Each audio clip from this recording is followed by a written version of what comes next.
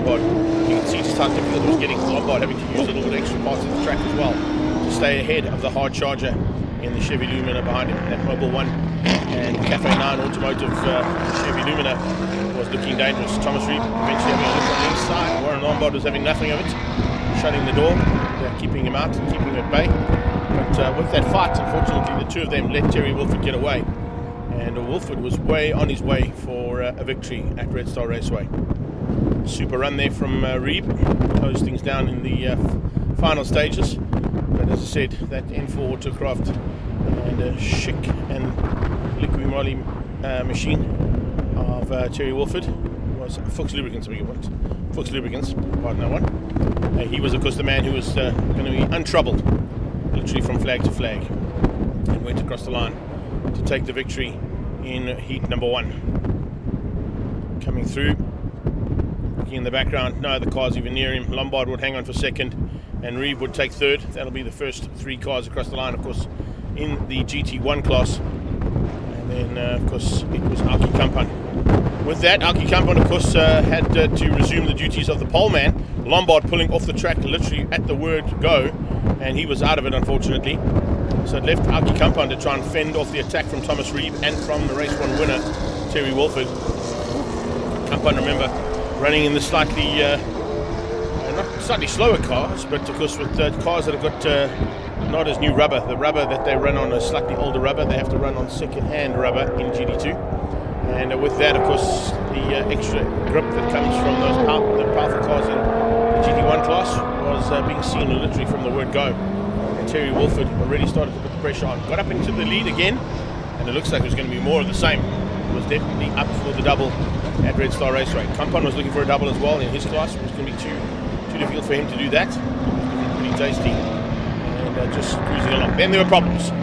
Wolford pulling to the sideline, slowing up quite dramatically, and that led Thomas Reeb through. Thomas Reeb basically having to go through right to the end, and he's basically going to be the man who will be looking to try and hang on to that double victory, or not a double victory, but the most consistent car is, of course, what he's looking for here in East London as well this weekend. Wolford, unfortunately, there, as you can see, puttering around, and that was big problems for him. So we're under starters orders now here for race 1 of the Dunlop V8 Supercars, and they come get ready to race as we go into the first heat of race action here, and looking forward to another spectacular battle. Of course, the crowds are here in their droves again. It's fantastic to see. It's so nice to come down to the Eastern Cape, and especially to the East London Grand Prix circuit, because there's such a massive crowd that come out. They came out for the nationals, they've come for the regionals, and in fact I think there actually might be some more people here today for the regionals than there were for the nationals. It's unbelievable how hungry they are for motorsport, and looking forward to them now getting to the battle that is going to resume for V8 Supercar Supremacy for 2025. Dunlop joining them. You can see our official safety car there, and he's going to be doing the driving of that today, but he pulls into pit lane, being helped out, of course, by MG as well here this weekend. So it's Wolford from Thomas Reeb. Do we see Warren Lombard on that on the track? I don't see his car. It's right at the back. It's right at the back. He had problems in qualifying, so that's why he's right at the back. The camera angle just didn't show the Gulf colours. It was the stripe I was looking at, but not the right colours from that angle. Here we go. Rolling Thunder down towards Potters for the first time. This is the first time in 7 years that these cars have gone to battle here at this incredible circuit, and it is fantastic to have them back here again. So Wolford leads out and starts to pull away there with Thomas Reeb. Watch Lombard trying to come through the back there, find a way through on Alan Ryan and on Wayne Spicer. If he's able to do that, he's looking for a chance now. This is the 7-7 car of Ryan on Spicer. So into that outside line, just keeping him out for now as they go through Cocobana for the first time. And now onto that bit straight away. Two getting away slightly, and that's going to be a bit of a concern there for Warren Lombard. Lombard is not going to find it easy to get away through there on Alan Ryan and on Wayne Spicer as they come down into gate corner for the first time in anger. Smoke there from Lombard, but I think there's just a wheel on the dirt, picking up a little bit of dust. Dunlops like to stay on the grey stuff here, Wazzy, if you can.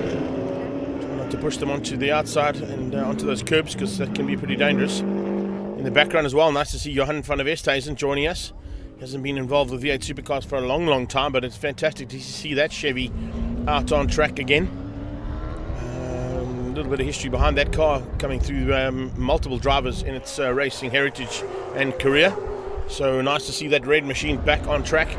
As they come across the line, the first lap is completed of 8. All 8 lappers here today, every single heat, except for the final BMW race of Class A, B and C. That will be a 10 lapper, and that's the very last race of the day. Here's Lombard on the inside, looking for a way through on Ryan into Potters. Gets him. Nice move inside line. They're getting through on that Adlam Auto machine of Alan Ryan. He drops back slightly. Warren Lombard is losing massive ground here, though, as he goes to look on the inside. Whoa, and he does, and he finds a way through. Can you handle that? As he goes on the inside of it's a rifle range corner and finds a way through there on Spicer. What a move there from Warren Lombard.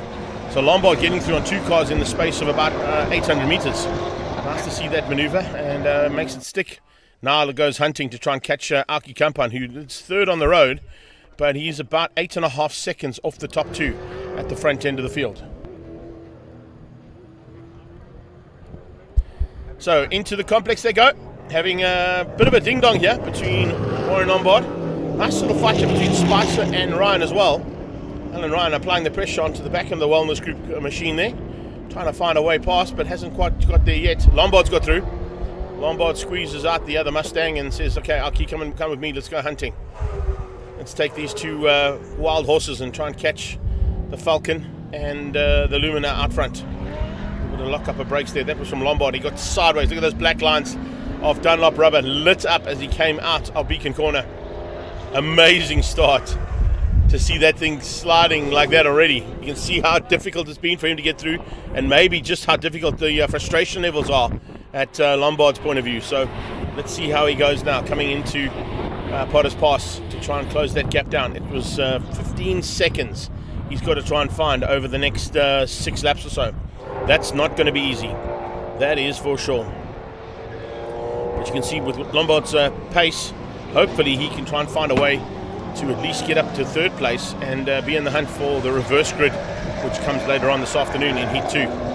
Oh, Alan Ryan looking dangerous. He had a big look on the inside of Wayne Spicer. Spicer's going to go side by side with him as they go down the beat straight away. Spicer's got the advantage, but the inside line is actually where you want to be. But look at that, Spicer with a little bit extra squirt down the beat straight away, and he's able to just hang on and keep Alan Ryan out. Spicer and Ryan having a fantastic little battle here, and they're looking for an opportunity there to maybe just play around a bit more as they're into the fight, and the fight is a good one.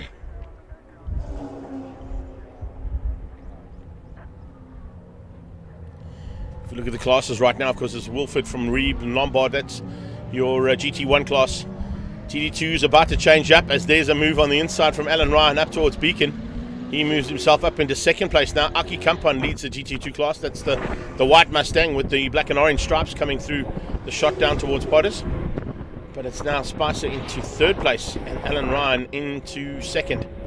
Johan van der Westhuizen still circulating, but quite a long way back over these guys. And in fact, you can see maybe a little lack of time in the cockpit. Oh, he has problems. He has big problems.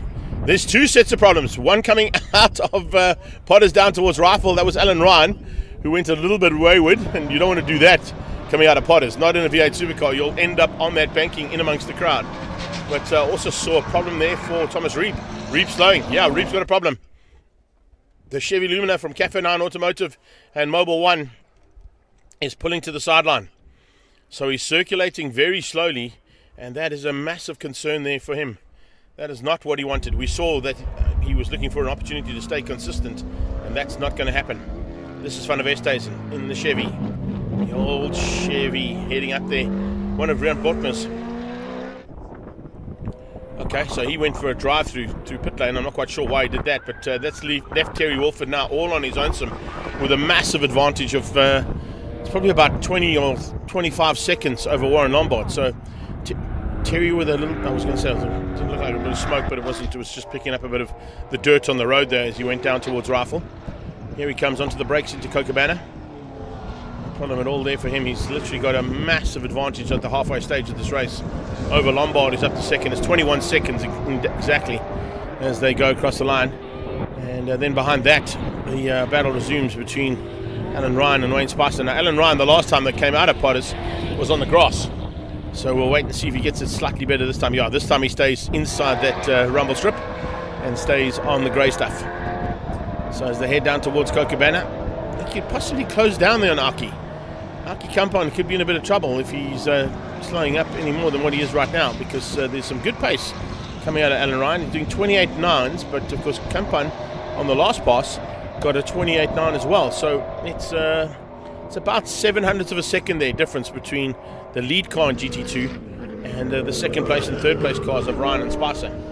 Long gap, of course, down to Van der Vestes, and he's only currently lapping in the 1 minute 43, so he's probably going to be caught by almost every single one on track here today. But as I said, great to have that car back on. This one we're talking about right now, as he comes up towards Beacon Corner. He's going to be caught now by Warren Lombard. He's been lapped already by Terry, and Lombard now looking to try and make up some ground. Now, if Lombard stays where he is right now, that means he's going to be just ahead of Terry Wilford for the reverse grid later on in Heat 2, and he'll be contemplating that.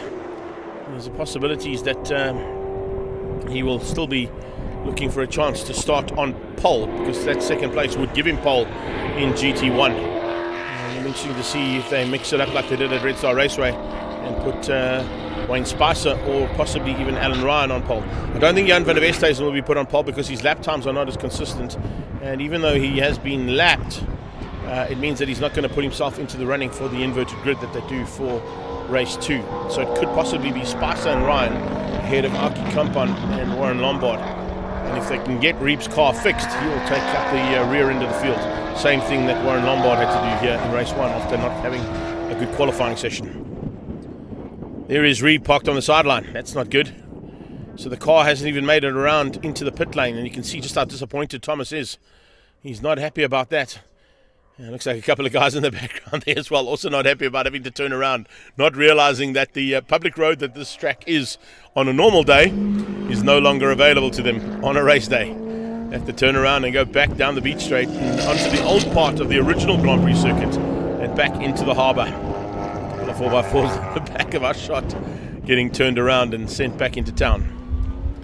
So Van der Westhuizen comes up to Beacon again. He's getting a lot of airtime here because he's getting a lot of lappers catching him. Alan Ryan will be the next one, and then Spicer. Wayne Spicer, as I mentioned at Red Star Raceway, if you listen to the commentary there, comes from a superbike background. Ex-ZX10R Masters Cup rider, then went into Thunderbikes and Brunch Run, or Brunch Run and Thunderbikes, the other way around. And of course also piloted a Honda and a Kawasaki in those 2 championships. So decided to hang up the leathers and take a set of overalls and climb into a car that is equally as exciting, I would say, to drive as it is to ride a motorcycle around here. Having been in a V8 myself around this track, and also been as a passenger to Franco Di Matteo on a few occasions to get an idea of how this circuit runs, is always an awesome opportunity. But to drive a V8 around here is just mind-blowing. Remember, these things can do 140 k's an hour just in first gear, and of course they've got a lock diff on the back, so it's like a massively powered 600 horsepower go-kart that you're playing around with, and you've got to be so gentle on the loud pedal that you don't get the back end stepping out. That's exactly what Terry Wolford's done so far. He's rolled off ever so slightly, and he's about to start his final lap. So Wolford will start the final lap with probably about a 10 or 12 second lead over Lombard, because Lombard's coming through the background there. But you can see Wolford has literally rolled off completely. His fastest lap has been a 1:22, but he's currently doing 34s. And he knows with the pace that he's got and the gap he's got, that's easy to manage. All problems for Spicer. Wayne Spicer pulls to the sideline. So that Wellness Group machine, that's the Chevy Holden, of course, as well. I don't know if he's pulled off, but he went into the kart track, that's for sure. So maybe a little mistake there from him, coming into the kart track section, and he just rolled into the kart track and then made his way through to get back onto the main circuit. Hopefully he's okay. That means he might have dropped down slightly, but also there was been an issue for Aukie Kampan, because Kampan's gone missing on that last lap as well. So I wonder if Aukie's had a bit of a problem in the complex. We'll see now as Terry Wolford goes in there for his last time. He squeezes through. There are yellow flags there, and I think that might be due to the fact that there's Aukie Kampan's car somewhere in the complex. We know that, of course, Reeb is parked on the right-hand side there, and he's sitting on the sidewall. But this is Wolford up towards Beacon for the last time. and this is potentially going to be the story of the weekend again. If he can keep this car together, 2 wins on the day, we'll possibly see him securing some more valuable championship points with 2 more rounds of this championship to go. So he comes to the line, checkered flag will be on standby, and it's going to be the N4 Autocraft Schick and Fuchs Lubricants Falcon that's going to come through for the win. Pep Boys Automotive and Gavin Wilkins Racing Mustang comes through for second. Lombard making up a lot of ground, got to about 5.5 seconds off the back end of Wolford, but as I said, Wolford did roll out completely on those last couple of laps just to secure that the victory would be his. Speaking of victories, this is Alan Ryan's first one. Alan Ryan to the line for the win. That is a massive achievement there for Alan Ryan, so well done to him. And if Spicer was able to continue, he will get second place. So it's going to be very interesting how they do the mix-up for the reverse grid, because this is Johan van der Westhuizen coming through for third, despite being lapped twice. So will van der Westhuizen get an opportunity, because he's finished the race in third place, to possibly take up the pole position for the second heat? Fourth place, I beg your pardon, sorry. Well, it'll be third, actually, because Alki's missing. So it'll be third place for him. So we've got Terry Wolford and Warren Lombard side by side. You can see probably a thumbs up from the two of them as they head there down towards Gate Corner. That's the Mustang on the inside and the Falcon on the outside. And then it's Alan Ryan, who came through for third overall and first in GD2s. Spicer, I think, has only just crossed the line, so that'll put him up into second place. And Van der Westhuizen to third for GT2s. So a nice run there from them, but great effort there from Wolford. And since, of course, starting racing 28 years ago, same time that I climbed on a microphone, he climbed into V8. Terry Wolford now looking to possibly wrap up a championship in the Dunlop V8 Supercars. That's the plan. If he keeps going the way he's going right now, that plan looks like it might be coming to fruition, because, of course, there are only 2 more rounds after this round in East London for them to go playing in. So we'll wait and see exactly what is going to be happening. And speaking of what's happening, Paulie, I think we have a quick squiz at how the day is going to go. There's Reeb giving a thumbs up to his good friends, but he may require some assistance to get that car back to pit lane. So we got DOE Formula Vees. They are up next. That's going to be an absolutely mind-blowing race, and they're going to be awesome stuff to see those guys going at it flat out. The ATE Volkswagen Challenge, of course, is after that. That's also a big field of cars. And then we've got BMW M Performance Race Series down here. They've got classes A, B, C, D, E, and F. And as you can see, because it's such a big field of cars, they've had to split them. And that'll be race 1 of A, B, and C after the Volkswagen Challenge. A big welcome to ACD Welkom. They join us for the first time as the official new sponsors of the 111 and GD Sports and Saloons and Super Hatch combined. And then, of course, it'll be second race of the Dunlop V8 Supercars. They've actually got 3 heats. I forgot about that. They've actually got 3 heats today. So Dunlop V8 Supercars with 3 heats of racing, which means the second heat will be based on their second fastest lap time, or the fastest lap times of this race, I should say. And then the inverted grid will come later on for a 10-lapper at 3:45-ish. So that's the plans. So those are the races that you got. We've got a circuit break and lunch break at about 1:30 this afternoon. If everything goes according to plan, that'll happen. And then we get into the second heats and third heat of Dunlop V8 Supercars and third heat of the Formula Vees as well. So that's how things are going to be going for this race program. As you can see now, a chance for the crowd to get up close and personal to their favorite spots. A little track crossing for some of the crowds, and getting down into the complex as well, as we stand by now for DOE Formula Vees.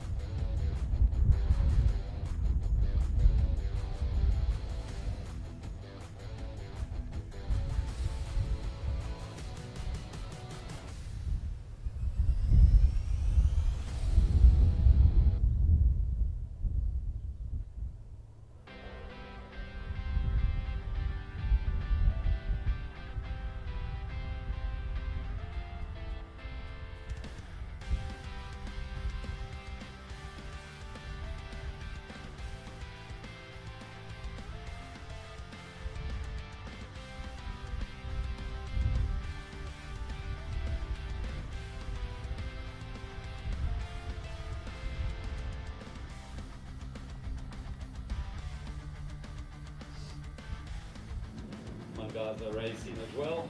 Then we have got the seventh car on the grid, car number 2, Peter Hills, Formula Vee, sponsored by Mangaza Racing. Then we've got the number 8, in 8th place, car number 8, sponsored by Direction Management.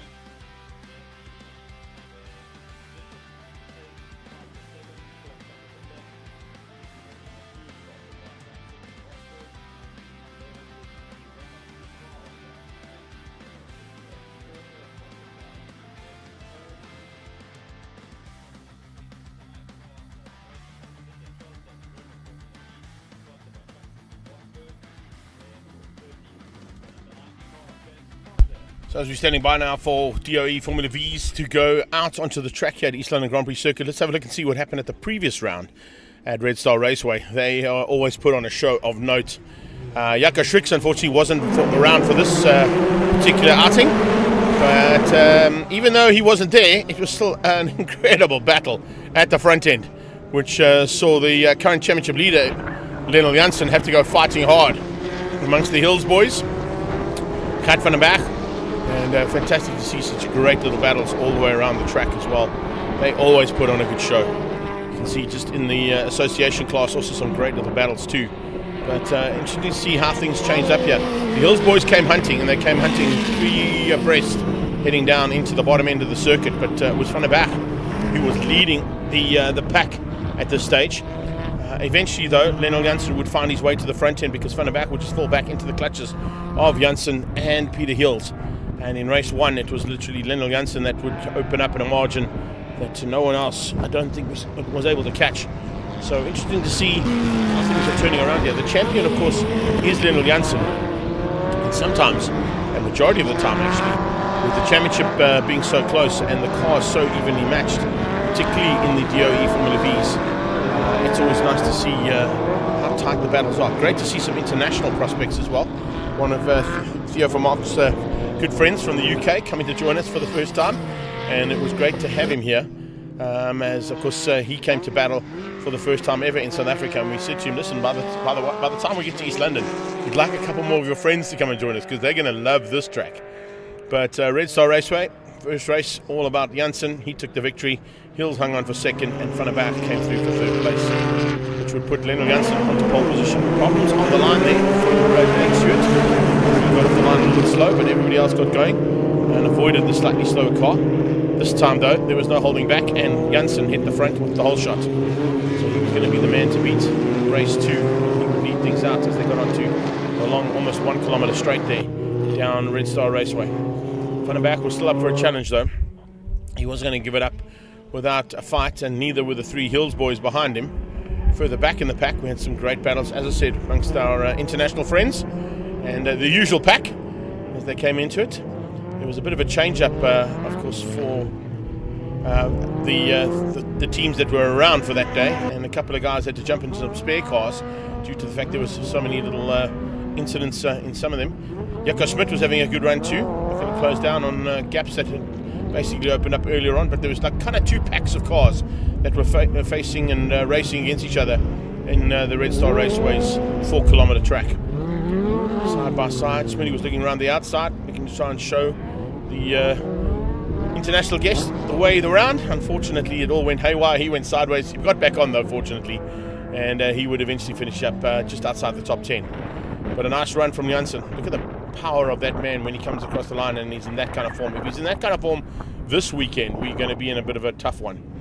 It was Gert van der Berg for second, and Peter Hills beating Vaughan Hills, to the line for 3 and 4. Brandon would come through to wrap up 5th place in the DOE Formula Vee, powered and partnered by CIM Lubricants. So yeah, they come to the line and come to take up their positions for race number 1 here. This one, of course, is one of 3, and as I mentioned earlier on, it's fantastic to see such a big field of these joining us this weekend. Gert van der Berg is on pole position. He'll be alongside Lionel Janssen. It's Jaco Schricks and Vaughan Hills. Schricksy back again. Great to have him here. Theo van Mark and Brandon Hills, then Peter Hills and Dane Stewart. Behind them, Richard Carr, van der Linde, Jaco Smit and Reynard van der Linde, James Carter, Clinton Kane, and then Dave Austin and Mealy Stewart. Unfortunately, Barry Stewart not making it onto the track. He had a big crash yesterday and they weren't able to fix his car. So standing by now to come under starters orders for race 1 of DOE Formula Vees, partnered by CIM Lubricants. And a big battle expected here in this heat. And all through the 3 heats as well today. One thing you got to take into account here, and it's a big factor here at the East London Grand Prix circuit, is slipstream. And there is a master of slipstream who didn't quite start where he wanted on the front 3 rows, but there he is right there, the number 2 car, spot on, and that's Peter Hills. In the past, on a few occasions at this circuit, and particularly at the long straightaway at the old Pakisa Freeway, there is a man who knows exactly where to place his car when it comes to the second last lap and last laps of a racetrack where slipstream can be used. And by doing that on numerous occasions has been the man that usually outguns everybody in terms of their strategy just by using the slipstream effect that is capable of these cars when they're into the tail end of a race. That's when it starts to come into fruition. So as they go into gate corner for the first time, inside line is Gert van der Berg. Jaco Schricks is second. He comes flying through there just ahead of Lionel Janssen. And then by the looks of it was one of the Hills boys. I think it might have been Vaughan or Theo as well. Theo in the mix there right from the word go. So a little bit of a fight on. Further back in that pack, of course, the 25 car there is Reynard van der Linde. That's Sean van der Linde's youngest. And he's having a super job as Sean is sitting basically about 7th or 8th place at the moment as they come up towards the breaking point for Beacon. A little bit of slipstream up towards Beacon as well, and that's why Theo Vermaak is able to squeeze through there. Oh, Hills having a look as well. Jaco Schricks gets a tap from Peter Hills, and they lock up wheels. Oh, cars going left, right, and centre. I think they might have been Dane Stewart who went wide to avoid the 2 cars who have locked up together there. So Peter Hills and Jaco Schricks are stricken. Unfortunately there you go. One moves out the way, the other one gives a little bit of room, but they now dropped right to the back of the pack, and Hills has lost his nose cone. So Peter Hills with no nose cone is going to be a big problem there for him with aerodynamics. He'll head down the main straightaway now. He'll feel that difference in the car almost instantaneously, especially now with the wind that's picked up here ever so slightly. You can see just in the background there the little white horses on the ocean that are starting to pick up as the waves pick up the wind that's blowing down this main straightaway. Let's have a look at that going up to Beacon again. Just the inside line there, a little touch of wheels. Was not intended, I can tell you. That's not a direct takeout there from Peter Hills. Neither would have been from Jaco Schricks. Great evasive driving coming from, I think that was the 14 car, or possibly the 18 car of Dane Stewart. I think it was Dane Stewart that went wide there to avoid the 2 of them as they went sliding across the track, locked together. But what it's done now is it's opened up an opportunity for the top 3 to be in a fight of their own, and they're literally all on their own. So out front, Van der Berg, Lionel Janssen and Theo Vermaak. Brandon Hills was leading the second pack initially, but that might have changed up now with Richard Carr and Van der Linde joining him for the battle for what is now 4th place on the circuit. Lionel Janssen uses the slipstream up towards Beacon, gets ahead of that DOE quality parts machine, and finds a way past Gert van der Berg to lead out for the first time. So as they come across the line, it is going to be Lionel Janssen who will take that top spot ahead of Gert van der Berg and then Theo Vermaak. So a little bit of a gap down to 4, 5 and 6.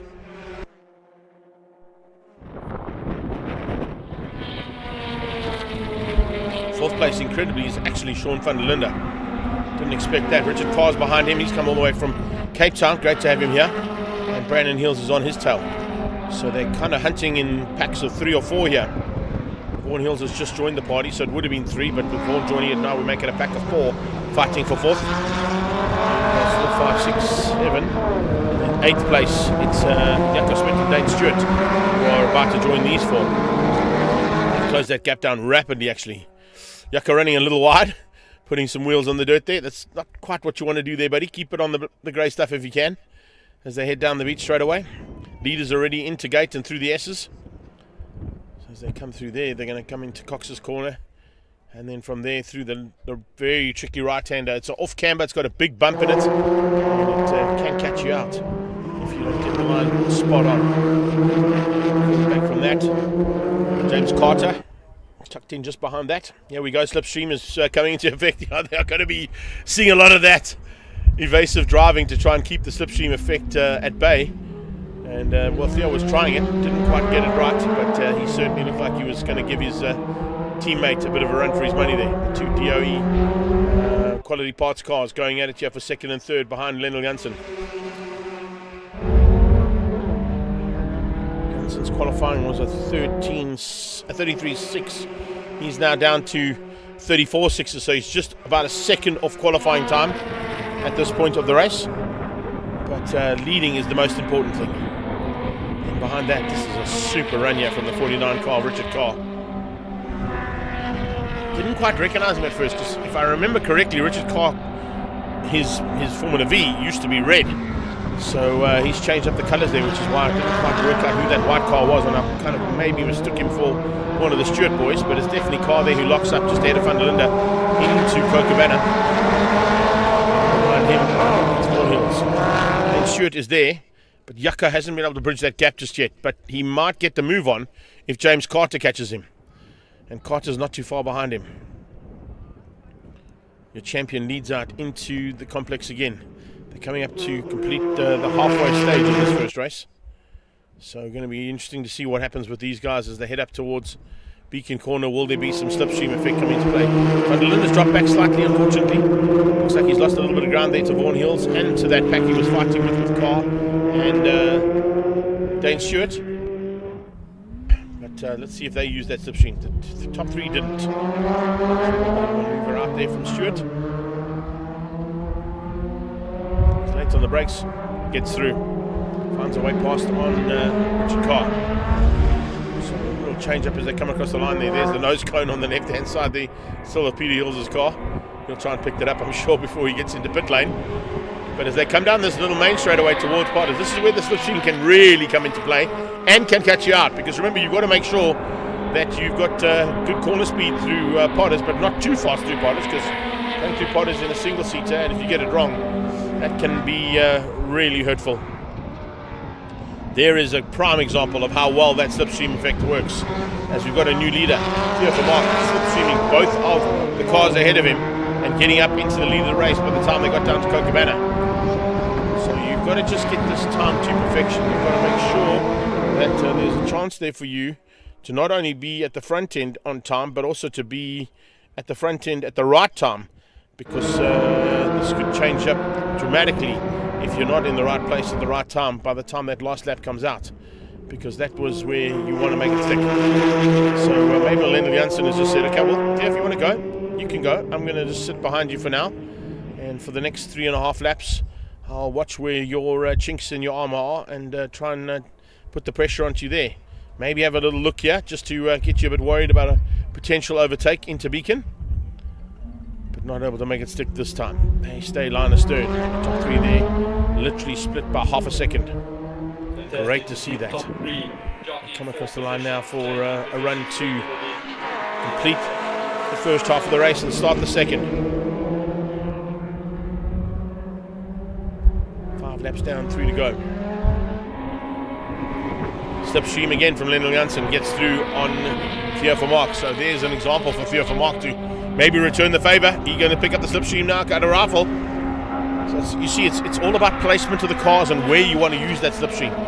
There's a possibility that there's going to be a little bit extra power that Theo van Mark can use now, if he's good enough on the brakes, but he went defensive on Cat van der Back there a little bit, so instead of concentrating on maybe using that slipstream effect to retake the lead, he just rolled out slightly to keep van der Back at bay. Eli Stewart at the back of the pack there, also in with a bit of a fight. Him and David Austin are in a battle of their own. So we've got little fights on the way through the pack of Formula Vees.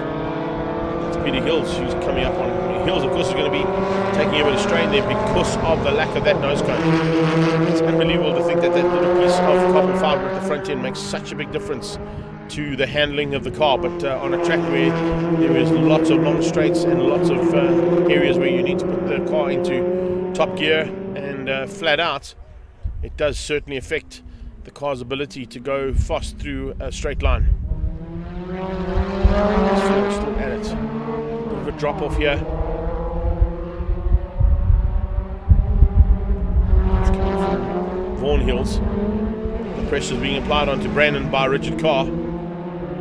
Great run here from Dane Stewart. Probably one of his best finishes ever in 2025 if he stays where he is right now in fourth. But watch in the background how they're trying to get into that slip, engage the slipstream, and try and make it so that it works for the driver and works for the car to move up one position. Just a little bit of it there. The toe was lost a little bit coming out of Potters, so it just shows you that Dane Stewart was running through Potters slightly better than Brandon Hills was, but Brandon comes back at him now out of rifle. He's kind of too far back. If he'd been a bit closer coming out of rifle, he could have possibly made that stick. Richard Carr was, which is why he bridged the gap now. But there's a much better line out of Cochabana corner from Brandon Hills, and that might just pay off for him. They're very evenly matched cars, but you can see there's a little bit extra top end coming out of Dane Stewart's car here at the coast. You can see how those cars differ in terms of their top end because of the extra air that's down here, and they just start to breathe so much better, and they perform so much better as well. Drivers just loving being at this track again. So we're heading into the penultimate lap. These three are about to start it, and in fact they're about to start the final lap because it's going to be the penultimate lap completed. Towards Beacon come the second three. Stewart looking for his best finish of 2025. It'll be fourth overall. An amazing run there from Dane, that is for sure, to keep out Brandon and Vaughan and Richard Carr as well from Cape Town. A little bit of slipstream now, trying to be engaged by Kat van der Berg on Theo. Theo's lost the toe slightly there, as you can see, to the leader, Lionel Janssen. He'll pick it up again coming through Potters. He carries good corner speed through Potters. He's not going to try around the outside. Around the outside of rifle. That's some impressive driving, Theo van Mark. Coming down on the brakes. Can he watch for the cutback? He's going to try for the cutback here. Cutback inside. We're on the last lap, so he's got to have a go here. He gets good drive onto the beach straight away. Now, slingshot engaged. Let's see if we can find a way past. He's going around the outside because there's been defensive line being taken by the leader, Lionel Janssen, as he should. Hanging onto that inside line, but can we see around the outside into gate corner from Theo van Mark? He's going to try it. He's got it. Unbelievable ride there. That is the way you go into gate corner, around the outside from Theo van Mark, and that's possibly giving him a little bit of advantage. You can see a little bit of breathing room he pulled out of that as well. That might not give Lionel Janssen a chance to get the slipstream engaged up towards Beacon. He's going to have to try it now to the line. There's a lot of ground to the line to make up. So as they head up the hill, it's Theo van Mark looking for a potential first victory. They're on the final lap, and they're coming to take the checkered flag. Yeah, here comes Lionel Janssen, though, and Van der Berg. They both dive up the inside. He should have covered that door. Here they come. Unbelievable finish to this one. What a way to go. Still some slipstream to be engaged, but Lionel Janssen is going to hang on only just. Janssen from Van Mark, and across the line, right on Van Mark's tail. What a drive there from Gert van der Berg. 0.4 of a second splitting the top three cars, and make that another 0.4 for the next three cars, because it's Dane Stewart getting his best finish ever in fourth place, beating Brandon Hills and Richard Carr. And between them, there was 0.4. In fact, there was 0.2 between them. Unbelievable start to the day for DOE Formula Vee. We got two more of them to come later on today for the race action coming from the Extreme Festival of Motorsport, proudly presented by Coca-Cola Beverages South Africa. It's the regional championships. We're at the East London Grand Prix circuit, and what a spectacular finish to a big battle for Formula Vee honours for 2025. Celebrating their 60th anniversary and showing that even after 60 years, Formula Vee can still provide that close action. Lionel Janssen, Theo van Mark and Gert van der Berg are your top three. They beat out Dane Stewart and Brandon Hills, with Richard Carr from Cape Town in sixth place, just beating out Vaughan Hills. Then Jaco Smit hung on to beat out Peter. James Carter was in 10th. Miele Stewart ahead of Reinhard van der Linde, and then Jaco Schricks dropped down to 13th place. So there must be a bit of an issue there on his car. I'm sure they'll try and work that out in between the heats to get it sorted, because that's a multiple former champion there, down in 13th place, not where he wants to be, just ahead of Clinton Kane and David Austin. That wraps up our first heat of three of the DOE Formula Vees, powered and partnered with CIM Lubricants. Up next, it's ATE Volkswagen Challenge, and their first heat of race action will be out on track shortly.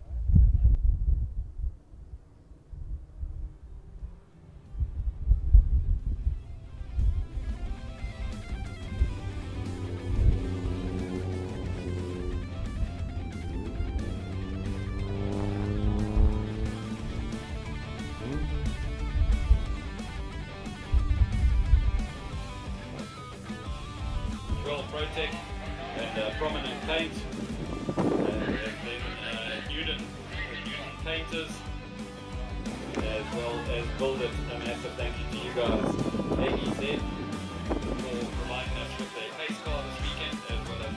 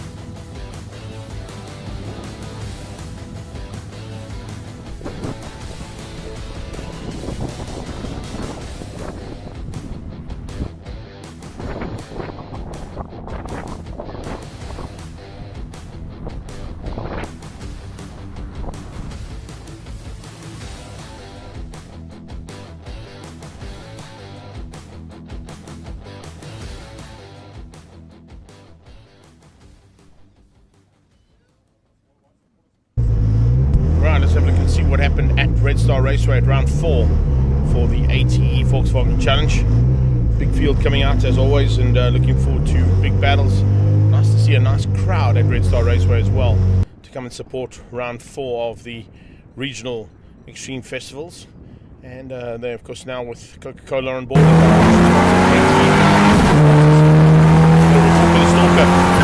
man to beat. Turn 1. Ian Walker getting the whole shot and trying to get away from a couple of the Class A competitors that he'd be fighting with, including Jaden Hurston, who were on board with us. We went into turn 1 there. So Hurston will be looking to try and close down onto Walker as soon as possible. And then the pack started to sort of sort themselves out there amongst Class B and Class C in this field. And of course, Stuart Mack is the reigning and current championship leader. But these two, because they've been fighting so hard and the way that they've had such success in their cars, are slowly but surely trying to close that gap down. They're looking for Class A honours, but with that, we're also looking for overall championship honours in the Volkswagen Challenge. They're in Class A, B and C, and of course with those A, B and C cars, each of them have their own respective championship, but they also have a fantastic little battle amongst themselves as well Arjan de Beer was in the front end of Class C's one. Stuart Mack, as always, in the AutoZone car, looking very good, and was looking very good as well. Problems for Goosen. He went a bit haywire there, unfortunately coming out of turn number 9 and 10, and that dropped him back slightly. So that was going to be a costly exercise for him, losing ground. But eventually, Masters coming through for the victory, beating both Jaden Goosen, his stablemate, and the Walker the Stalker there for third place in Class A. Class B went to Stuart Mack on the return onto the circuit for the second heat. It was yet again a great start from Ian Walker. Cycles United Villa machine, Garmin sponsored car, was the man to beat in terms of the whole shot. Back of the pack though, championship leader in Class C, Arjan de Beer, or championship contender I should say in Class C, was having some problems of his own there and getting sent onto the sideline. Overall champion in Class B, leading championship man at the moment, the AutoZone car, Stuart Mack, looking to wrap up a double victory. But yet, in the bag.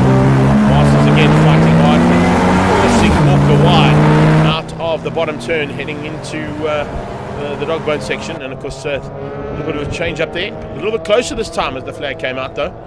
But once again, it was Performance Masters who preps those first two cars on the circuit, beating out his young protege there. So Wayne Masters winning out Class A, beating Jaden Goosen and Ian Walker, and then Class B went to Stuart Mack. And in the background, fantastic effort there in the Class C's, and some big battles expected yet again here as we see Bryce Pillay back into the mix, and looking for a chance now to do some more race wins in that machine of his in the Class C's for ATE Volkswagen Challenge. We got 11 cars down here that have qualified according to the list I've got, and it's only one Class A car there in Jaden Goosen, so a couple of guys not making it down here for this round. It's a pity that a couple of them didn't come down here, because this is an opportunity of note that you want to be racing at this track, particularly the heritage and of course all of the history behind this circuit. But more importantly, it's just the spectacle that you have in a race car or in a racing motorcycle around the East London Grand Prix circuit. Stewie and Jono are back in the house, of course the Koenig boys. They'll be fighting for their own respective classes. Stewie in Class C, he'll be out there with Bryce Pillay and Arjan de Beer. And then Jono will be further up the road there fighting with Elna Cruiser and Chris Davison.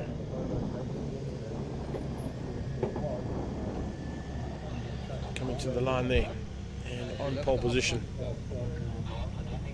153 of Jaden Goosen. Dad giving him final instructions there just to get him ready to go. He should have the advantage over everybody else because he is a Class A, and of course he is a turbocharged machine compared to Francis Aldrich, who's on pole position for Class B. And in fact there's a turnaround, didn't expect to see that, but when I saw the qualifying this morning and when we pulled out the sheets after qualifying, Aldrich putting in a stonker of a lap there and showing that he's just loving being down here at the East London Grand Prix circuit, and he went almost 2 seconds quicker than Stuart Mack was able to do. So he's found something special there, has Francis Aldrich this weekend, and definitely looking for a chance maybe to give the return of what he's suffered with over the last couple of races to the man who's alongside him. I have to get off. A couple of splats out there on his car as well. That's a rocking 90s style there from Francis Aldrich on his polo. But as you know, Stuart Mack is a seasoned campaigner in this class and will definitely know what to do to give Aldrich a bit of a run for his money.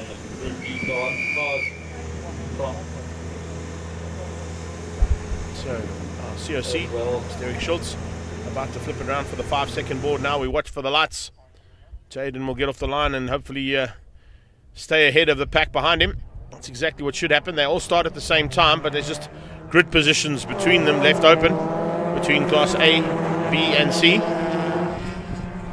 Everybody seems to have got off the line relatively easily, and it is going to be Francis Aldrich.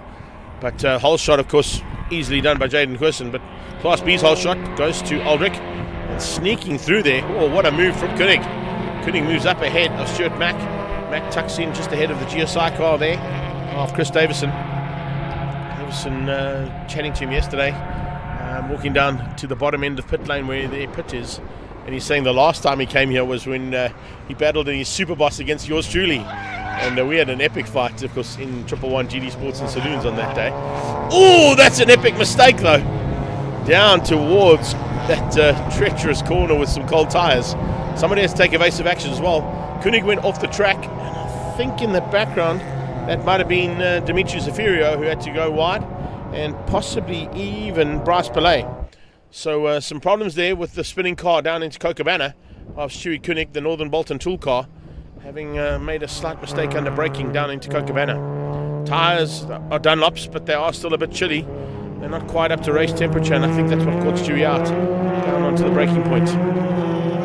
Pillay leads out, as you can see there, just ahead of that's Jono Koenig. So a little bit of changing around there in terms of classes B and C, starting to mix it up between the two categories. It's Mac who's up into second overall, behind Jaden Coulson, our only Class A competitor this weekend. And really looking for a chance to squeeze through there, watching on Elna Cruiser. That's Bryce Pillay, if I'm not mistaken. Yeah, in the 73 car. So he's put himself up in amongst the Class B competitors. He's got Jono Koenig behind him.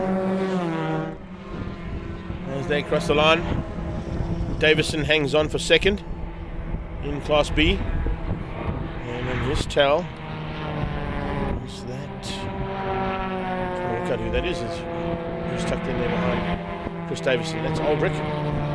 No, it was Aldrich. It was Aldrich that had to take the advantage and go wide to miss the spinning car. So it was actually just Francis Aldrich, a man who was leading at that stage, who had to take some evasive action to avoid the spinning car down here at Cochabana.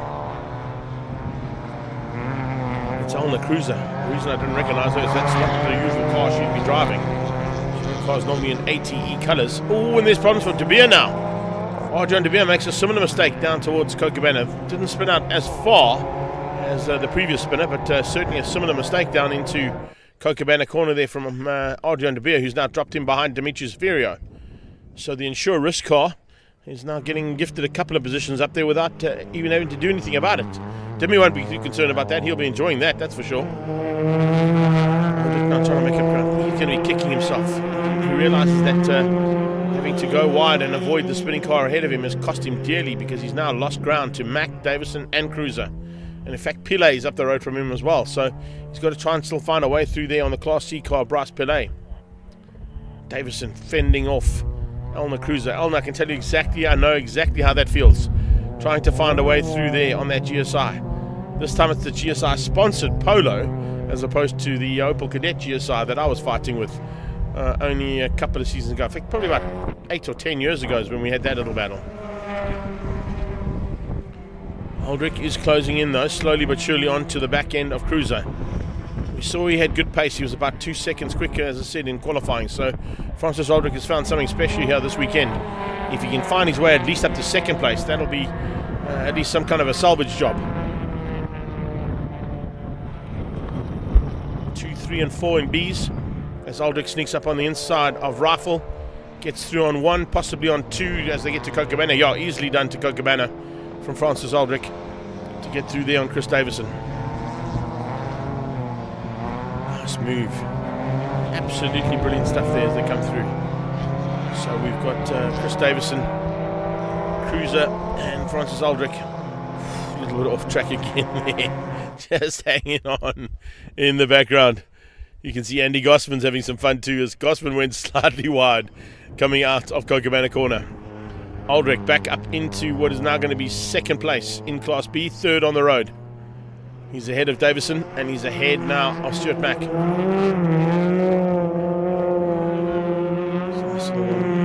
In Bryce Pillay leading Class C.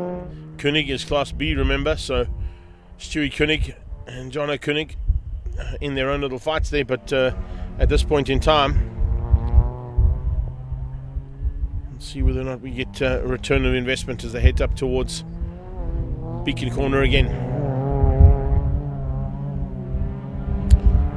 So second Class C, that's Andy Gossman, that's not him, here we go, this is De Beer. De Beer second in Class C. Behind that is the spinner, that's Koenig, and then Zafirio.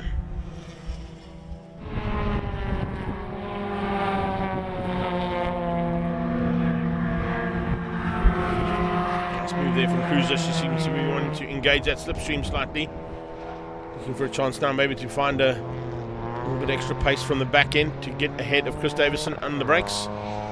No, Davison sees it coming, just closes the door slightly. Give a bit of room there to the lady driver to find a way through, but on the cruiser, seasoned campaigner in this class, definitely knows what to do to find a way through. If she wants to get past, she will have a go, and is not scared to.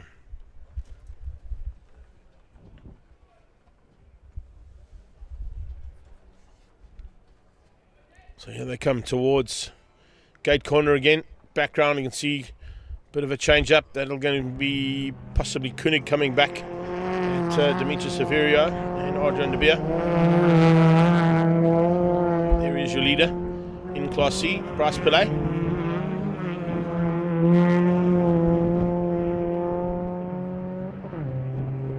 So he heads up towards Beacon Corner, staying ahead of Koenig. This is Aldrich. Francis Aldrich now, he comes across the line. Of course, he's going to move up into what is going to be third place overall.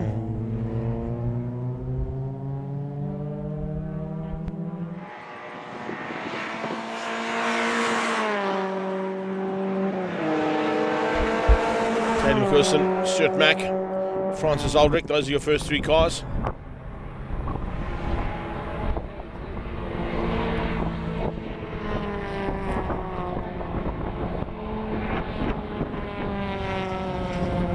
Davison's lost out now to on the cruiser.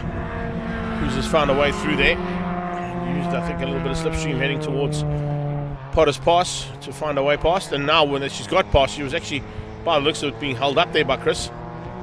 As I said, I know how difficult it is to find a way through on Chris Davison, particularly at this track where he is so good. So White puts a wheel on the dirt there. Does Elna, but doesn't concern her too much. She just keeps it buried. Those front wheels to drive the car out onto the beach straight away. That's Mack. He's second overall.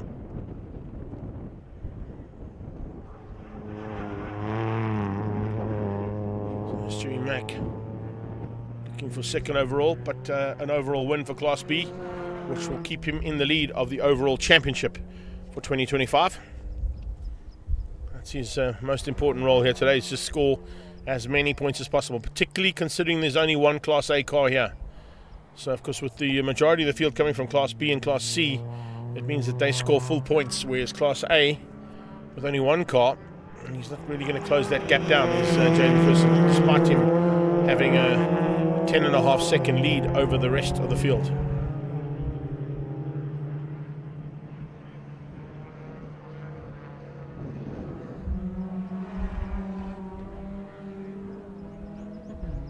I think we've got about 2 laps to go here as they head up towards Beacon Corner. All 8 lappers there.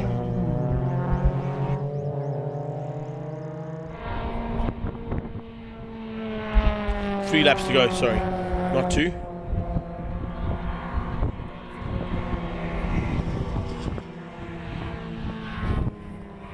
So it looks like a little bit of a change up here as they head towards Potter's Pass.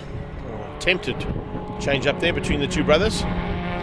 One in Class B, that is Jono. Class C is Stewie.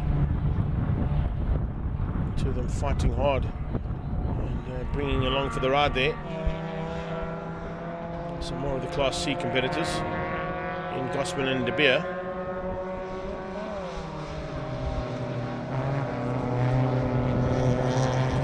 37.909 to set the fastest lap of the race.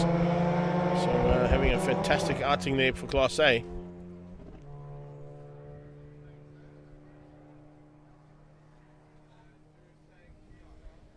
This little battle raging all the way around the track, as we've seen it on numerous occasions in what has been ATE Volkswagen Challenge's long and very successful championship history. It's great to see that.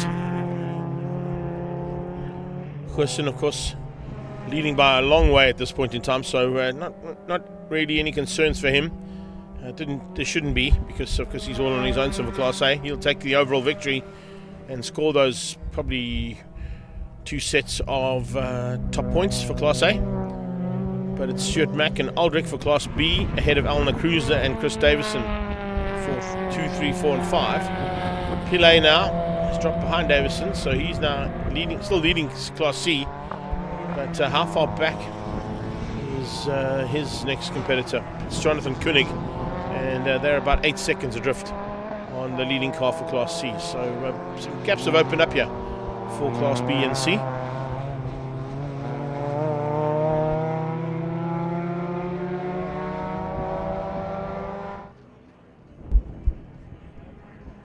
Generator Services inclusive car of Chris Davison.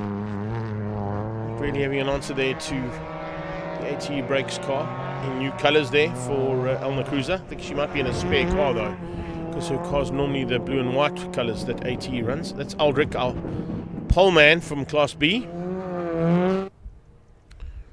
Lost a lot of ground there as he did to take evasive action down in Cochabana early on in the race. So we're on to the final lap here. And coming to the line should be Jaden Gerson, or he'll be onto his final lap at this point in time, so we'll keep an eye on for him as he's probably heading down towards Cochabana, where we're watching Dimitri Safirio come out of. Is that him in the background? Yes, that's him in the background. There he is, with his lights ablaze.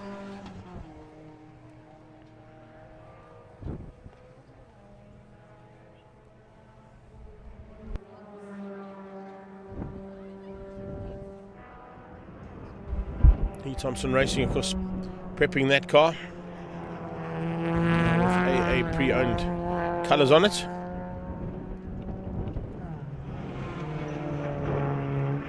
Heading to the first victory here for Class A, and overall win for Jaden Gerson as well.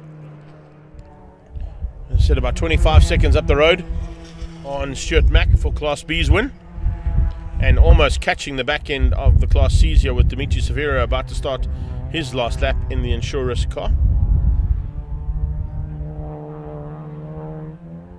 Heads towards the checkered flag. The last lap board will be withdrawn there for Dimitri, and the checkered flag will come out for Jaden. So it's Jaden Gerson with the win. Wraps things up nicely there for the first heat of what is going to be, I think, another good battle later on for our Volkswagen Challenges. Always have a great battle. In fact, Jaden, I don't think he's seen the checkered flag, because he's now trying to catch Dimitri Safirio and give him a run to the line. Maybe he's missed out on having some action all race long. He's seen one car and thought, no, let me have a go at it. So heading up towards the checkered flag, and across the line goes Stuart Mack. We're watching Bryce Pillay for Class C. He is going to win out over Jonathan Koenig and Stewie Koenig, but Stuart Koenig more importantly, because Jono's just ahead of his brother, but is in Class B, of course. So we've got Stewie Koenig for second, Andy Gossman for third for Class C's. Second place Aldrich, third place is Elna Cruiser, and fourth place went to Chris Davison for Class B's. To the line comes the Class C winner, Bryce Pillay. Waiting for the first of the... A big margin over Stewie Koenig and Andy Gossman. Those guys will do a little bit of work on their cars in between the two heats, get the race action maybe a little bit closer. But it tends to happen here at East London Grand Prix Circuit with the cars being so evenly matched. You don't really have an answer to try and catch the quicker cars, because unless you're right there with them right from the word go and stay as a pack of cars, once those gaps open up, they're very difficult to close down again.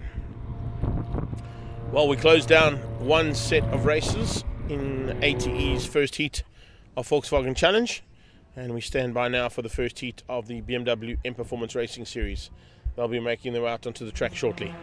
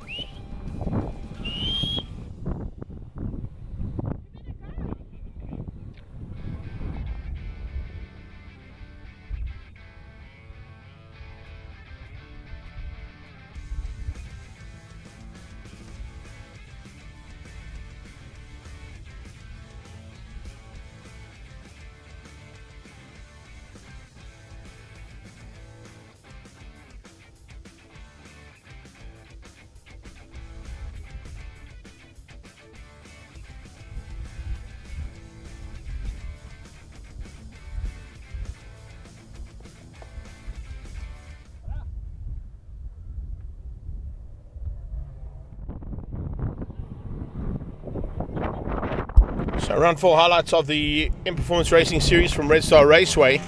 Classes A, B and C and D and F. Big field, also split because of the size of the field. Great to see the return of a couple of drivers to Class A as well. They went for a bit of a fight of note at the front end. Bob Neal and Leon looking for a chance to fight it out. They were joined, of course, by young Ryan Nika, who jumped into a car for a little bit of extra practice before going on some international duties. So the pack between Class A, B and C and the fight between them was going to be pretty spectacular. Also saw Anton Pommersheim with a massive turnaround in terms of pace that he's found in his Class B car. Unfortunately, Gary Martin's had some slight issues in the Grease Monkey garage machine, that turbo diesel car of his, not working out to the way he wanted it to at the time we wrapped up the first race. It was the fight at the front, though, that was taking a lot of the TV time and the live stream time. Bernard Archer in the ACD Welkom machine having a good run, looking for a chance to wrap up at least some honours in Class C, but he was having to fight it out, of course, with Grobler. Nishal Singh was involved in that one as well. Checkered flag came out and a fantastic run to the line. Eventually saw Nika taking the victory. A good effort once again from the 49 car of Bob Neal in new colours as well, as you saw, coming through for second place. And then classes B and C wrapped up by the usual competitors and usual suspects as they completed their first heat of race action. Second heat was a little later in the day. The boss man watching over them as they headed under the Red Star Bridge. Bob Neal this time getting the whole shot and looking to try and stay ahead with the hard charger there just behind. You can see that Nika was not going to give up without a fight. The one thing we didn't see come back onto the track, though, was Leon Loubser in the second heat. Actually, he had some problems, so he had to drop by the wayside, but didn't stop the action from the behind. The Sav Speed car got completely out of shape on a couple of occasions and caused a bit of an issue. And with that, of course, dropped a massive amount of oil onto the circuit, which required a little bit of assistance from the Kyle Army / Red Star Raceway / Swartkorps Raceway marshals to get a cleanup done. And it would be a second start to the second heat of the day for In Performance Racing Series' Class B and C. Yeah, unfortunately, all that oil that was dropped just caused a couple of issues for other cars as well, spinning out in the background. CIC stopped the race, we restarted it, and it was Neal that led them down into turn 1 again, trying to hang on and potentially keep out the charges from behind. Pommersheim having a phenomenal run at Red Star Raceway. Always good to have late racing at Red Star Raceway, particularly with that big red sun in the background on the few shots. And also got a shot a couple of times from those carbon disc brakes heating up and lighting up nicely under braking. 48 car of Nick Macros was slightly higher up in the second heat as well, but Bob Neal wrapped up the second heat and also wrapped up today's racing there from Red Star Raceway. And from there, we headed down to the East London Grand Prix circuit where we are today, to see how things are going to turn out for our BMW In Performance Racing Series. It's for classes A, B, and C today. To the line, the rest of the pack came, and some good battles raged right through. Wrapping things up there nicely was, of course, a good effort coming out of Leonard Archer, and in fact, Leonard Archer has continued that pace all the way down as we watched them come to the line. So, on pole position, we'll have a look and see how they line up here. You can see in terms of pole position, Leon Loubser was quickest of Class A. Alongside him, it looks like in a new car there is Bob Neal. Completely new car compared to what we saw at Red Star Raceway. You can see the Valentino Rossi-esque style colours not on that car. It's gone very much white with the In Performance Racing stripes down the side of that new car of his. And Bob Neal, according to this, is a 63 M6 that he's in there. So it's a completely different car to what we've seen Bob Neal in the past. Behind him is the German, Andreas Mayer, and Pommersheim alongside him. So they're the top two in Class B. And then behind them will be Rainier Smith and Nick Macros. Leading Class C's will be Arnold Naidu, and alongside him will be Nick Naidu. So nice run there from the two Naidu boys, ahead of Nishal Singh and Sheldon Chetty. And then it would be Nicky Dix and Reinhard Miller. So interesting to see how things are going to change up there. Quick track crossing as well to get our the rest of this incredible crowd into the circuit, and it has been a pretty awesome crowd that has joined us here today for all the race action. awesome to see as well that with that crowd being here only about a month ago, they've come back for more of the same. And usually that's not the case down here, because we know how hungry we are for motorsport, but 2 events back to back, usually you have like a sort of a big crowd and a small crowd. That's definitely not the case today. It's as big, if not bigger, than the National Championship round. The back of the pack as well on the left-hand side, just to give some time in the car there, in the track taxi. That's the yellow car right at the back on the left-hand side of your shot right now. Varish Gunpa will be in that car, as his car unfortunately broke. So he's going to share the car. He'll drive it in Class C, and then Shane Krobler will drive it in Class F later on when we got D, E and F on track. So that's how we'll be starting things out here. Once we've got that track cleared with the track crossing, we go to race action here from the first heat of the BMW M Performance Racing Series classes A, B and C.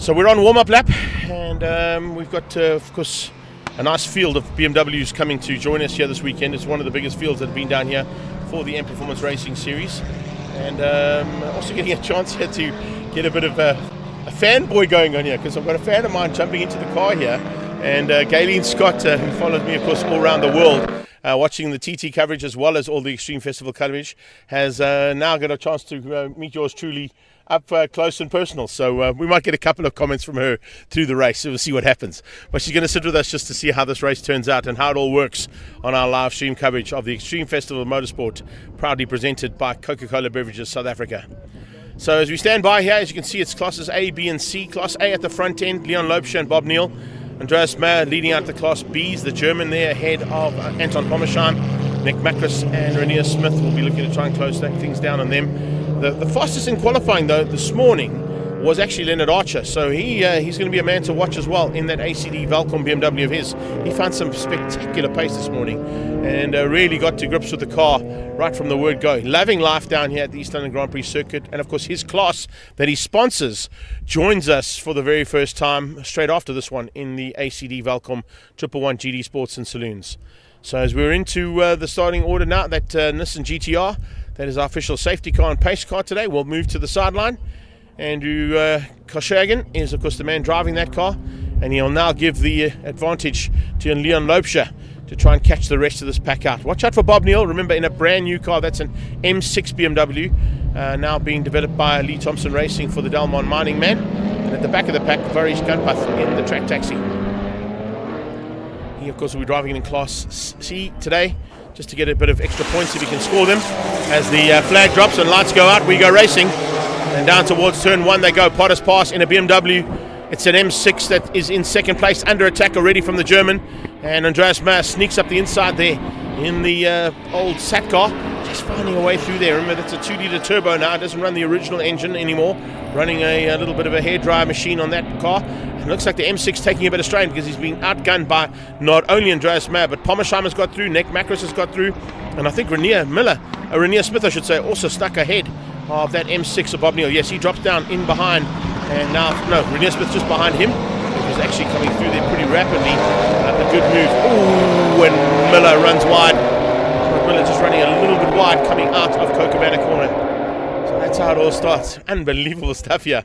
But Bob Neal, as always, showing the way around. A multiple and former champion in this class on numerous occasions. It is so cool to see, and looking for an opportunity now. Watch out for Nish as well. Shal Singh starting to make his way through there, just ahead of Leonard Archer. And we got in there Nick Naidu and Sheldon Chetty as well. Chetty had a big problem yesterday, a little bit of an off in that BMW of his, but he seems to have found the issue and sorted it all out now as they head up now towards Beacon Corner to complete lap number 1. So it's the Monaco Motors and of course Fast Developments BMW out front of Leon Lopesha. He's pulled a big margin. Kind of expected that. I didn't really think the M6 would be up to pace just yet as they come across the line for the first time. And with that, of course, they now start to get into their usual little positions. Andreas Mayer, Pommersheim behind that. Pommersheim under some big pressure there from Arnold Naidu. Naidu trying to close down on the 992 Eagle Granite car, but not easy to do that. And of course, as they go through Potters, some of them going through flat, some of them not quite flat, and you can see there, certainly Arnold Naidu wasn't flat because Leonard Archer was, and he closed that gap down rapidly onto the back end now of Arnold Naidu. So Naidu under a bit of pressure. And with that, along comes the charge from Renier Smith. Renier Smith trying to close that gap down. Behind that, they tuck in, and you can see Nishal Singh in a big fight there with Sheldon Chetty and Nick Naidu. So Singh, Chetty and Naidu all fighting for honours for Class C. They're not quite the leading cars in Class C at this stage, but for 3rd, 4th and 5th place, a bit further back in that pack, it's nice to see that battle raging. There's a move on the inside from the ACD Welkom car, just in the background of that shot as we follow Nick Macris through. Just now running for an opportunity to be up as high as he can possibly be, just ahead there of Renier Smith. Leonard Archer, as I said, closed that gap down rapidly, and the ACD Welkom BMW is on a flyer as they come out of the right-hand sweep up towards the back straightaway. The German pushing hard now, looking for a chance to get on the brakes late into the final turn at Beacon Corner, and trying to close that gap down on Lopesha. He won't catch Lopesha because he doesn't have the same kind of straight line speed as what Leon's got here, and of course Leon at this track and in this kind of form is a difficult man to beat for anybody. He's doing 26.3s, Andreas Mayer's doing 27.8, so it's about a second and a half off in terms of Class A and B. But then I'm watching Bob Neal, who sits down in 8th place at the moment, and Neal's doing 30.6s, so that M6 is not quite up to pace yet. A little bit of work still to be done down at the Lee Thompson Racing stable to get that car sorted out. But I think once that M6 is up to pace, it's going to be a car that's going to be contending at the front end of Class A. Right now, still under the development process. Speaking of development, there's a bit of a fight developing here. The 18 car of Arnold Naidu under pressure from Leonard Archer. Archer on the side, looking for a chance to dive through. And Leonard Archer's got the drive down the straightaway. That B straight, if you get it right, you can get the drive for Gate Corner and sneak through, possibly to steal the position, but he's not quite close enough. Just not enough to get ahead, and you can see pretty evenly matched between the SO Autotech car and ACD Welkom machines. Nice livery on that car as well. Nice little yellow flicks on the car there, almost Valentino Rossi-esque style there from him. And in fact, probably even go with that old Formula 1 team that ran with the yellow flecks on their car as well. So some nice little liveries out there. Miller has recovered. You can see he's back on track. And I'm just watching in the background the final car on the circuit there. A little concern for me. I think it might have been Nicky Dix. Yeah, Nicky Dix has had an off track there in the Curvent air conditioning car. Unfortunately, he's dropped to the back with a little bit of bumper damage. So I wonder if he went off at Cocobana and maybe did some rear end and tail end damage to the car. Change up across the line. And it looks like Arnold Naidu's got problems. Yes, he has. Arnold Naidu dropping back. Nick Macris, Leonard Archer and Renier Smith have all gone flying past him. and he's about to come under attack now from Nick Naidu, Sheldon Chetty, and just behind them they'll be pushing hard to try and find a way through as well. Let's keep an eye on this little battle further back on that one too. Awesome to see. We don't only look at the front end, we look at the back, and Cameron Christian, Reinhard Miller and Nicky Dix. Nicky Dix not quite there, but of course he's there out of default, I think, at the back end, but still in the fight as Naidu continues to drop through that pack, and now being caught up. Oh, he has problems. Out of shape down into Cocobana, under braking. One on the inside there was the 999 car, and Cameron Christian having to take evasive action was Oz Bagioni. So how was that one? That's the way you do it, eh? Unbelievable. It's always nice to see, to get a fan's point of view of how things go wrong down at Cocobana. That's at about 230 k's an hour before they climb on the brakes there in those Class C BMWs. So you know that they are absolutely hauling down towards Cocobana. You can see already a little bit of damage on that car, having to replace the door there. The livery's not on the door, so they've already replaced the door on that car, on the 999 machine of Cameron Christian. But Christian and Oz Bagioni definitely having a big moment, and a possible change of shorts required for the two of them, eh? Lopesha, no they don't, that's the thing. A lot of these guys, I can tell you that they do not realize how fast this track is. So Lopesha absolutely flying and doing a superb job of it. Literally lapping almost, it's almost, I wouldn't say lap record speed just yet, but 25.6s are not too far off the lap record here in the BMW M Performance Racing Series Class A. We've got green flags waving there, so it looks like all cleared up down at Cocobana. And whatever the issues were with those two cars, they seem to have got back on track, but they would have dropped right to the back of the pack in them. So we got to the halfway stage, and the action continues. Remember, all of the races today, except for the heats that have got 3 heats, and that's the Dunlop V8 Supercars and the DOE Formula Vees, they will have 10 lappers at their last 2 heats, but everything else is going to be 8 lappers right the way through the day. And so far so good for the mid-pack. That's Dix's car, yeah, definitely with a little bit of bumper damage, so I don't know if that was maybe with a rub with somebody else, or as I said, a possible off track. But with Nicky Dix being so far down, I would say he made some kind of mistake somewhere. That's the reason why he dropped to the back of Class C. He's normally sort of a mid-pack to front-pack runner there in the curve. Right, so let's have a look at the German. Under pressure there from Anton Pommersheim through Beacon Corner. Behind that, it's Leonard Archer. Fastest man in qualifying coming from Class C. He found something absolutely spectacular. He leads Class C now currently as well with the pace he's found this weekend in that ACD Welkom BMW of his, but he's 4th overall, and that is some spectacular driving. Behind him looks like it's going to still be Anand Naidu, Nishal Singh, and dropping by the wayside there. We saw that earlier on, but needless to say, it's not done yet between those two. And if I look at the way that Pommersheim is going, he's also not giving up the fight for Class B, and 2nd overall in the race. Pommersheim has definitely closed the gap down there on Andreas Mayer, and the German could be under a bit of pressure there. So Anton Pommersheim looking for a bit of late race pace here to maybe catch and pass that CEC PTY Limited machine. That one right now as they go into the complex. Out of gate and into the S's. This is Pommersheim trying to get that Eagle Granite machine right onto the back of Andreas Mayer's car. You can see now with that big diffuser on the back to keep the downforce down. Doesn't run, of course, the original engine that they had in that car. He's now got a 2-litre turbo. He was battling with the naturally aspirated cars to run amongst the turbos, so decided to turn it into a sort of, as he likes to call it, the 2-litre milk bottle. And it seems to work well for him, because down here, of course, it's exceptionally great pace he's found. And in fact, if you look at it, the rollout slightly there from Leon Lopesha has dropped him down into the 131s now on that last pass. He's now controlling things. So with 2 laps to go, it's Lopesha who's now come off slightly, not going as quick as he was earlier on when he was down in the 125s, 6 seconds slower. But if he continues to do that, Andreas Mayer and Pommersheim might be able to give him a run into the closing stages. Reinhard Miller, those are the 3 cars that have been off track. So Reinhard Miller at the back of the pack, Nicky Dix, and now Cameron Christian. And in fact, Cameron Christian I think might have got ahead. Then we keep our eyes on Oz Bagioni's return as well, the pool guy. He, of course, the Bio Pool Design Lab machine. And our pool man, unfortunately, has dropped almost to the back end of the field completely. He's just behind Cameron Christian.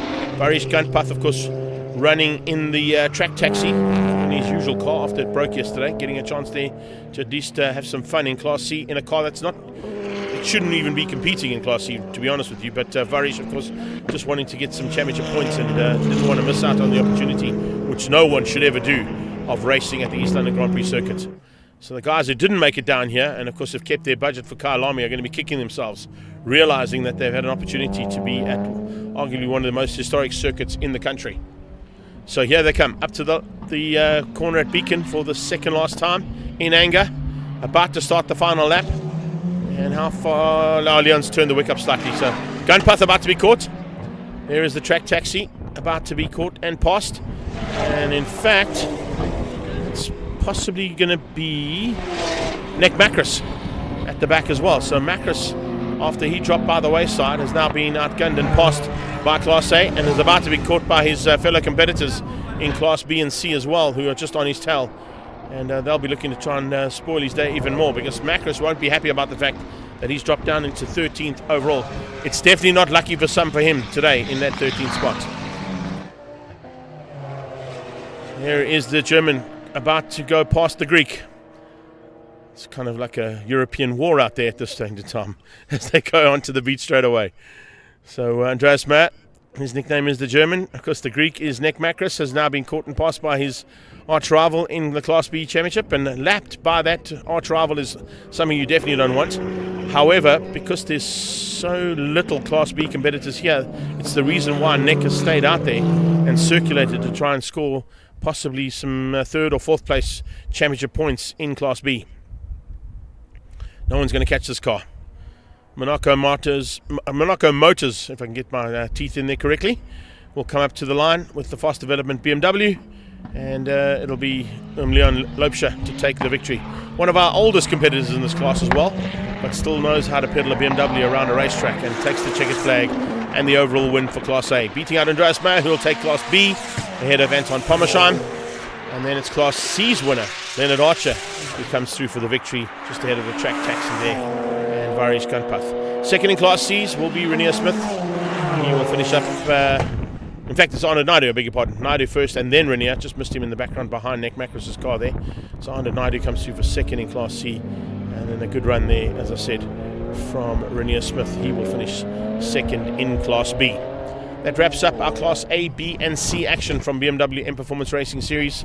We'll be back shortly with more action here from the Extreme Festival of Motorsport, and of course heading into ATE Volkswagen Challenge. Let's have a look at the unofficial results there. It's Lopscher from Andreas Mayer, Pommersheim, Archer and Naidu, beating out Renier Smith, Nishal Singh and Sheldon Chetty. Good run from Bob Neal in that new car. Top 10 finish for him, and single digits for that car is not a bad effort for the first time out in that M6. Then it's Reinhard Miller. Nicky Dix recovered to 11th. Varish Gunpath ended up in 12th. Nick Macris was lucky number 13, and Cameron Christian and Nick Naidu, who were off the track earlier on, made their way back on for 14th and 15th place respectively. We'll be back with ATE Volkswagen Challenge in a few moments' time.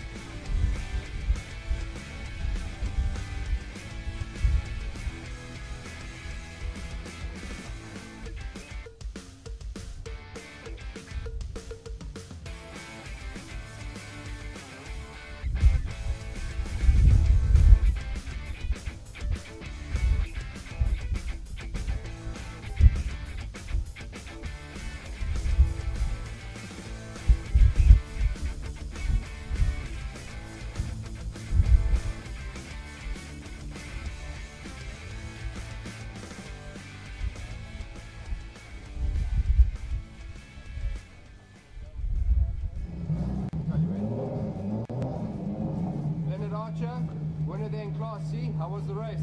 Yeah, it was fantastic. Really, it was. I've enjoyed it. Just maybe a lap or two, and then I would have caught those two oaks in front of me.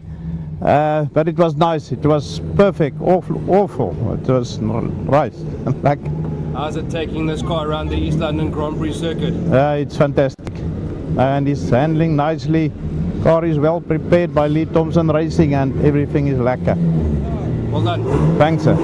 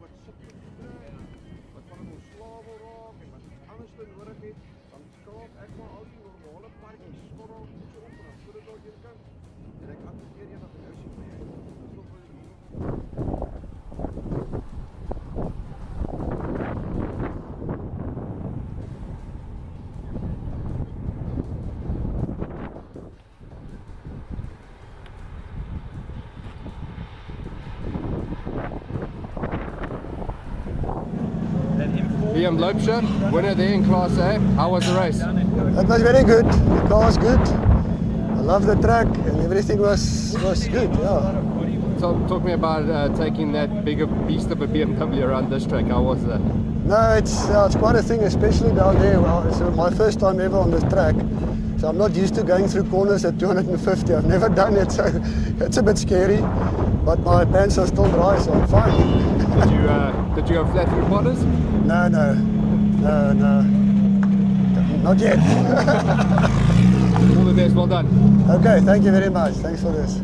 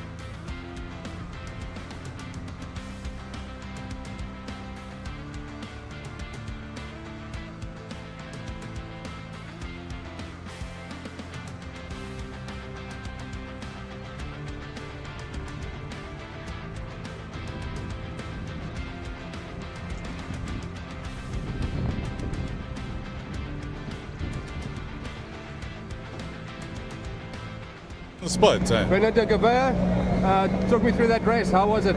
Or the whole day? How's it been going for BMW Car Club? Well, yeah, it's been going good. So that was an ABC race. The guys started well. It's obviously a new track for us, and we're learning. And Potters is an interesting corner. But yeah, it went well. I think there was one or two little issues. I think two cars didn't finish. Barish came, he had to use or borrow, steal the track taxi.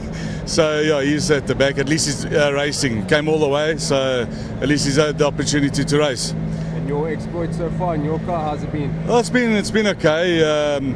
I was looking at my optimal time on my second off, but I think that Potters is an interesting corner, and so Copacabana as well. But yeah, all in all, it's an awesome track. We've had nice support from the locals that have helped us with pits and everything else here, and a few entries as well. So it's a great turnout for us. Awesome. Thanks. Chat later.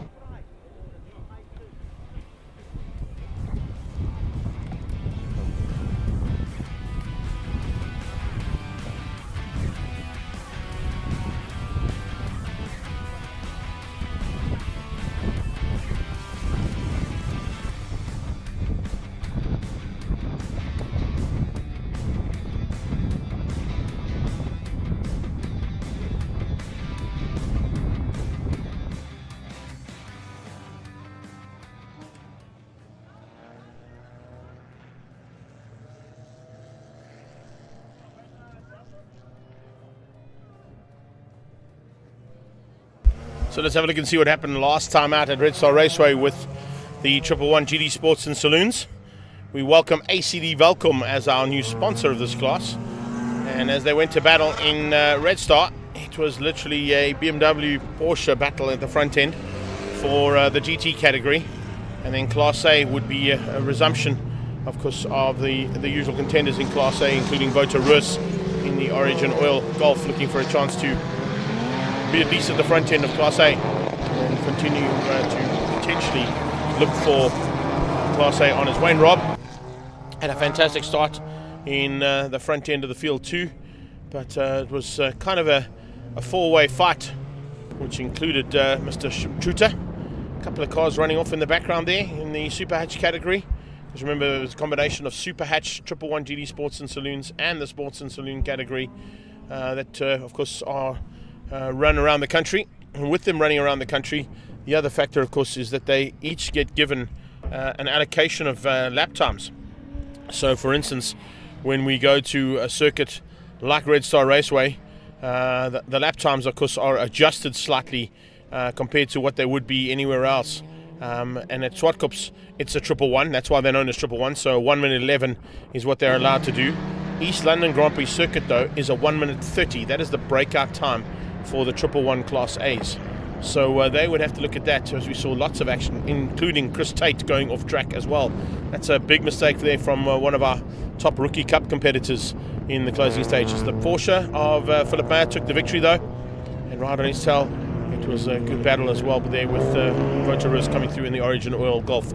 Late race action there as well between Rob Clark and Ishmael Beloy to come across the line to wrap up the first heat of race action. As they roll to the line for the second heat, it'll be a case of whether Wayne Robb can possibly catch Vota and Truter in Class A's battle and look for a chance to be at the front end at least of Class A by the time the checkered flag came out. Championship points, of course, are going to be vital at this stage of the championship, and of course, coming out of that round, it saw Vota Rus and George Economides fighting for honours in the GT class. Wayne Robb and Piet Potgieter and Lindsay Kleur very evenly matched for Class A. Wayne Labotsky, of course, leads out Class B, and he's not here this weekend. Neither is Louis Scholz or Mike O'Sullivan. So the top three in Class B have not made it down to the East London Grand Prix circuit, as you see the battle that continued there for honours in the GT category. In Class C, Keegan Nathan, who's definitely here, and Sebastian Bouliard, who only arrived this morning, will be fighting out for Class C honours with Chris Tate. And then Tyron Pillay is looking for a chance to be at the front end of Class D, and the E's would be Claudio Jordi. Beg your pardon, I think Mike O'Sullivan is actually here this weekend, so I haven't seen him down in pit lane, but if he is here, then at least he'd be scoring points over both Wayne Labotsky and Louis Scholz, who I don't think have made it down for this weekend. But checkered flag came out again, and some epic battles that raged at Red Star Raceway would now have to be sorted out, including that young man there, Keegan Nathan, who took the overall victory for his Class C, and of course with that has taken almost an 11-point lead, and in fact an 11-point lead over Sebastian Bouliard for Class C honours in that class. So there they are, coming to the line now to get ready to go for the battle. We've had a couple of issues through the weekend. Fisser, of course, with some problems, blew an engine on the practice day on Thursday, and had to sort of make a plan to get a spare one fitted. So we're looking forward to seeing if he's been able to actually get that car back on track, and it looks like he has. So Jonathan Fisser doing some overnight work to ensure that he could get that sorted. Lindsay Kluwer also had a couple of issues there with electronics, but they think they might have sorted that out, and he's actually decided rather to put the car on the sideline, and has been given opportunity to drive Stuart Mack's Polo in the 111 GD Sports and Saloons. So Stuart Mack and Lindsay Kluwer sharing cars, and that we just seen a couple of races ago how fast that Stuart Mack car is. So hopefully Lindsay can use that to his advantage. Vota also had a couple of gremlins, but they were all sorted out there by Nathan's Motorsport. And then, of course, the man on the second row of the grid there, or the second position on the grid, has joined us not only as a competitor, but now as our official sponsor. And a massive welcome there to the ACD Welkom team as the new headline sponsors of 111 GD Sports and Saloons. Of course, an engine service and panel beating company in the city of Welkom in the Free State, and of course ACD Welkom synonymous with Leonard Archer's race cars, and has grown a big fan base around the country, not only just in the Free State. Jared Rousseau has found some good pace and will continue to just hound the front end, I think, of the 111 GD Sports and Saloon car category in his Super Cup Polo GT. Of course, that GTI Super Cup Polo is arguably a little bit quicker than most other cars out there, and we've seen him racing also in Silver Cup, getting some additional track time and seat time in the car to get used to it, but certainly some massive improvements coming from Jared's side. One person who's certainly missing, and according to what the message I got sent from her better half, of course, is Vota Roos's better half, Mel Spur.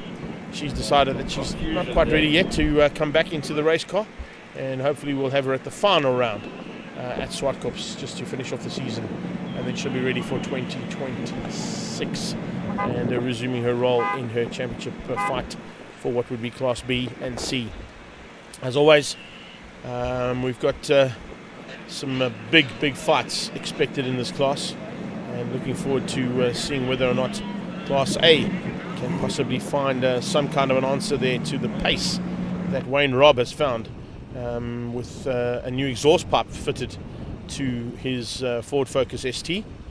There you see, that's the reason why we're waiting to go. Unfortunately, Oz Badgioni, the pool man, has had some issues down at Cocabana Corner. He came together with Cameron Christian in the first race of classes A, B and C of the M Performance Racing Series. Interesting enough, it's literally back-to-back races here for Leonard Archer, so he would have had a chance to dive into pit lane, maybe get a little bit extra fuel put in the car, and then had to come back out to take up his position on his ACD Welkom. Here's the issue.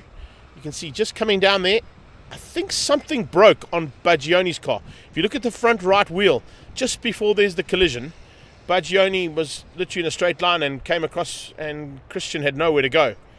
So Cam Christian losing out there, but Badgioni completely out. He pulled to the side, and that's why he's on the flatbed, because I think the front right, probably suspension strut or swing arm or side shaft might have gone on that car, and that's the reason why he sort of just veered into the unknowing Cameron Christian, who got tagged by him, went off track. Fortunately, saved it on the main road, which of course is what the circuit is on a normal race, not on a race day, but on a normal day, and he was able to get back onto the circuit. Also nice to see the return of Jannie van Rooyen into this class. You'll see him a bit further back there. He'll be, of course, in his standard option Volkswagen Sirocco. One of the messages I got sent from the chairman of this class was, with Jannie van Rooyen joining the category, it's kind of doubled the average age of the class now. So I like the way he put that. It's a little bit of fun and games that they have in this class, and they like to have some fun off the track as well as on it. But it's of course, as soon as that flag drops, everybody resumes their right to refusal of comment and to do it out on the racetrack and go as flat out as they can. So once again, just to run through the breakout times for you if you are watching. East London Class A is 1:33, a 1:35.5 for Class B, a 1:13.5 for Class C. a 115, a 138 for Class C, a 140.5 for Class D, and a 144 for Class E. That is the breakout times, of course, based on what would be 111, a 1 minute 11 around the East London Grand Prix circuit, as opposed to around Swartkops, where 111 got its names from. So that's how they'll be lining up and getting ready to go now for the first heat of race action here of the newly named, and as I said, another big welcome there to Leonard and his team from ACD Welkom. If you're in the Free State, and particularly if you're in Welkom and you need some modifications done to your cars or some panel beating done, possibly a service or two, ACD might be your point of direction to get those cars sorted out in the city of Welkom. Pity we don't go there anymore. It'll be awesome to get back there at some point in time. But unfortunately, the Prix freeway that we used to race at has literally been left to go into wreck and ruin, and it's such a pity that that has happened, because it was an impeccable racetrack and certainly provided lots of race action, particularly amongst cars like these, where there's a big mix and array of vehicles. This class, of course, used to join Super Hatch, and they used to join the couple of Volkswagen Challenge cars for what was originally the Prix 200. Now has become the Swartkops 200, of course, with the demise of that. And we have some really great battles that have raged in the past in the GT and 111 Sports and Saloons.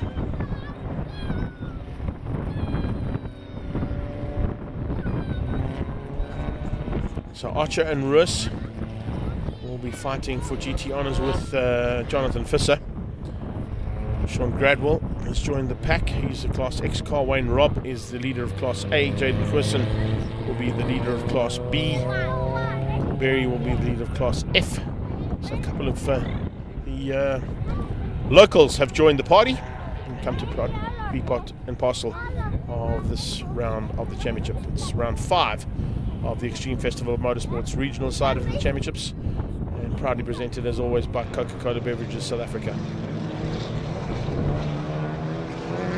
Mike O'Sullivan come to the field, both their respective classes. Mark Else and Gradwell, of course, are all the Class X competitors this weekend. So that's just an additional class that gets thrown in for classes that come from the regional side of things. So in other words, classes from the circuit or maybe down the road in PE that have come for this weekend's racing. Expect a nice little fight as well. I think they're also between Keegan Nathan. He's going to be looking to fight it out there with Rob Clark. They always have a nice little tussle, those two. Sword at Red Star Raceway. Keegan, though, eventually ended up being the top of the list in that particular little fight. He also went on to take overall honours for the day. So the safety cars asked them to just bunch up a bit more, because there's a couple of cars and the field is spread a bit too much. So they may have to hold them back slightly. You can see a couple of cars. All problems right from the word go there for 188. That's definitely not what Wayne Buerter wanted. So the Crossways Racing Ford Escort Mark 1 is on the inside of the circuit at the kart circuit in the complex. So that might be not the start that he was looking for. And it could be the demise of his race day as well, depending on how that car comes back and if it does get a chance. So we're still under red flag, and I think there's possibilities. The red flag is out, which means they should have stopped, yes. And I think it's maybe because that car has, I would say the red flag would only have come out is saying if that car's dropped oil somewhere. It's off the track, so it's not in a dangerous position as such. It's kind of in the chicane of the kart track. And maybe they just want to get it out of harm's way in case things happen. And in 111 GT Sports and Saloons, things do usually happen. So that's maybe not a bad call there to stop the cars on the line and restart the ceremony. They didn't kind of want to go to safety car because they hadn't completed even the start procedures. So they'll probably bring that safety car out in front, even though they're not on their grid positions. They're slightly over the grid positions. That won't matter because it is a rolling start. So if they just bring the safety car back out, which is exactly what they've done, it'll give them a chance to restart this one and do it all again.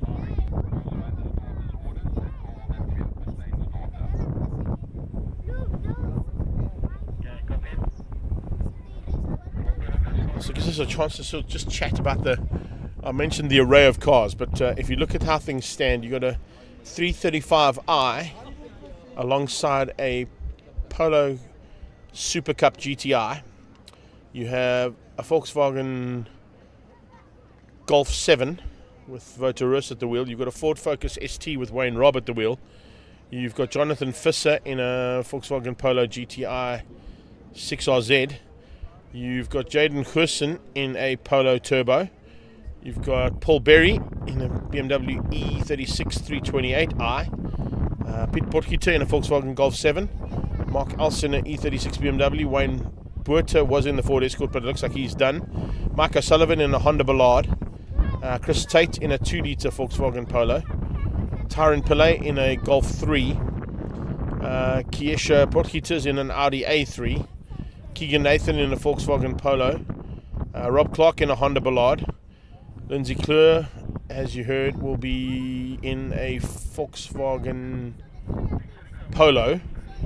Then you've got Rob Clark in a Honda Ballard. You've got the Opel Corsa of George Aldrich. Grant Godfrey in a Honda Ballard. Keith and Monkeys. Nice little drive there from that youngster. He'll be at the back of the pack, but he'll still be enjoying the fact that he is in the fight for T2 in Super Hatch in his Renault Sandero. And then right at the back of the pack will be Sebastian Bulliart, also in a Volkswagen Polo. So they're just going to get Wayne Buerter's Ford Escort back to pit lane, out of harm's way, and then we can resume our fight for race 1 of the newly sponsored ACD Welkom 111 GD Sports and Saloons.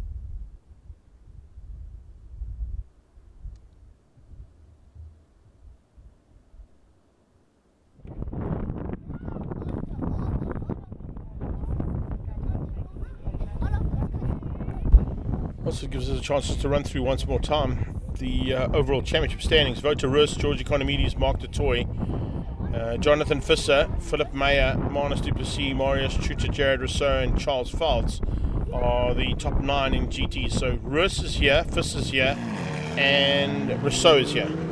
So those are the 3 that will be fighting for GT points this weekend. 10 for the win, and then they get 8 and 7.2.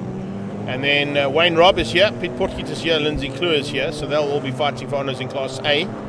Wayne Labotsky is not here, Louis Scholz is not here, so that leaves Mike O'Sullivan to fight it out with Leonard Archer for Class B. And then it will be Tyron Pillay, the third of the Class B competitors that is here this weekend. Class C, Keegan Nathan is here, Sebastian Bulliot is here, Chris Tate is here, and Rob Clark is here. So those 4 in the top 4 in Class C, all fighting for honours amongst themselves. Tyron Pillay and Mike O'Sullivan are here, so those 2 will be fighting for Class D. And then Claudia Jodim and Venkov are not here. Overall championship at this point in time, it's Wayne Robb, Keegan Nathan and Sebastian Bulliart who are looking for overall championship honours in the 111 GD Sports and Saloons. So that's how it stands in the championship heading into this round of ACD Welkom's 111 GD Sports and Saloons.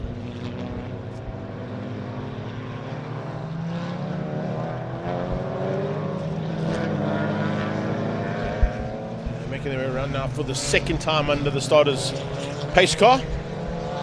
See if everybody has any issues on this lap and they can get this one underway. As I said, all of the laps today are 8 lappers except for the third heats of each of the 2 respective categories that have got 3 heats for the day. One being the Dunlop V8 Supercars, the other one being the DOE Formula Vees. They'll have 10 lappers for their third and final heats later on this afternoon.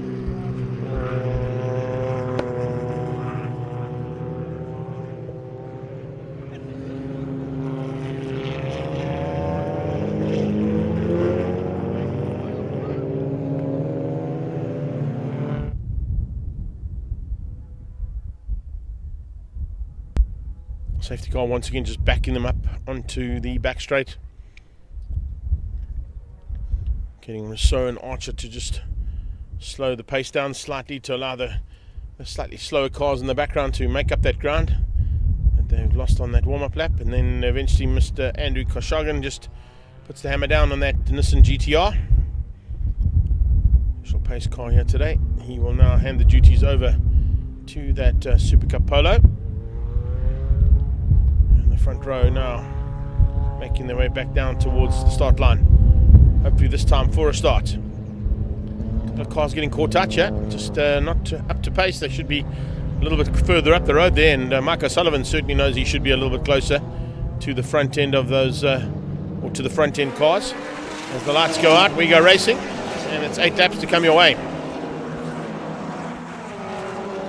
Archer on pole was very much the man on the move. And speaking on the move, how's that on the inside, on the dirt, on the dirty stuff there, trying to find a way through there. There was a 60 car of Mark Else and trying to get his BMW up the inside of Pit Portkita. Portkita was having any of that. He just went defensive and forced him onto the grass. This time he gets through going into rifle range, and as they come under braking, here comes the Origin Oil Golf on the inside of Rousseau, trying to find a way to squeeze through there, but it's Leonard Archer who hangs on to the lead for now. Golf is maybe just a little down on straight line speed, but let's have a look and see if that's the case as they go side by side for the first time onto the beat straight. The rest of the pack come through there. Keegan Nathan looking like he's might just be leading things out in Class C. Yes, he is. He's taking the lead of Class C. And Keith and Mikey's in the background there, getting a little bit sideways. So the Golf and the Super Cup GTI have got through there on the ACD Welkom BMW of Leonard Archer. So it's Volkswagen's 1, 2, and 4. At this point in time, they've got Buerta's car back up and going, and he's back on track now in the Ford Escort. So whatever that issue was, they've sorted it out and got him back on track. So Wayne Buerta now with a big margin to make up. He heads down towards Cochabana as they make their way up. The leaders make their way up towards Beacon. Inside line from the Trend Super Cup Polo. Rousseau might have squeezed through there, and I think he has. So we'll see a bit of a change up there as they come through now to complete the first lap in anger. The Rocky car just staying up ahead and moving his way ahead of Paul Berry in the BMW, local man. Voti hangs on, only just. How he did that, I'm not quite sure, but he just hung on. And then as they come across the line there, it's not George Aldrich, that's Jared Rousseau that they're picking up on. But of course, I think there's 2 44s in this race, which is possibly why they might have that first car wrong. It's definitely Jared Rousseau in second place right now in that Super Cup GTI. So he's at this point in time, they've now fixed it. Yep, there we go. Vota Rus leads out. Down into Cochabana corner goes a bit of a fight of note there as Gradwell has now been joining the party along with Wayne Robb and Mark Else. So it's Class A and Class X fighting in amongst themselves there, just behind the battle for Class GT. GTs are 1, 2 and 3 on the road, and then it's Class X, A, X and Class B with Jaden Quirson behind that.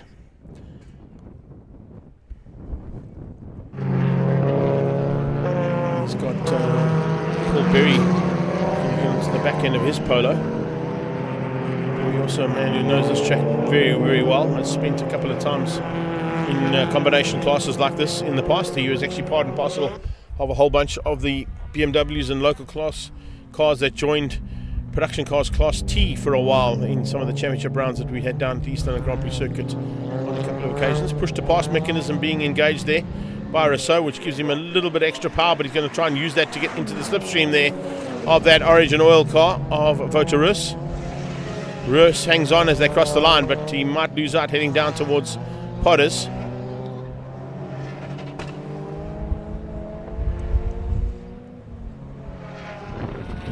Russ in the GT class. And Berry looking to get through. Looks like it's side by side between Mike O'Sullivan and Mark Else as well. O'Sullivan's going to go around the outside of Potters into the lead of that little battle. So it just gets ahead of Mark Else. Under pressure. Remember, I say that in with the most respect in saying that Super Cup. Remember, I say that in with the most respect in saying that Super Cup GTRs, of course, is a national championship class, whereas this is just a regional category class. But also just as exciting. And that's one of the reasons why Jared, I think, has decided to use this particular class to hone his skills in that Super Cup Polo before jumping into the national category class in 2026.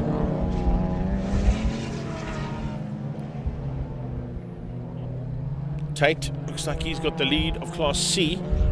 He has. Tyron Pillay is second and Nathan is third as they come through there. So it's Christopher Tate, Tyron Pillay, and then Keegan Nathan. It's a bit of a big gap between each of those three cars. Nice fight here, as I said, between Paul Berry and trying to close onto the back end there of Jaden Wilson.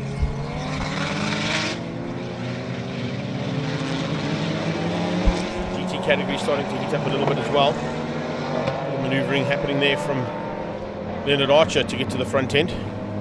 It's kind of where he ended up with the pace that he found early this morning, and he's continuing that pace, but now has a little bit of an issue going into gate, loses out in the S's, and Rousseau goes past him. Is he going to lose out? Oh, there's a problem in that car. Basically, Welkom car is pulled to the sideline, and Wouter Roos goes past him as well. Has he sorted it out? Because it looks like he's picked up pace again, so maybe just some kind of a false neutral or electrical issue there coming into Leonard Archer's car. And was that possibly still one of the things he picked up earlier on in the day? I just want to double check that with what was sent to me. But I can tell you that if it is a case, then they'll be working hard to get it sorted out, I'm sure. No, he didn't have any issues. He was quick. That was all they were worried about. But Archer now seems to now have a slight little niggle in that car. It has got dual duties to do, so maybe it's a case of it might be a little bit hot under the bonnet. Is that Tate slowing as well? Looks like one of the Polos is slowing. Or is it Jaden Quisson? I think it might be Jaden Quisson. I think it's Jaden Quisson. Tate's gone across the line. No, he's still there, so is Tyron Pillay. I think it may be Jaden Quisson who's dropped back, although he's registered as crossing the line, so I'm not quite sure who that Polo was slowing down there, coming up the back straightaway towards Beacon. One of the back markers there. That's also one of our local competitors there in Grant Godfrey, who slows up into Potters. He's got a bit of a problem as well. Hopefully not going to stop in the middle of Potters. That won't be a good idea. But, the 20 car there definitely slowing up. And Grant Godfrey not going to be happy with the pace of that BMW of his. Around the outside comes Lindsay Clear with a bit of battle scars by the looks of it as well. So Clear's car seems to have got sorted out. Now they come onto the beach straight again, and it's as I said earlier on, Rob Clark trying to close down onto the back end of Keegan Nathan, resume that battle they had at Red Star Raceway. Now we see a change up. Leonard Archer got to the front, and when he got to the front, he then lost a bit of drive into the complex, allowing both the Volkswagens to get past him. It doesn't look like Vota wants to use the slipstream just yet. Maybe waiting a little bit later on in the race to put that engaged and hopefully have a chance there to get through. But Voti is in the mix now with the two winged cars of Rousseau and Leonard Archer. Archer now pushing hard to get that gap back again. Whatever the issue was, it seems to have sorted itself out, so he's back into the mix now. Looking to now get onto the back end of those two Volkswagens ahead of him. But he was worried about the pace that Rousseau was getting around the track compared to him, but of course slightly different vehicles there in the Super Cup Polo and the Golf 7. Clark has got through on Nathan, so that's a change up there for the Class C battle. Rob Clark now moves up into third place in C's ahead of Keegan Nathan. Kiesha Portkita, nice run here from the young lady, the Cartec Audi. with some support from DOE Automotive as well. Nice to see some local talent involved in 111 GD Sports and Saloons. Ahead of Lindsay Kleur, down in 15th place there. This is Clark being caught again now by Keegan Nathan, as he wants to try and get back at Rob Clark's Honda Ballard and return the favour. The leading Ballard, of course, is O'Sullivan up the road, and he's just ahead of Chris Tate. So Mike O'Sullivan currently sits second in Class B behind Jaden Gerson. Chris Tate leads Class C ahead of Taryn Pillay, Rob Clark and Keegan Nathan. And then Wayne Robb is ahead of Pete Portgieter for Class A honours at this point in time. This is Tate closing down, but not having the same kind of pace as we've seen out of Mike O'Sullivan. Paul Berry has now got ahead of Jaden Gerson and is pulling away now. Kind of expected to see that. The BM should have the sort of legs over the Polo, and particularly in the hands of Paul Berry, who's said, as I said earlier on, a little seasoned campaigner. There's some problems there for Ethan Mikey's, the TRC Renault Sandero on the sideline. He had some issues yesterday with overboosting, and it actually fried a couple of the spark plugs in that car. So maybe similar scenario here as he's into the latter part of race number 1 of the ACD Welkom 111 GD Sports and Saloons. Leader's heading up to the top of the hill to Beacon to start his final lap, and he's got about a 4-second lead now over Wouter Roos, but he's still quite a long way down in the overall championship, and I think that's why Voti might have rolled up slightly here. Wouter realizes second place is 8 points, better than no points, and knows that Jared Rousseau's still got to catch up a lot of points if he wants to take the GT championship. Voters more concerned about where Leonard Archer is, and of course Archer seems to have fallen by the wayside here. He's also dropped down about 4 or 5 seconds onto the back end of Wouter Roos's car, so he's got some work to do now, possibly for the second heat later on in the day. So out of Rifle down to Cochabana. Just watching in the background, looks like Archer might have got through actually on Wouter using a little bit of slipstream. I think he may have just squeezed up into second place. Into DT he has. There you go. Into second place. So Archer now moves up and puts a bit of pressure onto Wouter Roos to not give up without a fight. He's up for the challenge, that is for sure.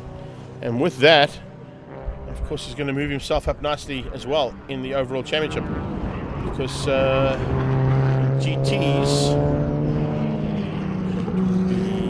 Archer will be starting to score. Is this his first points? It's his first points he'll be scoring in GT. So that's why I think Wouter also led him through. Wouter knows exactly what he has to do here today. Jared Rousseau's down in 8th place and currently on only 11 points, whereas Voti is sitting at the top of the list on 73. So whether these guys get the 10 and 8 points ahead of him is not really going to be a concern for him, because his closest rivals, George Economides and Mark DeToy, are not here.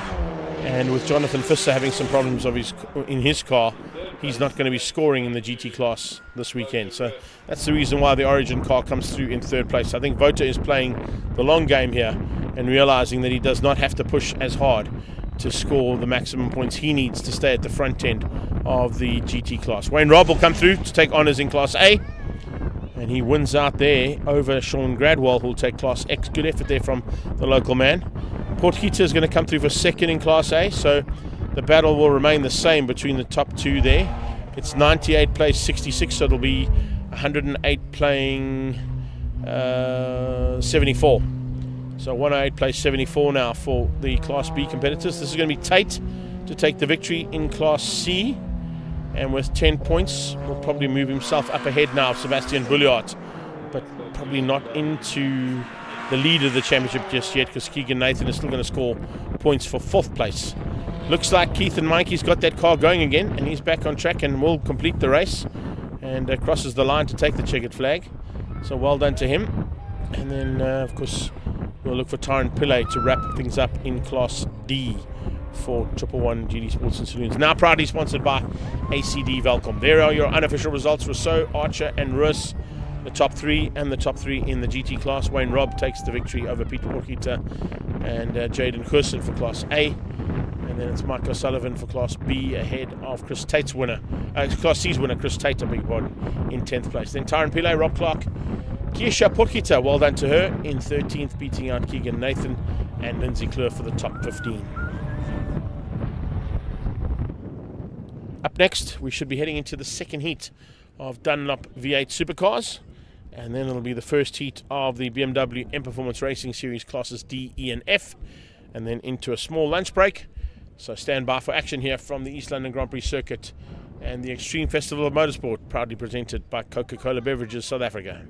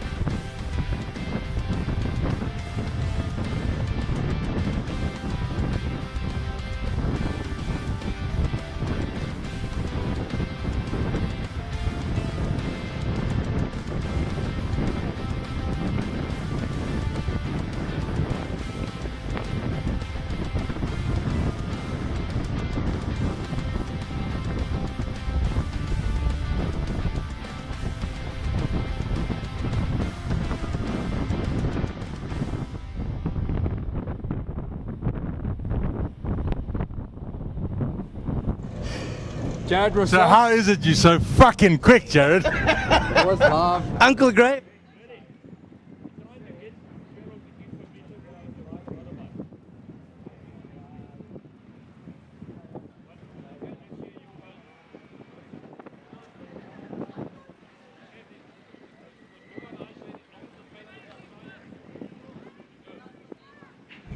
Jared Rousseau, we were interrupted there by Graham Nathan, so apologies for that, everybody. How was that race there for you in that Super Cup Czech Polo? It was amazing. Being in East London is absolutely amazing. Thank you to everyone that's out here supporting us. It is a scary track. My first time out here. Absolutely loving the racing. Awesome job, man. Well done. Thank you so much.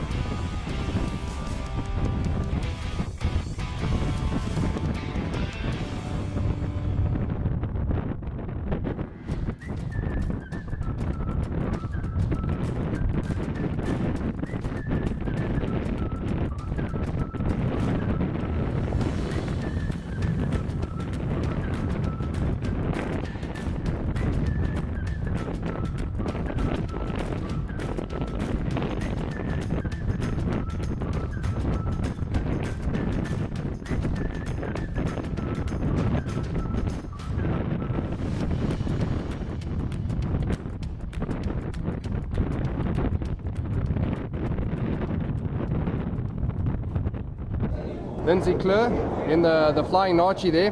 How was the race there for you? Yeah, it was difficult. This whole weekend's been very difficult. We're not able to really race the car. The turbo cuts out after Rifle Bend every single lap. So around Cocobana, I have to stop and restart the car. So you know, there's 5 or 6 seconds right there. So anyway, we're gonna do the other race, collect the points, and take them up for the final 2 races of the year. All the best for the second race. Yeah, Hope you can get it sorted. Thank you very much.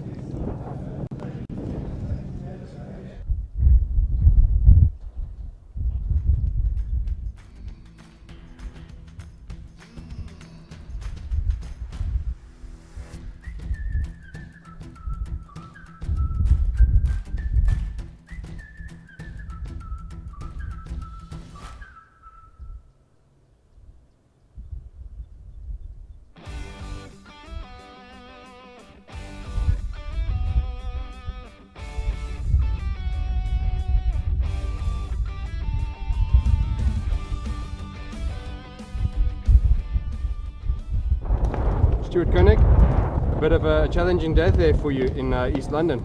How's it going? Yeah, so thankfully nothing wrong with the car, but you know, driver error sometimes does creep in a little bit. Outbraked myself going into Cocobana corner, and yeah, I lost a few seconds off the lead and I just wasn't able to get it back.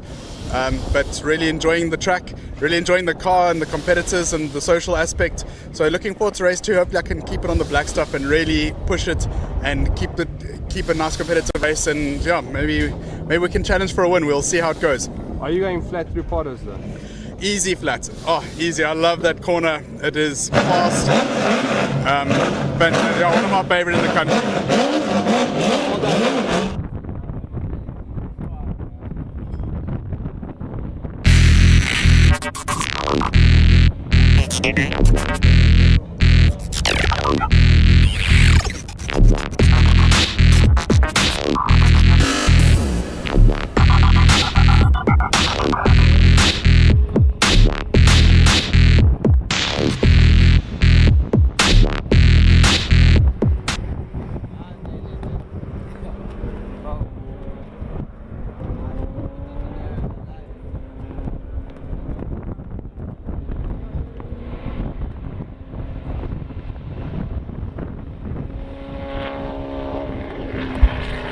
Again, Dunlop V8 Supercars back out onto the track.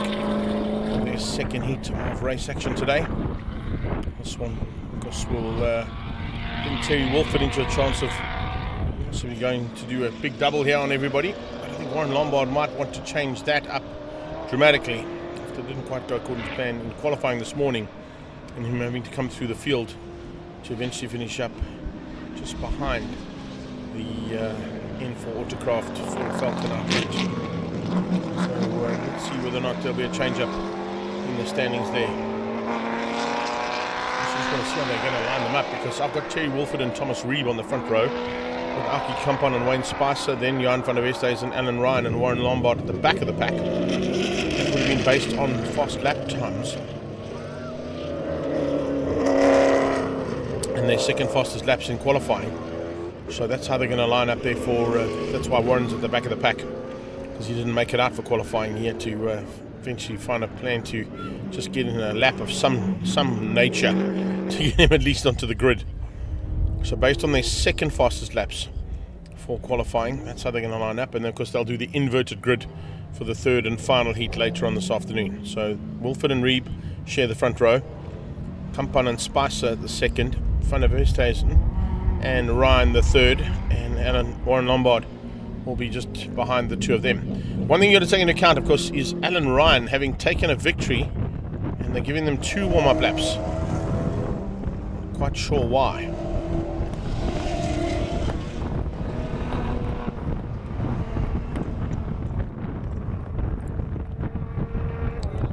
Anyway, give them 2 warm-up laps according to what we're seeing right now, because that safety car should have peeled in there and handed the duties to Wolford and Reeb.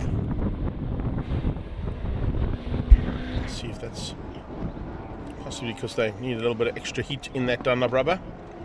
The cool thing about today, and it's the exact opposite of what I just said, is there's actually heat in the tarmac.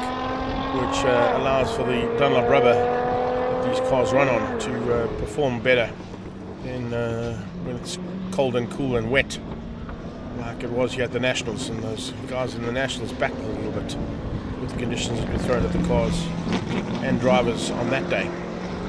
But today it's ideal and absolute perfectly tuned weather for what we need. A little cool breeze, as you can see, just over the top of the palm trees there, which does just keep the ambient temperature down slightly, but not as cold as it was when we came here a month ago.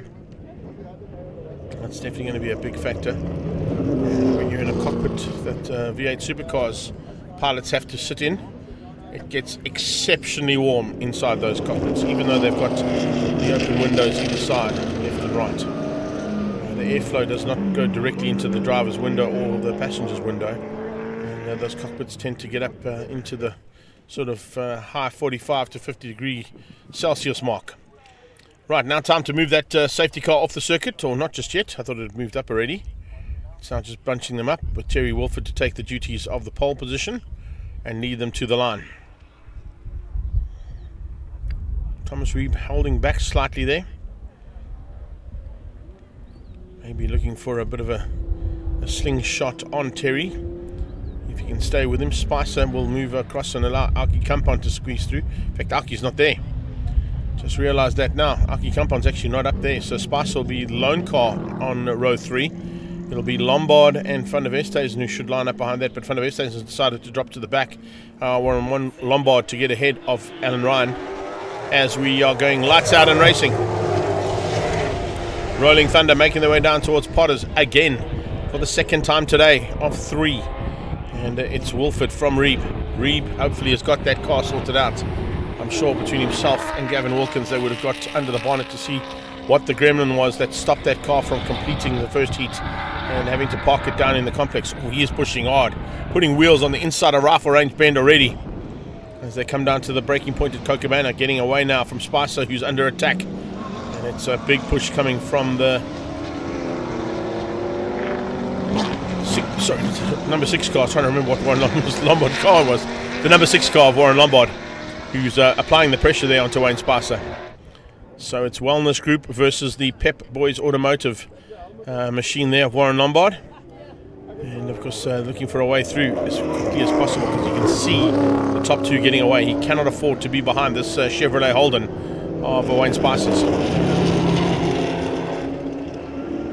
And, just in the background, Alan Ryan. If Lombard goes, you can know that Alan Ryan's going to have a go.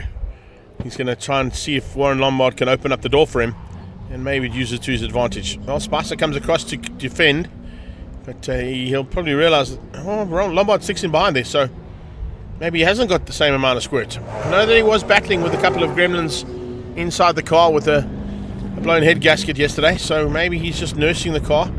Doesn't want to push it over too much the high revs of the car so that it has more engine problems there. And maybe looking to try and catch Spicer out now into Potters. There you go. No, that's not how you go. Wayne Spicer says, no, I'm having none of that, bud.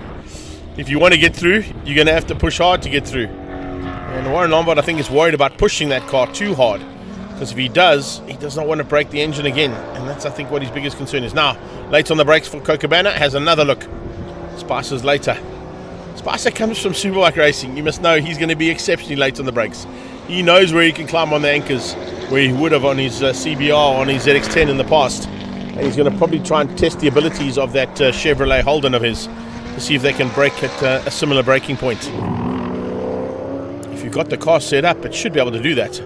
But eventually, through gate, it gets opened up and Lombard goes into the S's into third. The problem he's got now is he's got about 10 seconds, maybe even more, probably about 15 seconds now to try and make up. Now, we saw Lombard do that in race 1, but that was due to the fact that Terry Wilford rolled out in the closing stages. Wilford cannot roll out now because he's in a fight with Thomas Reeb for the lead. And it's now down to 2.1 seconds between the top 2. Wilford and Reeb being those top 2 in the V8 Supercars. Always great to see these things in full flight. A couple of seasons ago, in fact probably about 15 or 16 years ago now, I remember watching from the sidelines at Rifle Range doing some commentary on a different channel, and watching Gordon Conley in the Count Science Chevrolet Corvette go through Rifle at 310 kilometers an hour. It's I think one of the fastest cars ever to go through Rifle Range Corner. It came from what was then the V8 Supercars, and I think they were still under Westbank sponsorship at that stage. So awesome to see how that's all changed up. Mobil 1 then took over, of course, and Dunlop have now taken the role as the naming rights sponsor. That was a great shot, sideways from that Mobil 1, speaking of them, and Cafe 9 Automotive Chevrolet Lumina of Thomas Reeb. And as he got sideways, of course, he lifted his foot off the pedal, and with that, a massive flame out the side of the car. Yet again there, under braking, and the gear changed for Beacon Corner. Sunny conditions are great, but in the late afternoon, when it's slightly lower light, that big flame that flies out the side of the car just makes a whole different scenario to play with. And really awesome to see the battle that's raging here for V8 Supercars. Lombard trying to close that gap down. He's going to try hard, but it's a long way to go. 14.6 on the last pass, as he made up a little bit of ground maybe on this third lap being completed.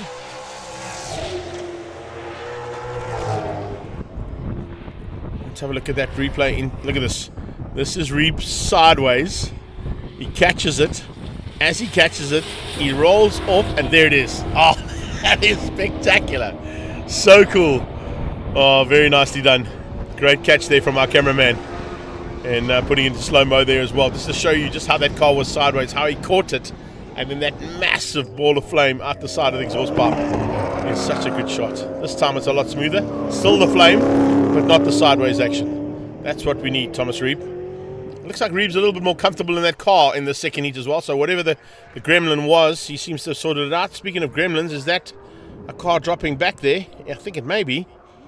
Was that now Spicer going backwards and Lombard going backwards as well, as Alan Ryan has moved up. So Alan Ryan has now moved up ahead of Warren Lombard, and Spicer's dropped behind him. So there's some, I wonder if there may be a little bit of an incident between the two of them. Lombard was trying to stay ahead of Spicer. Spicer might have come back at him, but Alan Ryan has found some pace here of note. This is spectacular to see him in the mix here and fighting for another win in the GT2 class. He's ahead of a seasoned campaigner in GT1 in Warren Lombard, but as I said, I think Warren Lombard is just nursing an engine that potentially will just make it through the day's racing. So he doesn't want to push that car too hard and avoid scoring a third place in GT1. And a third overall in GT1 would be definitely better than a DNF heading to the next round at Red Star Raceway. And we've got Red Star Raceway coming up, and then the final round of the regional championships happens at Swartkops International World of Motoring. It's in November. Still a long way down the road, but still not too far, considering how quickly this year has gone. Top two out of Cox's and into the big sweep that heads onto that back straightaway. And Wolford just doing it all right at the front end, as he did in the first heat. Also with a bit of flame spitting out of the side of that Falcon now. So fire-breathing dragons at the front end of this field. One is a Ford Falcon, one is a Chevrolet Lumina. And that is another lap completed, and the second half of this second heat started.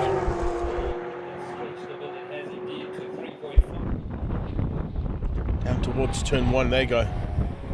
Awesome to see. I'd love to have seen an onboard shot, either of Wilford or Reeb through Potters, because I don't think either of them are lifting through there. They are just going flat out.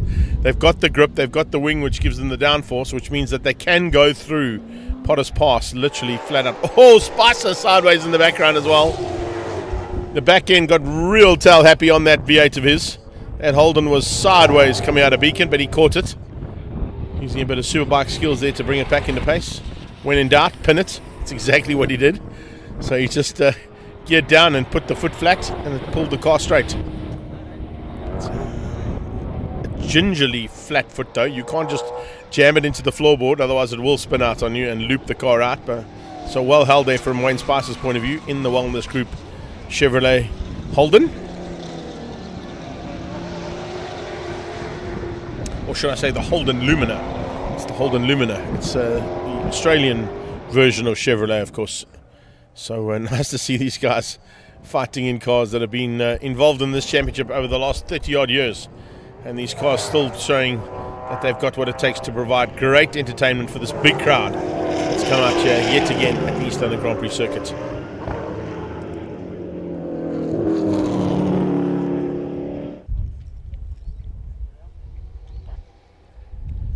When you speak about fights, here's a nice one. Lombard trying to come back at Alan Ryan, find a way through, not able to do that just yet.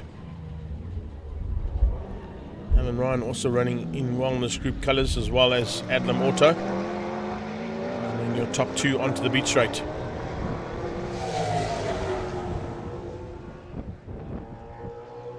Wilford now almost 5 seconds up the road from Thomas Reeb, so I think Reeb is also saying to himself, well, yeah, second is better than the DNF I had in the first race. Let's keep a little bit of something up the sleeve and maybe bring that into play when we get into the final race of the day, which will be the inverted grid, which means him and Wilford will start at the back of the pack. They're about to come up onto the back end of Johan van der Westhuizen, so it looks like he's going to get lapped again.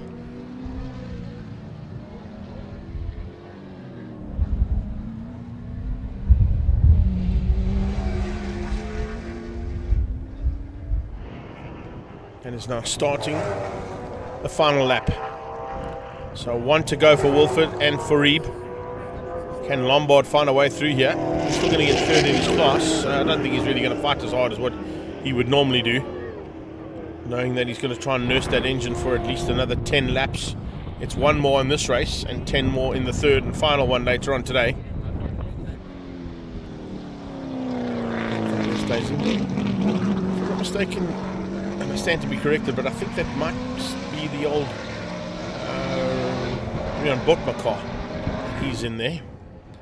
That car used to run, of course, in sort of a bronzy metallic colour when Botma had it. It was in the years where he was fighting against Henny Groenewald and Gary Formato and Johan Fourie. Those were the sort of top contenders in the front end of Class A of what was originally those V8 Supercars. Up the hill, and yes, Van der Westhuizen will be lapped not only by Wilford but also by Reeb to give him 1 lap less than anybody else on track. But Wilford's done it all right again, this time back to back from start to finish, as he did in the first race. A little bit more pressure though on him this time from Reeb, and I think there would have been that pressure had Reeb not had the problem in the first heat. But Reeb was going to be happy with the second place, and it's only going to be a couple of seconds behind Terry Wilford as he rolled out across the line. So Wilford, double victory. Thomas Reeb gets the second place. Is it going to be Ryan or is it going to be Lombard who comes out of Beacon first? As they are quite a long way down on this battle and should be on the breaking point about now. No, yeah, they come. Still, it's a big gap actually. So Lombard has got through on Alan Ryan, so he's going to get third and third in GT1 as well. Third overall and third in GT1. And then a double win as well coming for Alan Ryan. So Alan Ryan for Wellness Group and Adlam Auto is going to come through to take the GT2 class honours. That's a super run there from him. Ryan will beat out, I think, Wayne Spicer, and then Johan van der Westhuizen will wrap things up in terms of the second heat of Dunlop V8 Supercars. There's confirmation, of course, unofficial at this stage, with Terry Wilford beating Thomas Reeb and Lombard. GT1s are 1, 2 and 3. GT2s are 4, 5 and 6. It looks like Alan Ryan needs to stay on the same lap. All the other cars were lapped. So Johan van der Westhuizen actually finished up in second place, beating Wayne Spicer to the line there for third in GT2s. Up next, BMW M Performance Racing Series, and that'll be classes D, E and F. They'll be on track shortly.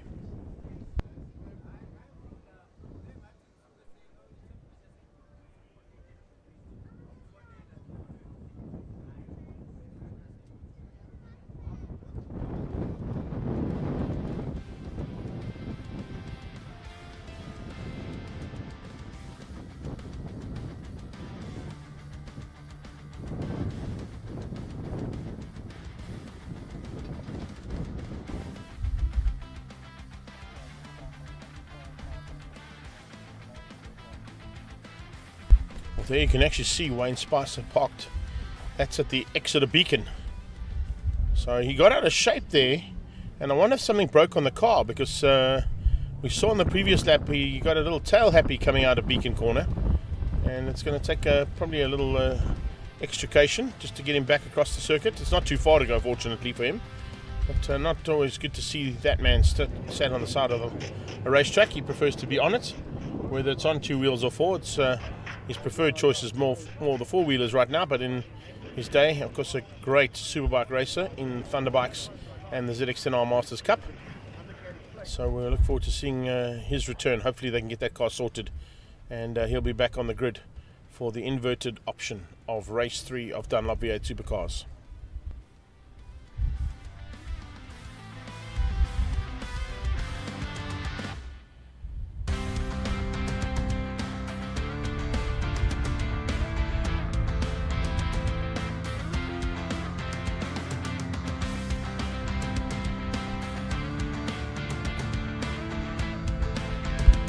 Just getting information from our COC via WhatsApp as well, saying that Spicer's V8 steering broke. That's the reason why he's stuck on the side there. So hopefully they've got some spares. I know there's a Chevy Lumina that Reed pilots, which is the same as the Holden Lumina that Wayne Spicer pilots, but whether there's a spare steering rack we'll have to wait and see, or can they repair the one that broke. Hopefully that's the case.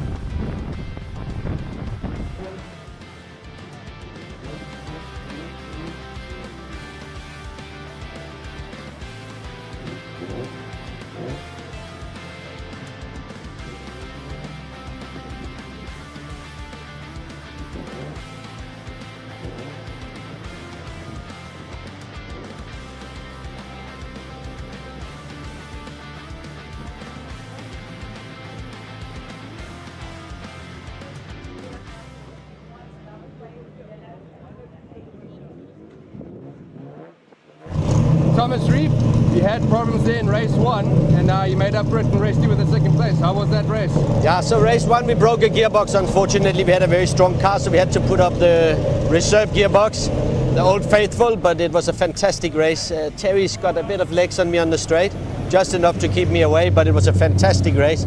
The crowd is spectacular, and we just managed to put a good set of tires on the car, so really a good run. So thanks to everyone, this is always fun here. Hopefully you'll pick up the win in race 3. Of course, that's what we're going for. All the best, man. Thanks, man. Cheers.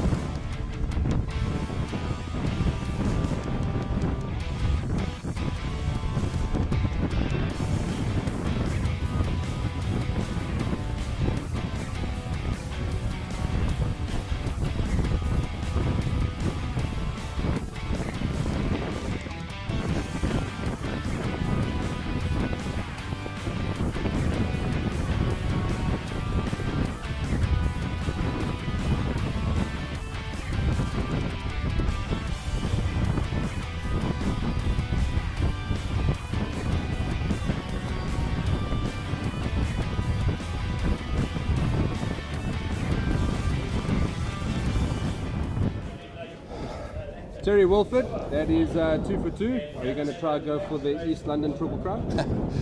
Listen, I'd like to. I think we were quite fortunate in the last 2 corners. The under tray came off, and I was like, thank goodness. I'd been counting the laps and gassed it to the line and got over and took the win. But Thomas definitely closed up on me. But car's amazing. So nice to see all these people around this track. There's just bakkies and cars and gazebos and that. So, you know, thanks to them for coming to watch us, having a bit of fun. And yeah, and also big thanks to CIM Lubricants and Welkom, my sponsors. These guys made a great weekend happen for me, and a big thanks to my dad. He's helped everybody in the picture this weekend. He's built engines and all sorts of things. And it's a good race day, good race weekend. All the best for race 3. Thank you.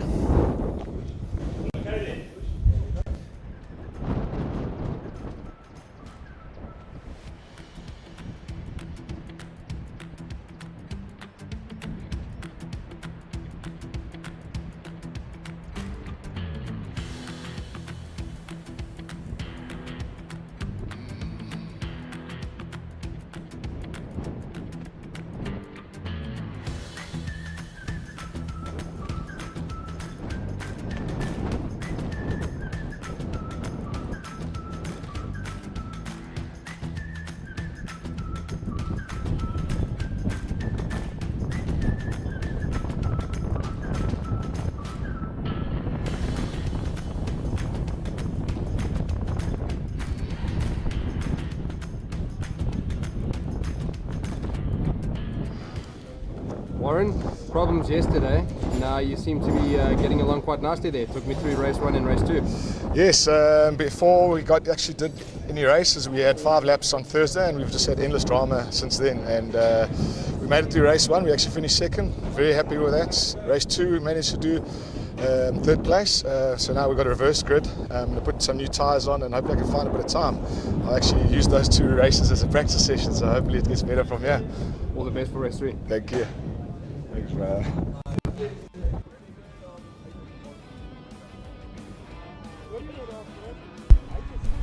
First heat of M Performance Racing Series Class D, E and F. This is what happened at the previous round at Red Star Raceway. It's arguably one of the most competitive classes in the field today. D, E and F, with the differentials being slightly smaller than what Class A, B and C have had. They kind of tend to get into the mix, and they start to mix it up right from the word go, and it's exactly what happened at Red Star Raceway, where we saw a whole bunch of these top end competitors going at it. Also get to see in this class, of course, the introduction of what has kind of been seen as a development category into the class, with the likes of Chloe Stewart and Karabo Malamela joining the party in the Pablo Clark Racing BMWs, giving opportunities to some young guns to come through and just have a look and see if they've got what it takes to pilot the rear end and the rear wheel drive BMWs. Krobler, of course, was in the track taxi, and on that weekend he'll be in the track taxi now for DE and F, although Varish Gunpath is sharing that car with him this weekend, and he'll be piloting it in Class C. The front end fight saw the Victron Energy car fighting hard for honours, but the boss man Bernard de Gavea was in the mix there as well, looking for a chance to spoil the day for everybody. 57, of course, is a seasoned campaigner in the class, and the Valve Hospital car of Reynolds is always a car to watch out for.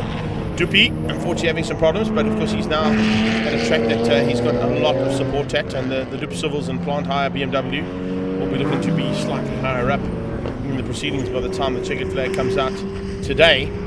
And of course here, sitting in pit number 1 is where he was, but eventually coming across the line and taking the honours there. A fantastic effort from the 74 car, and taking the win there, of course, also right behind him. Great to see the boss man, de Gavea. So Andre van Vuren and de Gavea sharing the honours and coming to the line to beat out the rest of the pack. Good effort from Karabo Malamela. He won out the development category, and we'll be looking to do the same here again. E2 headed down towards turn 1. Aerial material from our Prix, showing the pace of the cars as they go in the anti-clockwise direction, or in the anti-clockwise direction at Red Star. That's what we do for the first time. The next time we go there, of course, we'll be going the other way around, so it'll be interesting to see how things change up there for the BMW M Performance Series, and they'll be looking forward to that one at the penultimate round of Extreme Festivals Regionals. More of the same at the front end. This time, though, it was the man who loves to drive lawnmowers as well as BMWs, Josie, leading the way. Just a drive car, just keeping pace ahead there of some new colours for Troy Cochrane. Then in the pack for the youth, the young guns all fighting hard, just behind Eddie Rodriguez, who was also in with a bit of a fight on that day. We did see the introduction of a new car on the weekend as well, the 73 machine with a big V8 power plant underneath it, so looking forward to seeing if that car has been developed. I don't see it on the grid here this weekend though, so I think he might have kept that car for later on in the day. The Track Taxi 2.0 unfortunately was not going to finish up the second heat and pulled to the sideline, and hopefully we'll be back in action by the time we get back up into Gauteng once again for more action from the BMW Car Club Gauteng, who of course run the series here for the M Performance Racing Series. There were a couple of cars that got into some late race tussles, but when the checkered flag came out, it was some fantastic race action provided yet again in amongst classes D, E and F heading into the closing stages. In fact, there was such a tight battle, a couple of the guys missed the checkered flag on the run to the line, but eventually it came through to wrap up the day's racing. As we come to line up here for classes D, E and F, qualifying this morning saw Cameron Christian of course, break out, and we saw him have to step up into Class C, so he won't be involved in the little fight that'll be happening out there. But Nick Naidu certainly would be looking forward to it, and maybe not that one, because that's a huge ship out of the ocean there. That is a big boat with lots of precious cargo on top. Hopefully gets to its destination. Nick Naidu will be ahead of Sean Gradwell, local man, of course, taking on Naidu's machine out front here. And Nick Naidu, of course, running in the Warden's Cartridges colours. He'll be looking to stay ahead of Andre van Vuuren and Bernard Gouveia, who are behind there, the boss man. So Curvend International with van Vuuren at the wheel of that car. You saw how well he went at Red Star Raceway. Cara Duplessis and Johan Miller will make up the third row, with Wessel Mostert and Karabo Malamela first of the Liqui-Moly, BMG and Pablo Clark racing machines. He's just outgunned Ken Swartz, his stablemate, who's alongside Tion van Rooyen, who also makes a debut here at the East Liquor. Chloe Stewart, our lady driver there. She's, of course, driving for BMW Bryanston in that Pablo Clark team for this weekend. She was quicker than Ignace Duplessis and Gerald Anthony for Class E honours, and they are, of course, ahead of Claudio Jardine and Brady Chaudhry. Then you've got Paul Berry and Kian Budaya having a good run for Class F, and Brady Chaudhry, I should say, just setting the pace in Class F ahead of Berry, and then Budayas and Naidu are ahead of Mostert Jr., Henry Platt and Shane Grobler at the back in the track taxi. So as soon as we got that vehicle coming down the road the wrong way on the racetrack, of course that's just one of our fan vans that are coming in there to get out of harm's way and get to a position, and it might be a good position to get there pretty rapidly, because as we've seen in the past, this class always puts on a phenomenal show. So stand by for some big action again from our D, E and F of the M Performance Racing Series here this weekend at the East London Grand Prix Circuit. A lot of these drivers have been chatting all weekend long about how awesome it is to drive this track in these cars, and in fact, going out with a couple of the locals last night, a lot of them were touting how good the BMW races were going to be today. I've got one car starting from pit lane though, by the looks of it. Is that Wessel Mostert, I think, who might be there? I don't know if it was the 42 or the 12 car that I saw, but it certainly looked like one of the cars that'll have to start from pit lane. Whether or not he gets to take up his position on the grid for not getting out in time. If it's the 42 car, that'll be Sriyav Naidu. It's the 12 car, as I said. It's also could be Wessel Mostert, but I just saw a 2 and a 1, or possibly a 4 and a 2 on the front windscreen of that car. Let's see who it is when they roll out.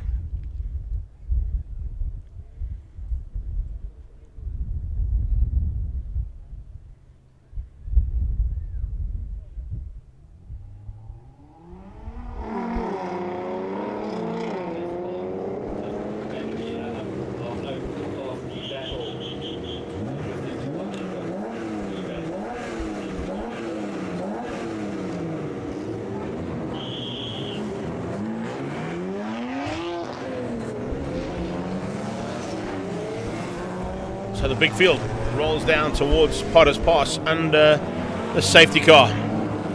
It's 22 cars in total that will be piloting and fighting hard in this part of the day's proceedings. Will bring us to the finalization of what has been the first part of the day's racing. So the first half will be concluded after this, everybody having at least one or even 2 heats with the V8 Supercars, and then we go into the second day's racing after a little bit of a break in proceedings after this one. So looks like we're in for a big battle as always. Looks like we might have a head-on collision coming there if we look at those two going at each other, but of course they are probably a couple of K's apart there, even though they look like they're about to crash into each other. That's quite lucky actually. Could do quite a nice meme with that. Looks like the one ship is swallowing the other one. There's going to be a lot of that. Some gulping, of course, just before this race starts as well, getting yourself into race mode, getting that red mist down as you flick the visor if you are on a bike. But of course here in the car, some of them run visors, some of them don't. It depends on what they've got as their setup. Most of them, of course, will run with the windows up, just from an aerodynamic point of view, to ensure that they stay as aerodynamic as possible.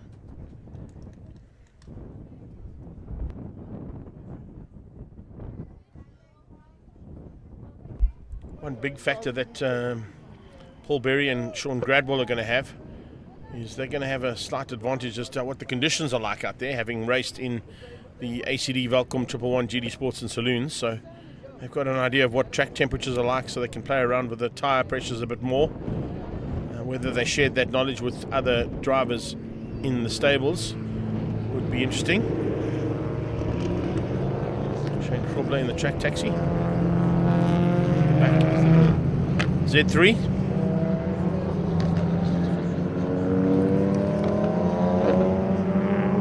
Henry Platt in that Z3. He comes around now to take up the positions behind the safety car. They'll slow them up the hill. You can see just the safety car rolling back slightly just to hold them and to bunch them into a nice big pack of BMWs that are going hunting for honours now in classes D, E and F.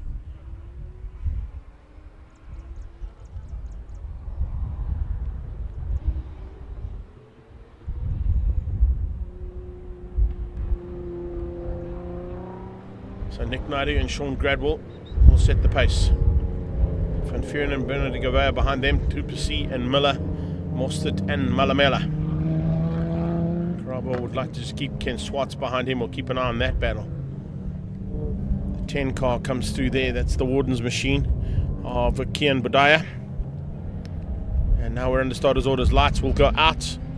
You'll hear the revs pick up, you'll probably hear them out the door as well of our commentary booth as they go flying past us now down towards Potters.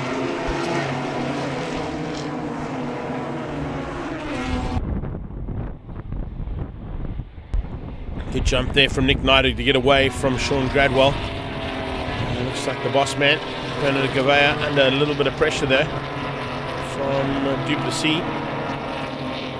Looking for a chance now. Duplessis looking for a way through. Can he find it as they go out of Rifle Rain Bend?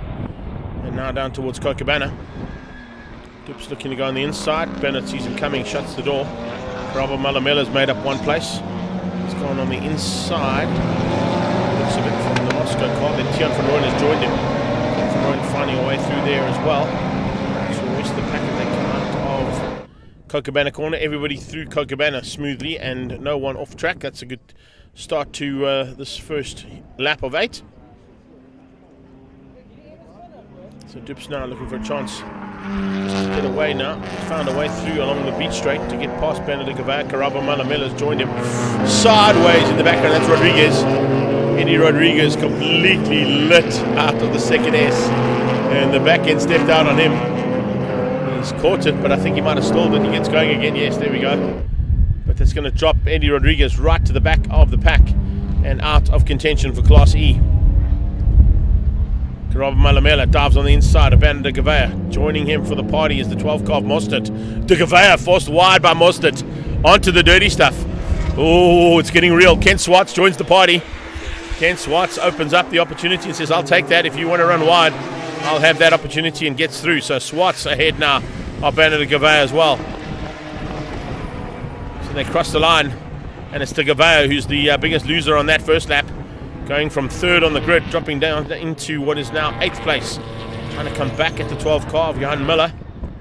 That's Miller just being outgunned there. I think Miller's got a bit of an issue because he slowed up and has allowed Duplessis through, Malamela through, Ken Swartz through, and now also Bernard de Gouveia. De Gouveia putting wheels in the dirt, trying to make up the ground that he lost. Here we go, down to the braking point, inside line from Tian van Rooyen. Duplessis finding a little chance to follow him through, then the 111. Right behind that, just looking for a way through. As you can see, Paul Berry joined by Chloe Stewart, and then Brady Chaudhry, who's just behind that. Interesting to see as they come into gate corner. The last time in there, of course, you saw Eddie Rodriguez getting out of shape. Let's have a look at that.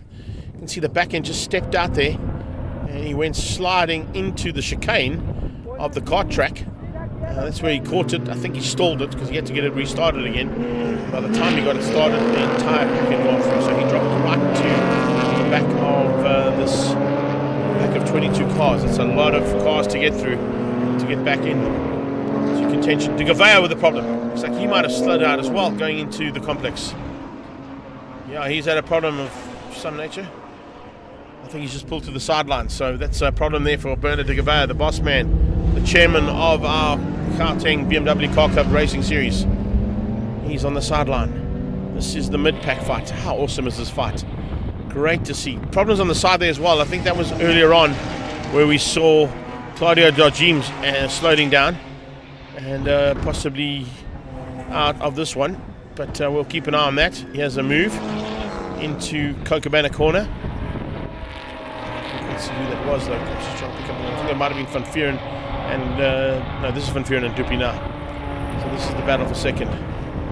Heading down towards Cocobana corner.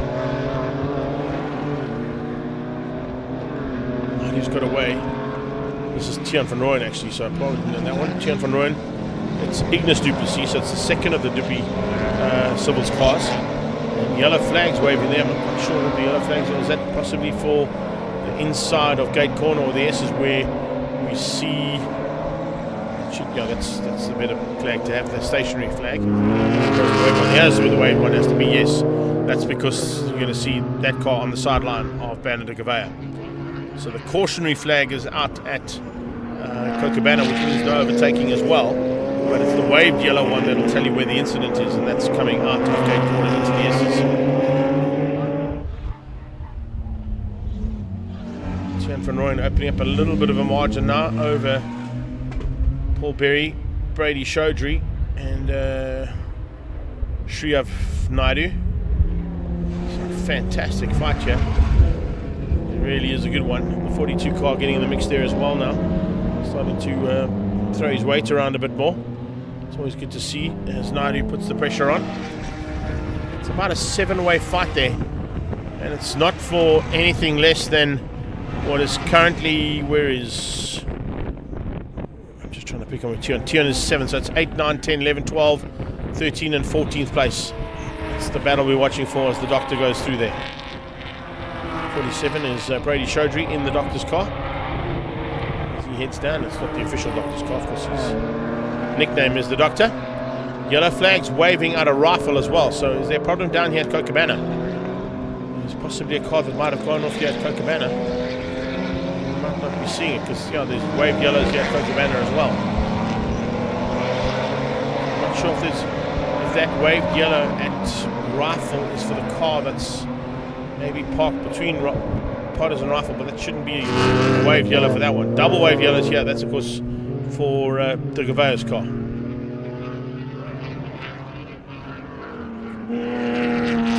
It's the 112 machine here. In the mix and fighting for honours. So not done just yet. But then Johan Miller leading this pack of cars. Naidu, Paul Berry and du Plessis in the mix. Looks like Grobler trying to find a way through there on the Z3 in the background as well of that previous shot. See Tiaan van Rooyen's pulled away slightly from this pack. Oh, there's a big tag. There you go. Class F fighting hard here. 42 and 47 side by side. And Naidu slamming into Chaudhry. So Brady Chaudhry and Sriyav Naidu touching into Beacon. They're going to watch that 112 of Johan Miller get away.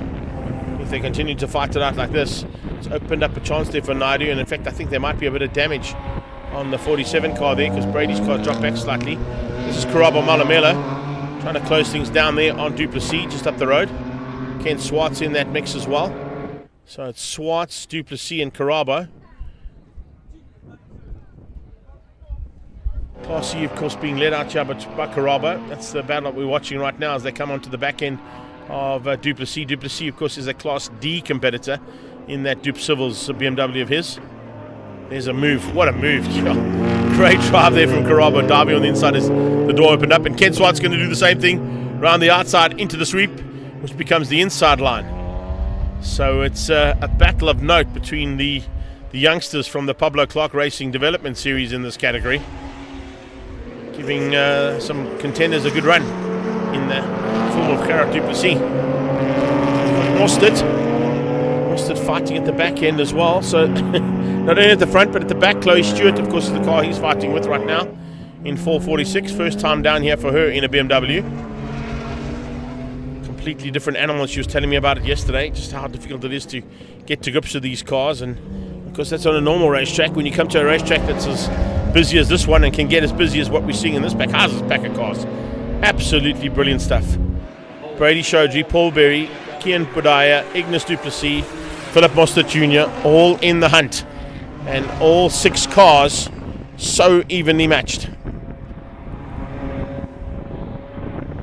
Naidu leads the pack, but there's not too much in it between him and Budaya. Paul Berry, as I said, has joined the party there in the 111 car. That's the number 111 BMW that we saw earlier on in the GT Sports and Saloons and 111s. And now heads down to the braking point at Cochabamba. Gap is also closed down for the cars just behind that, because they're about to be joined by the likes of Ignis du Plessis and maybe even Chloe Stewart is going to come along for the ride. Yeah, I think she's coming. Yes, she is. So into the mix there comes the 446 of Chloe, and the only lady driver out here today in the BMW class is now starting to mix it amongst that mid-pack of Class E and F competitors that are combined.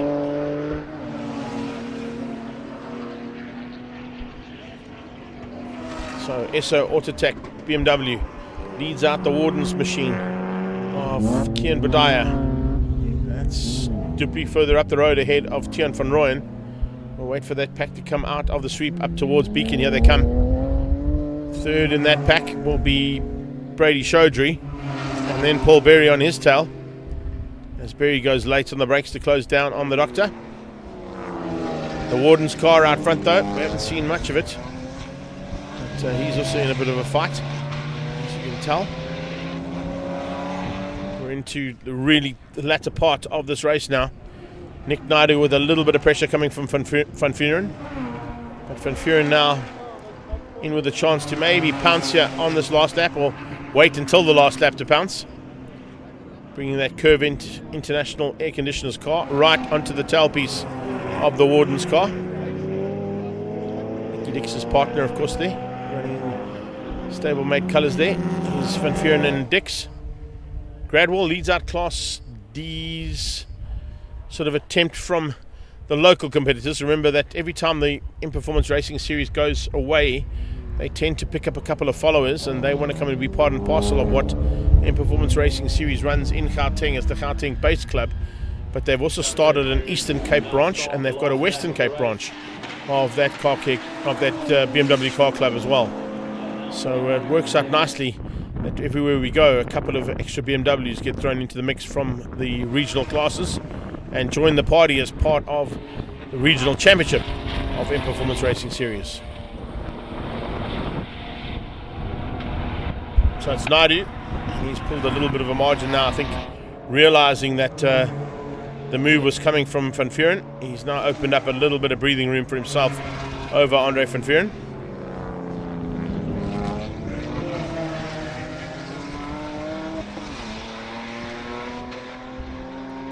Will still hang on for third. He's a couple of seconds adrift, about 8 seconds it is, and that's the difference that 8 seconds can make. It's literally the beat straight is the difference between third and the 1 and 2 cars. Still continuing at it is Shirav Naidu.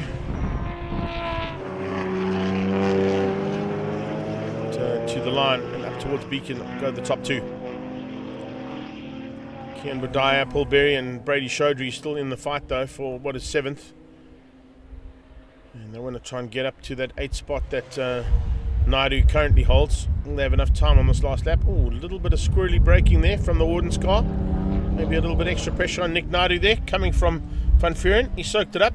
He's going to hang on, and the flag is about to drop for the first race of classes D, E and F in the In Performance Racing Series. So it's Nick Naidu ahead of Andre Van Vuren. Gradwell is going to come through for 3rd place, and he's going to wrap up Class D. It's going to be Karabo Malamela. What a drive here from this young man. Malamela in the Liqui BMG and Pablo Clark Racing BMW. It's the development class in Class E, and he's going to hang on by the looks of it to keep out Gerard du Plessis, who just pips Kent Swartz to the line there for honours. But of course Swartz will still take 2nd in Class E. Tian van Rooyen will take 3rd. Still got this one to sort out.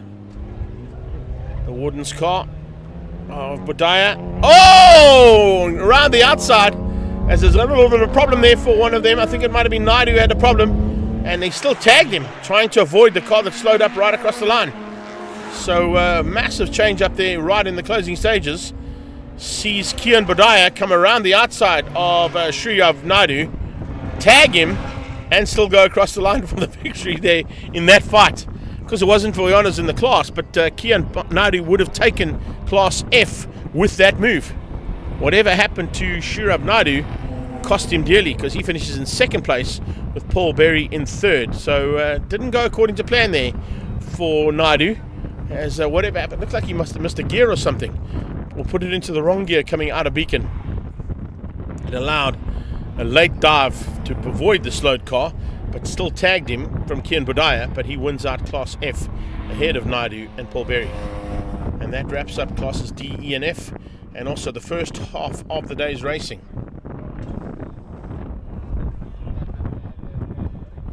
So awesome stuff from all of our categories so far here today at the Regional Extreme Festival's 5th round of 2025's Championship, proudly presented by Coca-Cola Beverages South Africa, and of course in association today with Border Motorsport Club and all of our Eastern Cape based and local sponsors who've joined them for the weekend as part of the Extreme Festival. It's great to have a new sponsor on board with the 111 GD Sports and Saloons in ACD Welkom. We welcome them, and also looking forward to the second half of the day's racing now. As I said, it's a little bit of time to kill now, a little bit of a lunch break for our marshals.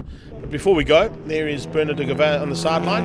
Let's have a look and see what happens here. Coming out of the final turn, they get on the loud pedal. That is the 10 car of Kian Bodaya. And yeah, definitely. Oh, I think Bodaya went to miss him. And then as soon as the 42 car of Shriyov Naidu realized he could get going again, he tried to defend, and that's where the tag came. So fortunately it didn't end up too badly for the two of them. Could have ended up a lot worse for Ware, but Bodaya got the win in Class F ahead of Shriyov Naidu and Paul Berry in third. Class D went to Naidu, Van Vuren in second and Gradwell in third, and then Malamela taking Class C ahead of Swartz and Tian van Rooyen. Claudio's down in pit lane. He's going to catch up with a couple of the drivers. Let's head down to pit lane and see who he's found. Oh, sorry. He's on his way down there. So he's on his way down there now to pick up on some of the drivers from this heat. Maybe pick up on some of the action that happened there as well. It'll be quite awesome to see if he catches some of those guys involved in some of the action. One man we're not going to catch, of course, is Bernard de Gavin. He's stuck out in the complex near the car track after his car, unfortunately, gave up the ghost and he had to park it on the sideline. There are a couple of cars that need to be extricated from the circuit, so we'll hopefully get them back in this little break and get a chance to get ready for the second half of the day's racing. There he is, waiting for some support to come and connect his car. We start the second part of the day's racing with race 2 of the Formula Vees. DOE Formula Vees partnered with CIM Lubricants will be the first race of part 2 of the day's racing. AT Volkswagen Challenge Race 2. In performance racing classes A, B and C, they will have their second heat. And then we will go into action from 111 GD Sports and Saloons, the V8 Supercars, in performance racing series classes D, E and F. And then the DOE Formula Vees will be the final race of the day.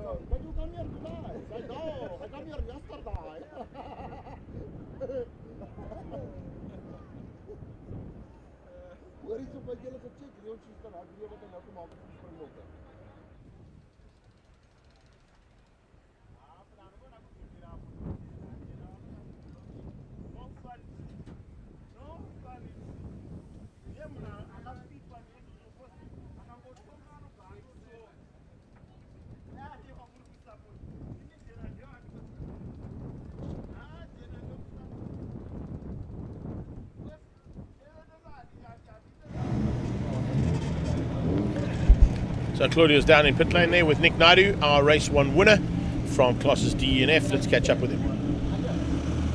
Nick Naidu, winner there in Class D. Talk me through that race. How was it?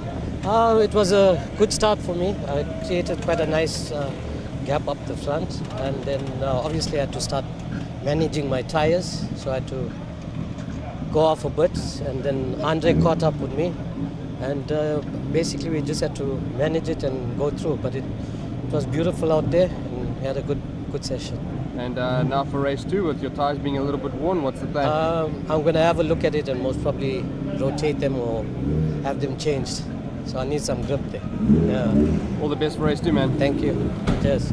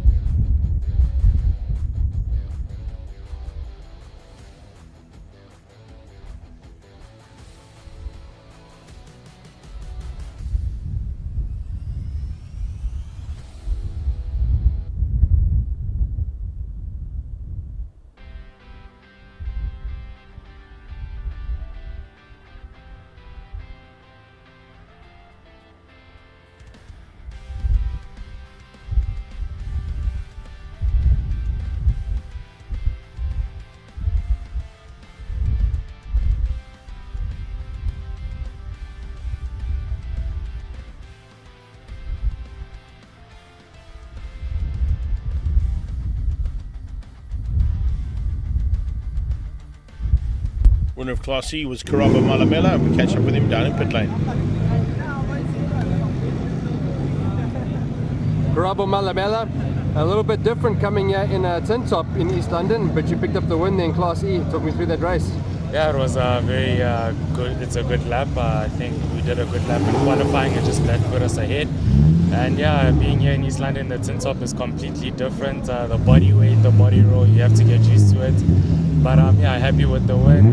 Kent with the second place, so a good result for us, Pablo Clark team. And yeah, we're just looking forward to the second race. All the best for race 2. Thank you.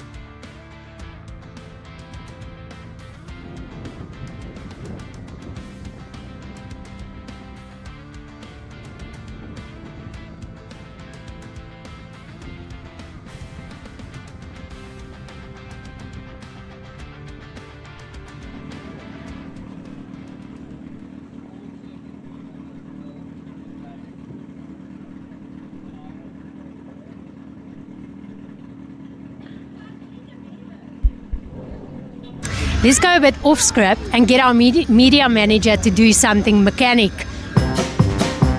Yeah, so if you were watching any of the social media leading up to this race, that band there, of course, is in charge of our social media and does a great job of putting out all the posts that go out pre and post race and during the race day as well.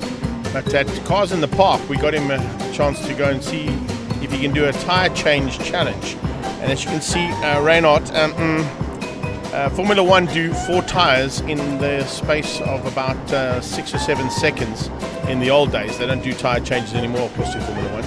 But NASCAR teams can do it in about 25 seconds or so, and sometimes even quicker than that. And it looks like you had to bring Zelda in from Swartkops to help you. Do you actually know how a wheel spanner works, bro? Because it doesn't look that way. And which nut are you looking at there? Is it the bottom one first and then the sub? Yeah, see. Fastest time wins. You're definitely not going to be the fastest time there, Reynard. And you have to put all the wheel nuts on, and you have to tighten all the wheel nuts, and then you still have to put the jack down. My goodness gracious me! I'm glad that Trans-Africa Racing don't have Reynard as one of their mechanics. Reynard Calderman, 2 minutes 10 seconds. That was more like 10 minutes and 2 seconds, mate. I think you were a lot quicker than they put you down for. But even Dylan Thomas was quicker than you. So some work to do there. But a little bit of fun and games, of course, leading up with our social media manager. Let's catch up with the boss man and find out what went wrong in his car.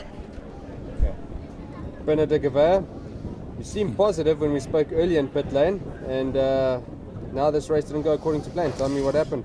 No, yeah, so there's no power. I don't know, so everything's switched off. I went off a bit wide at the last corner in the first lap, got pushed off a bit there, so I don't know if something's come loose somewhere. I've just lost all power, it just started splattering. I was just lucky to get the car off the track. So yeah, hopefully it's something small, we can just reconnect a wire or something, hopefully. And I'll be back for race 2, I hope. And now in your own home language, please, if you don't mind. Can't swear, yeah.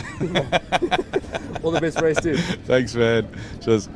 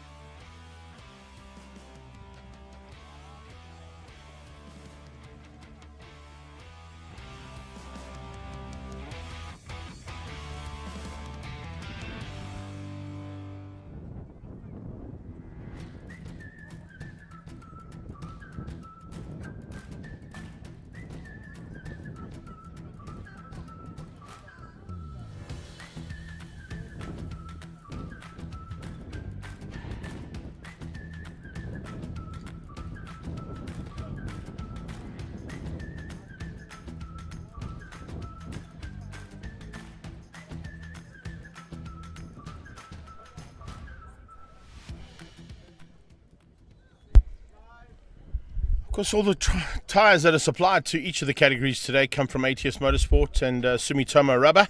And the boss man behind that, of course, is Heinz Berzé. Let's go and find out how the day is going so far from Dunlop's point of view.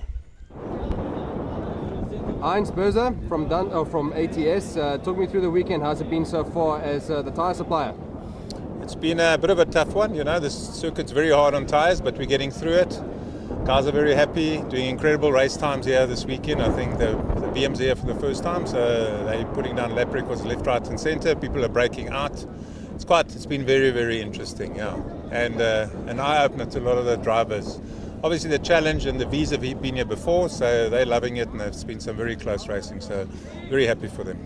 Now, we were chatting earlier and you said you once had a blowout.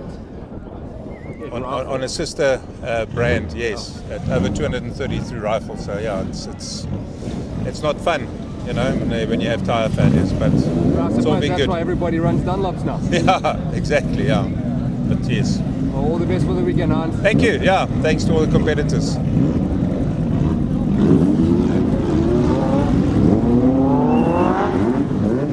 That's why I wondered.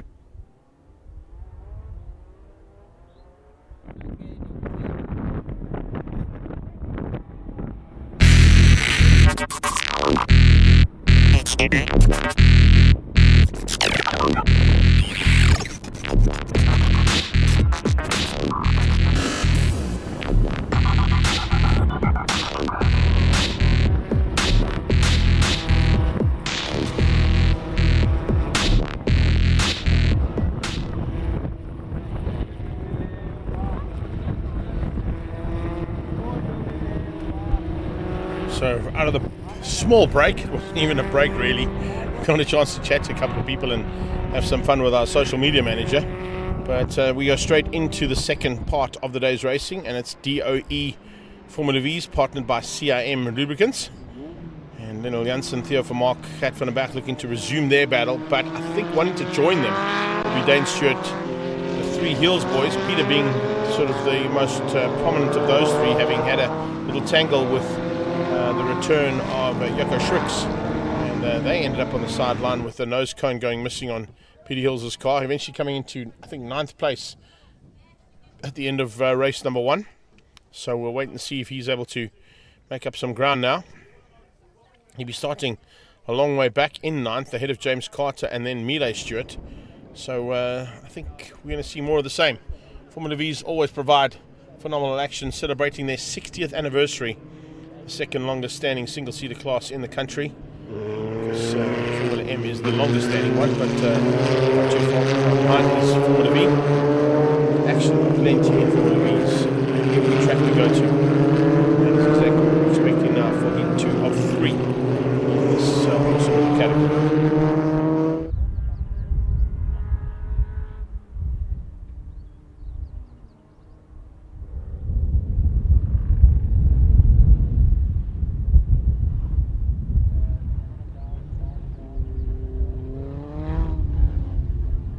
Cool thing about this class, of course, is it is a standing start, so it's a driver control that gets the car off the line as opposed to just rolling to the line and putting the hammer down. Slightly different technique that is required for a standing start. More old school racing fans will like a standing start as opposed to the rolling start, but they each have their benefits.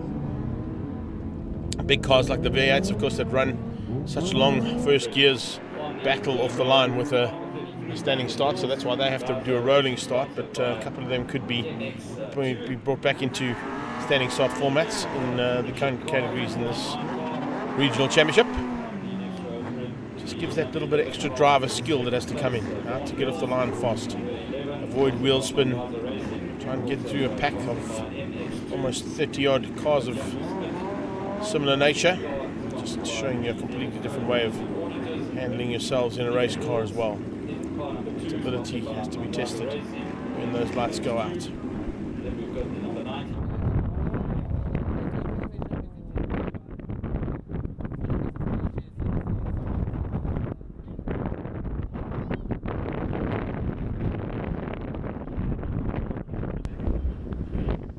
it looks like we come under starters orders shortly. There's a man also looking to improve. Vaughan Hills. First one, he had a great outing. He was in the mix at the front end at Red Star Raceway at the previous round at round 4. You go through the fastest 5 minutes of your life here as those boards go in and out. 5-second board comes up and we go to lights on. When they go off, it's drop the clutch, hit the loud pedal, and let's head towards turn 1. And it looks like it's a fantastic start coming from Lionel Janssen. He's going to be outgunned though, or is he? No, not quite. But Theo is going to try and hang on around the outside of his stablemate and keep Van der Berg into 3rd place. Behind that, with Vaughan Hills and Dane Stewart comes into the mix almost instantaneously. Brandon Hills joining the party just from behind, followed there by Richard Carr. Richard Carr got a super start off the line and moves himself up into that top 5 hunt. As they come down onto the break point now for Kookaburra for the first time in anger in race 2. A little bit of changing in the mid-pack. Driving there from Jaco Schricks to try and come back through the field. He's now onto the tailpiece and comes alongside. In fact, goes around the outside of Vaughan Hills, who ran a little bit wide coming out of Kookaburra corner. So that's given Schricks a chance to pounce and go 1 position higher. Dane Stewart looking for a way through as well on Richard Carr. He goes sideways, left and right, trying to find a way into gate corner to get through on Carr from Cape Town. Behind that, you can see them just lining up in the form of Schricks, Hills. Hills' tail, I think, could possibly be James Carter. And maybe Jaco Smit. Yes, Jaco Smit is the other car that's in there too. The third of the orange cars is there as well. And Smit looking pretty tasty at the moment as he comes through there to try and get slightly higher up than what he finished up in the first one. Top 3 are opening up a bit of a margin, but they're not getting away this time from Brandon Hills, who's joined them. And Dane Stewart dives up the inside of Carr into Beacon to squeeze through. Richard Carr gets the motor down 1 and now comes under pressure almost instantaneously there from Jaco Schricks. Schricks joins the party and wants to be part and parcel of that little fight. He's not going to let them get away this time. They got away too soon, and here we go. Slipstream from Schricks. Pulls out and can't quite sneak up the inside of Richard Carr. Carr hangs on into Potter's Pass. Difficult corner to get right when you've got no downforce, when you've got no wings on the cars. Nice shot there. I don't know if they saw it in the background there. But as I was watching the cars head out of rifle range, we had a big whale breaching out of the water in the background as well. So we got action on track, we got action in the water, we got action everywhere at East London Grand Prix Circuit. It's always good to see that, and every now and again we get a lucky shot like that as well. But there's no luck at the moment in terms of the fight at the front end. Fastest car on track on that last pass was actually Jaco Schricks down in 7th place. So Schricksy is on the move.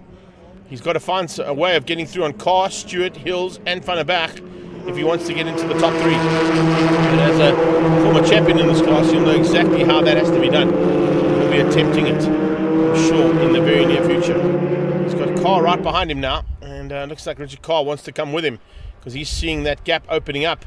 And Dane Stewart has bridged the gap and closed onto the back end now, Brandon Hills, as they come under braking for Beacon. It's 7 cars, make that 8 cars fighting for the lead. That is Formula V for you. That is exactly how Formula V comes to play and always provides the magnificent race action that they do, and about to become a 9-way one and possibly a 10-way if Peter and Vaughan can bridge that gap as well. Looks like Carr might be the car that is the problem at the moment. Richard Carr now getting outgunned by Peter Hills into Potters. He sneaks through into Potters' pass and overtakes. In the background we see a move as well coming from the 86 car. And Milé Stewart finds a way through on Jaco Smit. And looks like Sean van der Linde tucked in behind them. Second pack is only 3 cars. James Carter not too far behind them. But with a bit of work to do. Change up for the lead. Slipstream has come into play again, and Theo Vermaak uses it to perfection down to Kokobana corner, but he's got to try and open up a little bit of breathing room between himself and his teammate Kat van der Berg and Lennel Janssen if he wants a chance of taking the victory. He saw it gifted to him on the last lap in race number 1, and he lost out with some slipstreaming happening up the back straight away, and Lennel Janssen squeezing him through, and eventually his teammate got ahead as well. So even that car there, the number 11 machine of Vaughan Hills, could be in the running. Smith has got ahead, Van der Linde joins him. Just got ahead now of that 86 car, and they found a way through on Milé Stewart.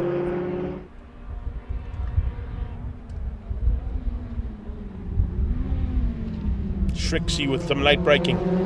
Squeezes on the inside of Brandon Hills, and he's moved himself up into the top 4 by the looks of it. Then it's Van der Linde who gets late on the brakes. As I said, joining both Milé Stewart is James Carter as well. So Carter into the second pack.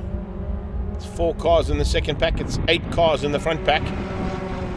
Unbelievable to think that. Nearly 9 if Vaughan Hills could just get onto the back end of it, but he's not quite there yet. And it seems like they're dropping both Vaughan and Richard Carr slightly as Peter Hills is about to come right onto the gearbox of Dane Stewart. Braking from Hills closes that gap down, and he's now joined this front end battle. Change up again for the lead as Lennel takes the lead again ahead of the 2 DOE cars.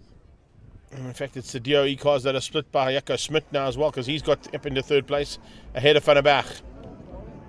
Lennel Janssen, Van der Berg, Jaco Schricks, Peter Hills.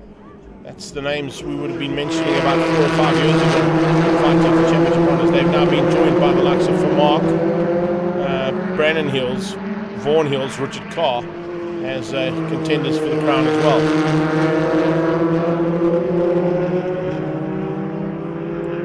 Reynard van der Linde, of course, still fighting for honours in the rookie category. And, there's a late dive from Brandon Hills to try and get up the inside and find a way through there on Kat van der Berg, and he does so. So he's moved up 1 place as well. As they cross the line and complete another lap, they get into the second half of race 2. Lennel Janssen still continues to lead, but now Theo Vermaak, I beg your pardon, uses the slipstream, gets into the lead. Look at that slipstream, how it helps. He gets past and he pulls 2-3 car lengths. But now the slipstream gets reversed. He now becomes the man leading the pack, and they get into his slip heading down towards Rifle and could potentially pull out for an overtake. That's what Schricksy's going to try and do on Lennel Janssen. It's not quite close enough though. Had a look into Kokobana, couldn't quite make it stick, but definitely putting pressure onto the champion. So he is into a big fight at the moment. This is what it's all about. Formula V's in full flight as per usual. Watching in that second pack of this first group of cars. They've opened up into like 2 packs now. The three at the front, getting away slightly now with Kat van der Berg leading out the second group. Hills is on his tail. And Hills 1 and 2. And then in between the two Hills boys is Dane Stewart. Fourth place in Heat 1 for Dane is arguably his best finish ever. Here's some example of how to get it wrong. And sliding on the grass is Jaco Schricks. But it's also an example of how to use the slipstream. And I think Schricks got caught out of it there with too much slipstream. Maybe he doubled up on the slipstream and it caught him out because he was tucked in behind two cars. And the slipstream effect, of course, works with two cars. But when you got three, it's double the effect. And I think it might have caught Schricks out on the brakes. That was a pretty hectic maneuver heading up towards Beacon. Have a look at this. No, it's not. Wasn't even the slipstream.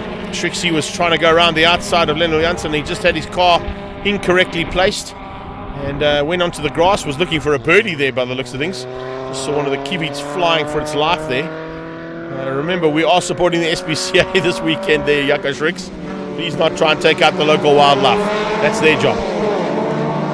Sure, that was a huge maneuver though. And very well caught by the former multiple champion. He's won this championship on numerous occasions as Jaco Schricks, but he's not in the mix this year. Hopefully going to be back in full time for 2026. Chopping and changing for the lead though is the current champion. And Lennell Janssen once again takes the front end of this race into his hands ahead of Vermaak and Van der Berg. Maneuver that Jaco Schricks saw heading up towards Beacon has closed the gap, and looks like Peter Hills is about to join them now for the first four. Dane Stewart behind that. They're coming up on a back marker. So this is the first time that a back marker might come into play as well. Just trying to pick up, I think that might be David Austin they're coming up on. Yeah, it is. David Austin that they're coming up onto the back end of. So he'll just see the steam train coming. They'll blue flag him, hopefully, to tell him that they're coming, because he does not want to be involved in what's about to happen down into Potter's Pass. If he's watching his mirrors, he knows they're coming. He's watching his mirrors. He's going to probably try and hold the outside line and at least give them the inside line through Potter's Pass. Here comes Lennell Janssen and Theo Vermaak. They've had to back out slightly. Yes, they had to. Lennell Janssen had to back out of that one big time. And it's now bunched that group up. Look at that. Peter Hills is right on Van der Berg's tail, and Dane Stewart joins him. And with that, it's brought along the other three cars as well, with Brandon Hills, Vaughan Hills, and Richard Carr that have joined now an 8-way fight for the lead of this race. Peter Hills round the outside of Kokobana, trying to find a way through in Van der Berg, who shuts the door. Goes inside and goes defensive, does not open up any opportunity there for Peter Hills to look for a way past. Sure, that was tight. It could have ended up a lot worse for Ware there, and I think David Austin probably will be having a chat with those boys afterwards, saying, I saw you coming, I didn't realize you were coming that fast. But that's the problem. You do not realize how quickly this train of cars can close in on you. It's concertinaed throughout the race. We've got a lap and a half to go. And there are still, all the way down to Richard Carr now, 8 cars potentially in with a shot of a victory. Lendl being outgunned here on the slipstream effect by Theo Vermaak. Peter Hills does the same thing to Van der Berg. Tries to get up the inside of Lendl as well. It's not quite close enough to make that one stick. He realizes going into Beacon he's already had a problem in Beacon. Doesn't want to have a second crash in Beacon like he had with Schricks in the first heat. But here comes the steam train, and it's now time for Slipstream City. A lap to go. This is where the slipstream's going to count. You can see Vermaak going left and right, trying to avoid the slipstream being engaged there from Lennell Janssen, but he continues and closes the gap down. Van der Berg loses out slightly, but he is losing out big time there to Dane Stewart, who comes right into the slipstream. Lennell Janssen goes defensive to keep out Peter Hills. That might give Theo Vermaak a little bit of opportunity here for this last lap. Vermaak is down onto the brakes into Kokobana with about 4 or 5 car lengths over the reigning champion. Peter Hills, multiple champion on his tail. Kat van der Berg, multiple champion on his tail. Then it's Dane Stewart, after a 4th place in race 1, fired up. Probably the most hungry man on the circuit right now, looking for a potential top step of the podium, or at least 3rd step of the podium. And that'll be the first time we see him in the overall standings onto a podium as well, if he can get up there. Then it's the 2 Hills boys, Vaughan and Brandon. Or Brandon and Vaughan as they stand at this stage, and Carr behind them. This should be enough to avoid the slipstream for Theo Vermaak. He's timed this to perfection. Vermaak looks like he might get the 2nd heat win. Schricks fallen too far back to be involved in the battle. He'll have to settle for what is going to be 9th place. but it's Theo Vermaak up towards Beacon for the last time. There's no chance there's going to be a slipstream attempt here. Maybe from Peter Hills on Lendl, but I don't think he's close enough. And Van der Berg holds on to keep Dane Stewart at bay. Here they come to the line. Checkered flag on standby. Absolutely perfect timing and well done to Theo Vermaak there. The DOE Quality Parts car takes the victory ahead of Lendl Janssen in the Bull Security car. Peter Hills from Mangaza Racing comes through for third place. He beats out Kat van der Berg in the second of those DOE Formula Vees. And here we go. Jaco Smit still in with a fight there with Melee to the line. Sean van der Linde beats the two of them. And that's Smit who just hangs on to keep Stewart behind him. Melee just behind that. So wrapping up second heat. We got one more of these to come later on this afternoon. Absolutely brilliant stuff from Formula Vee again. It's Theo Vermaak, Lendl Janssen, Peter Hills, Kat van der Berg and Dane Stewart, your top five.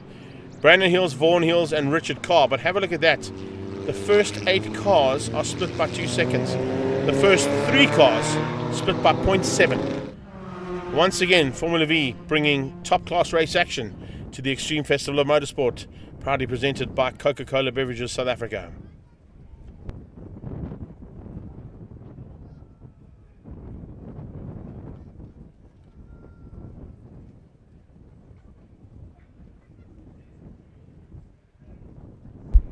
We've got classes A, B and C. No, we don't, beg your pardon. We've got ATE from Volkswagen Challenger up next. They'll be on track shortly for their second heat of 8 laps. And standing by for that one, as you can see, the wind is picked up here ever so slightly in the background. So that's how we'll be running from here on out. 10 past 2-ish. We're running a little bit early, actually. We're about half an hour early. So ATE Volkswagen Challenger up next. Then M Performance Races Series Class A, B and C. ACD Welkom 111 GD Sports and Saloons Dunlop V8 Supercars Race 3, M Performance Racing Series Class D, E and F Race 2, and then the third and final heat and the last race of the day will be what we've just seen. DOE Formula Vee partnered with CIM Lubricants for their third and final race.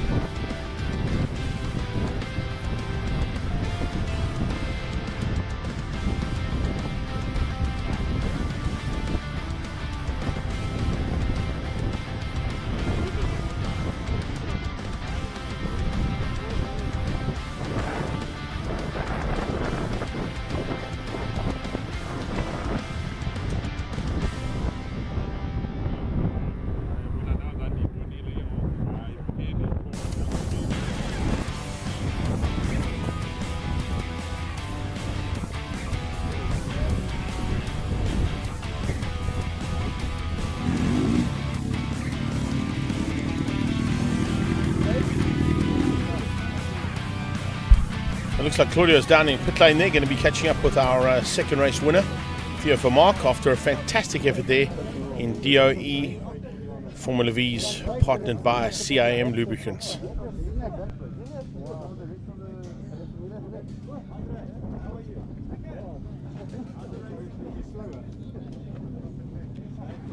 Theo Vermaak, second race win, and you picked up the second race of the day in East London. Talk me through that race. How was it? Yeah, that was epic. Joke, you can hold it? Okay, sorry. Yeah, that was epic. I love this track, my car loves this track, and it's all about tactic and timing, and yeah, it just worked out. Previous race 1, I had a bit of a brain fart going into the last corner on the last lap. Then Lendl pipped me, and yeah, this time I just decided if I get the slip, I'm a lot quicker than through pot turn rifle, so I just pulled the gap and I just held it. I forced myself to keep it. So yeah, that was it. Plans for race 3 there? Well done, my boy. Thank you, Uncle Perry. Nice try. That was awesome. Excellent. Thanks, man. Excellent. Peter, don't run away. Peter? Yes, sir. Your race there? Oh, mine was excellent. I got it. Go. Started at 9th on the grid. Started picking him off. And I didn't realise it was the last lap. And flip, I'm sure I could have passed Lendl, but yeah, that was it. Awesome job. Well done. All the best for the second race, or third race actually. Thanks very much, buddy. Well done, buddy. Thanks. Always awesome to catch up with Peter Hills, but also gives you a chance to just throw in a little punt for him as well.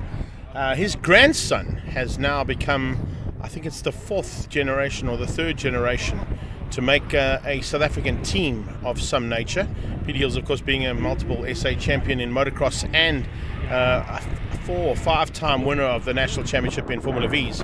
But his grandson has now made the South African under-18 baseball team, and they're doing a bit of fundraising on the Formula Vee social media platform as well. So if you want to try and help out one of our youngsters get across to an international event for Team South Africa in under-18 baseball, we wish him all the very best. And from our side, Theo asked just for a little bit of a shout out there for Peter Hills' grandson, and hopefully a little bit of support there as well. So if you want to see how that all works, yeah, check it that out there in the water. Look at that, that's awesome as well. So just about 2 or 3 sort of centimeters on your screen behind that boat in the bay, we've got a nice little humpback giving us a bit of a show as well. So as I said, not only action on track, we saw it during the race actually, as the cars made their way out down through Rifle. I saw that well breach in the background. I was like, wow, how much better can you get than that?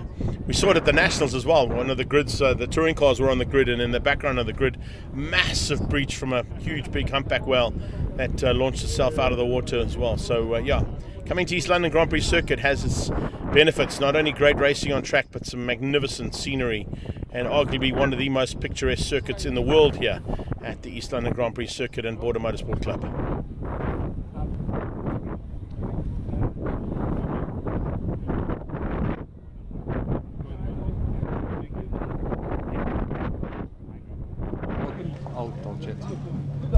So Brandon Hill standing by as well to catch up with Claudio down in pit lane. Perfect. Brandon Hills, you know that if you shave your beard, that's another 2/10 you'll gain, eh? I believe so, man. I actually had a video call with my wife last night. She told me I looked like a hobo, so maybe she doesn't like it either, eh? Talk me through your race, how was it? No, it was actually fun, man. A lot of fun. I mean, these cars are a lot of fun to drive, especially at these speeds and in the tow like this. I mean, it's magical to drive. But bit low on power coming out the turns, but hey, we're having fun, man. We're having fun.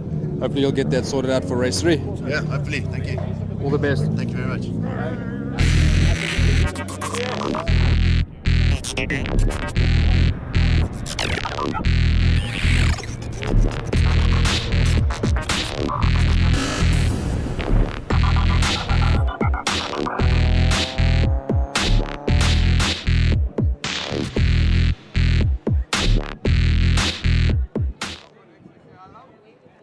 So it's ATE Volkswagen Challenge back out on track for their second heat of the day. Jaden Goosen was unmatched, basically the only Class A competitor out there.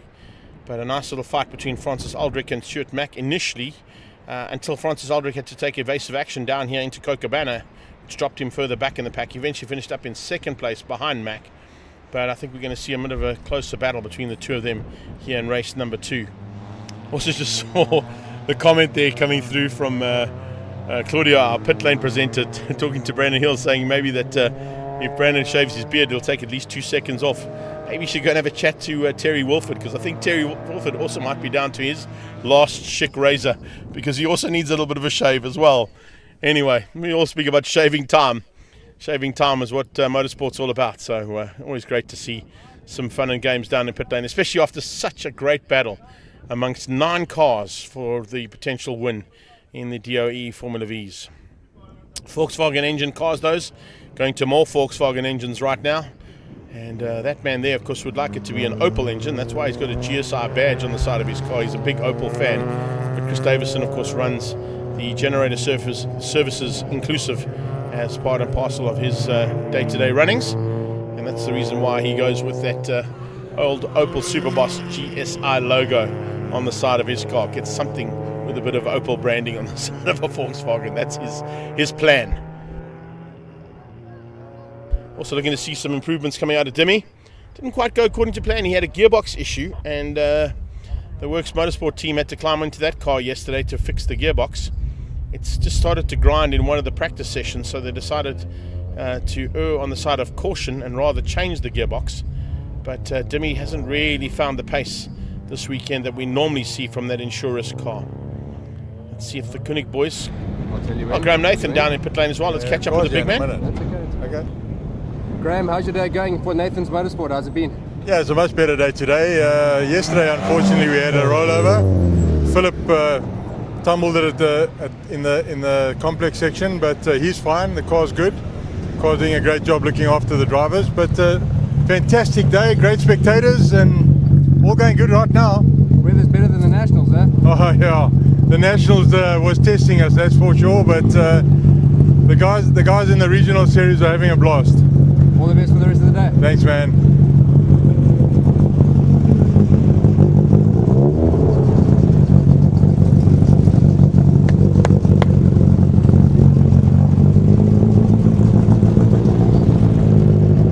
Like the way Graham Nathan literally just climbed over the wall with one step.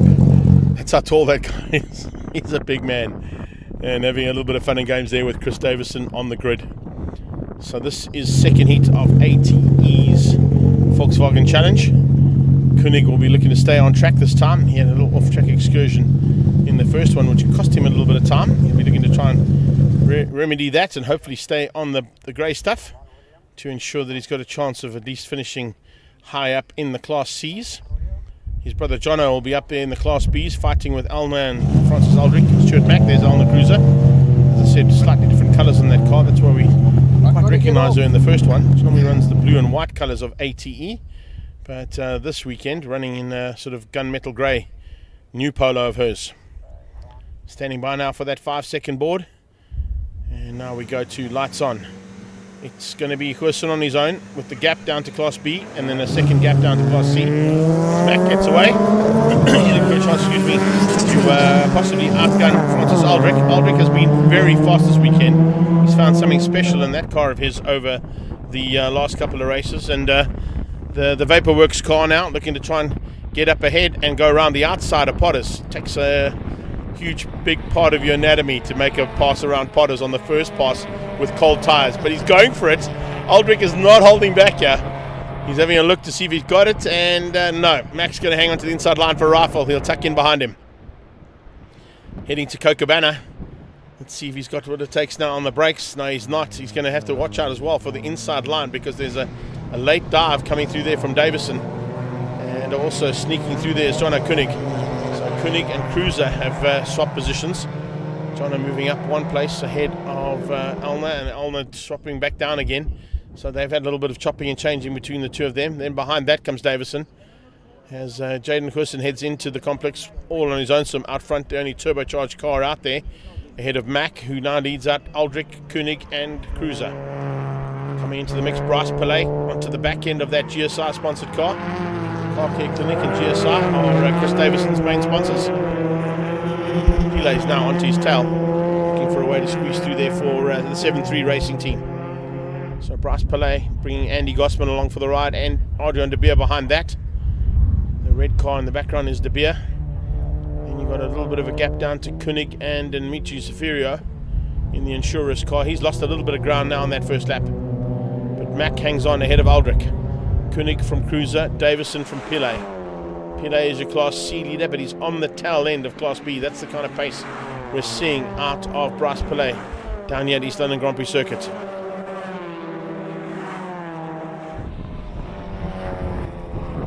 He was kind of looking around as the only insure risk car out there this weekend. But, I think what they've done, Dion and the team at Works Motorsport, they seem to have sorted that gearbox out, which hopefully that's going to keep him going right until the end of this one. He's not going to finish up where he'd like to be. He'd sort of like to be on the podium a little bit more, but he'll hope for a bit of race of attrition between the usual contenders in Class C.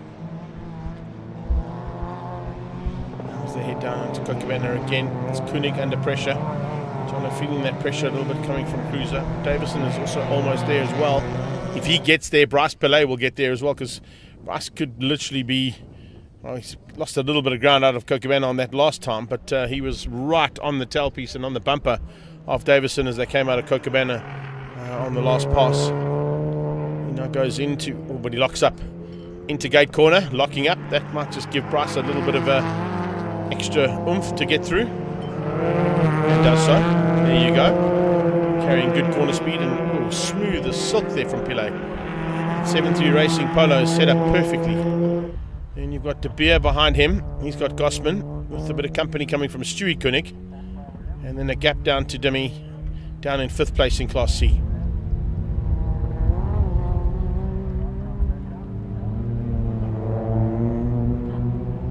Also got to take into account that Chris Davison has still got a bit of an injury to his shoulder, which is why he might not be on full pace this weekend. I can tell you if he is on full pace here at this track, he's a difficult man to beat. So even with the injury, it's going to make it even more difficult. He'll be a bit fired up to try and keep Bryce Pillay behind him, watching the two cars ahead of him go at it, hoping that they slow each other down with this fight. Cruiser dives on the inside, and it's the ATE Brakes car that sneaks through on that Northern Bolton Tool car number 1 of the team. Car 2's further back in the Class C battle as they head through rifle range. This is the Class B leaders, Mack and Aldrich. 2nd and 3rd overall on track as well for those two. Nice run there from Stewie Mack. He'll be looking to just leave East London with could be possibly one hand on the trophy.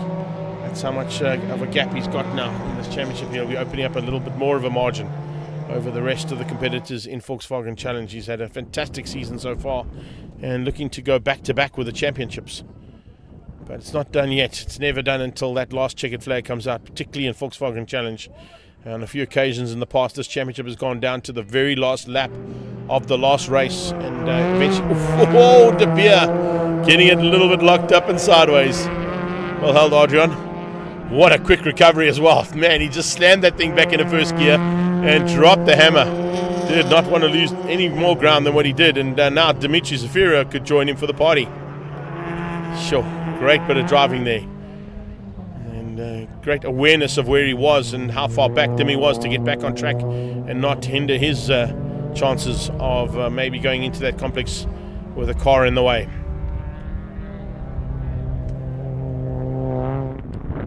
Absolutely amazing stuff. Jalen Quirson now into the 137.8s in the Class A car. Only Class A car here, so he's the only one who's going to be scoring points over the rest of the Class A competitors in Volkswagen Challenge. Mack, as I said, coming down here and leading ahead of Aldrich is exactly what he wants to do. But I've got to say, find of the weekend so far has got to be Francis Aldrich.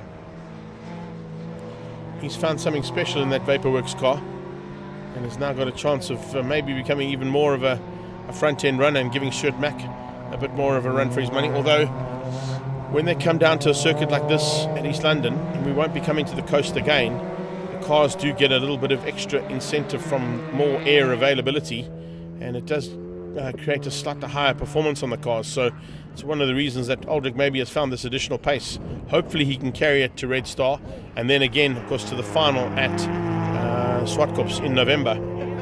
That would be awesome. So at least he'll give Mack a bit of a run for his money, because Mack kind of has had his own way almost all season long. He's had a bit of a gap over the rest of the pack, and then there'd be a fight for Class B's second place, which he'd try to stay out of as much as possible. He'd normally get himself in amongst the tail enders of Class A, but there are none of those today because there's only one Class A competitor here this weekend.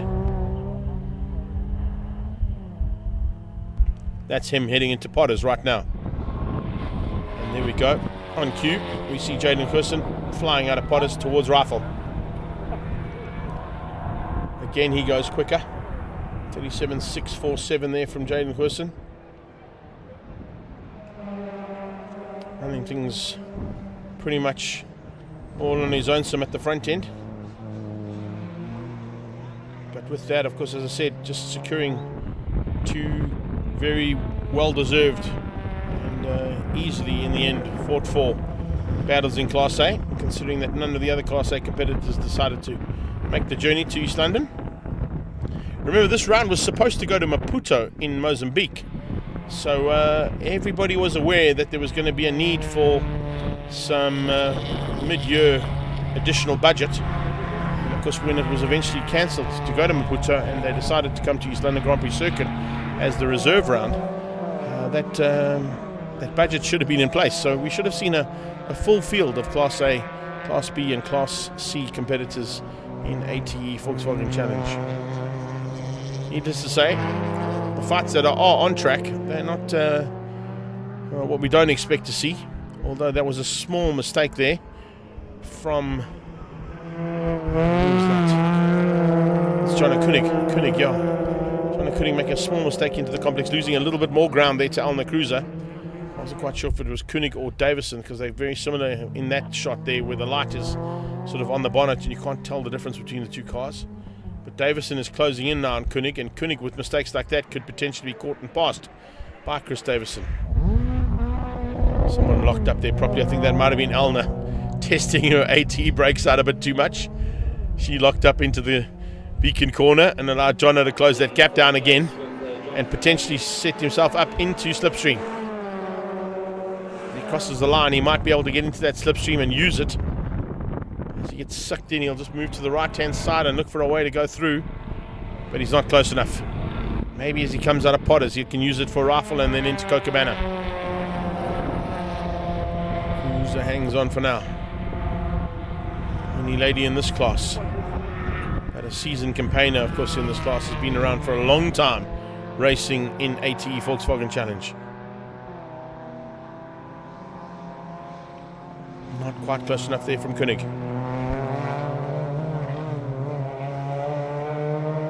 Back onto that beach straight now. They're not going to close down on these two. These two are still fighting hard. Aldrich biding his time. Is he maybe going to have a last-ditch effort later on in about a lap and a half's time, because we're about to get onto the penultimate lap.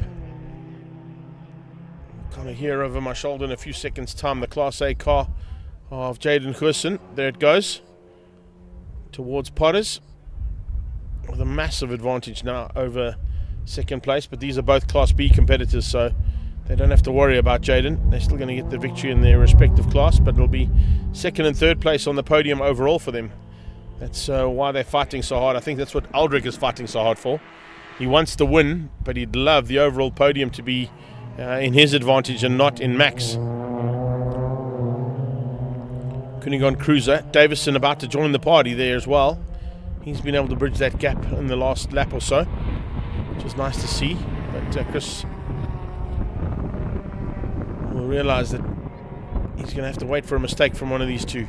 Koenig's on the inside, and he just tucks in behind. He realises he might not have the same straight line speed there to carry that corner speed through Potters. But if he gets into the slipstream out of Potters and can use it towards Rifle, that's why he changed his mind. Oh, Mack with a mistake. Stuart Mack eventually cracks. Wow, I haven't seen that for a long time. And that's Aldrich applying pressure in the latter part of the race. Kind of what I thought he might do. He'd been sitting pretty there in second the entire time, and we were watching the lap times, and they were literally on song. Literally 41 1s, 41 2s, 41 3s between both cars. And then now a 41-1 out of Francis Aldrich. Just a little bit of extra pressure, a little bit of extra speed there, shaving off the time as we mentioned, and forcing a mistake out of Stuart Mack down into Cochabana. That is going to be enough by the looks of it to hopefully keep him there, unless he makes a similar mistake on the last lap. But I think Aldrich is so fired up to get this first win in Volkswagen Challenge, he's not going to let that happen. He's had multiple wins and he's taken a couple of championships, of course, in Super Hatch in the past as Francis Aldrich. He's decided to step up into the ATE Volkswagen Challenge as we see Dimitri Safiro making his way down onto the beat straight away. And the Insurus car possibly going to be caught by the looks of things as we're going to go back. I think we're going to pick up on the leader heading down towards Kokobana. Yeah, there he is. So Jaden Hussen, I don't think is going to catch Dimi, but he did even on the last lap of the race. He took the checkered flag and he continued racing up until he caught onto the back end of Dimi and then just sort of had a bit of fun with him. So that was nice to see.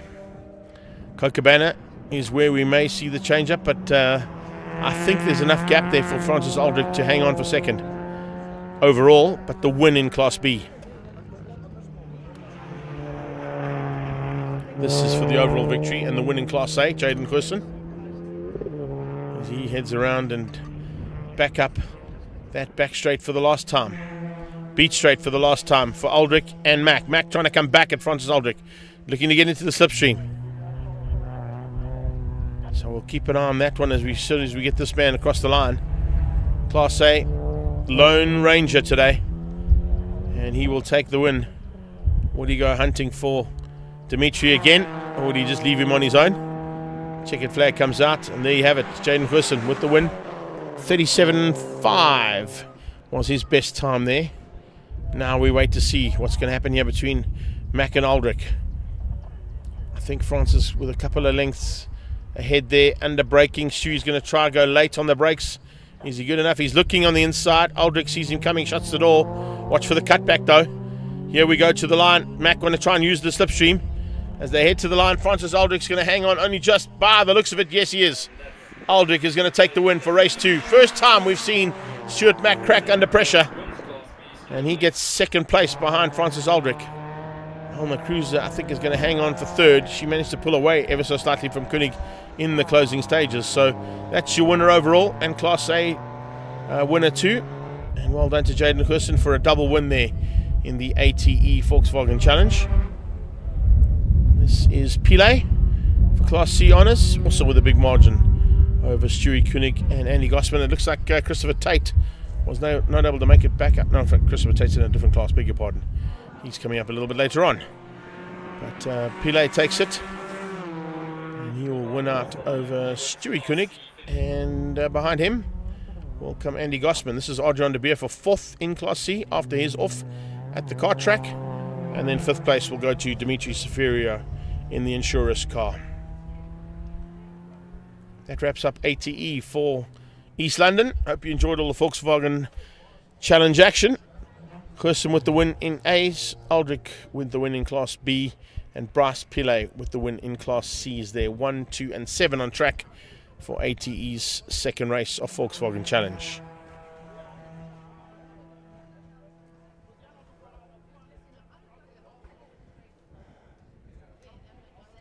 We're going to BMW Performance Series, and it's classes A, B and C that will be out next. We'll be standing by and possibly catch up with a couple of interviews just before they make their way out onto the track.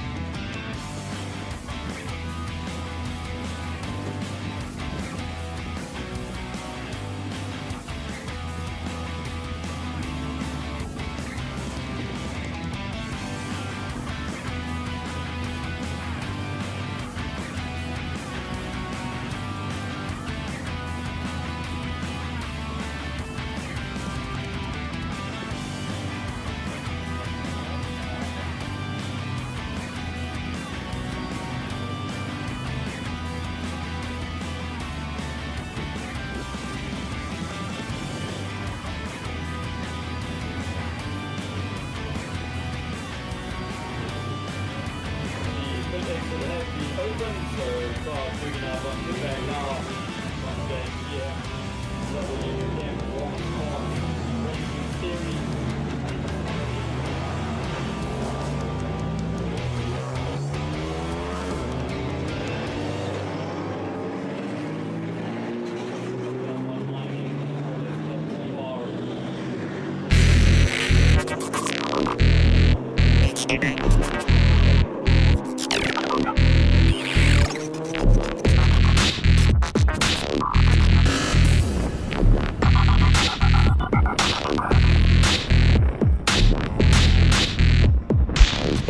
CIM Performance Racing Series classes A, B and C back on track for Heat 2.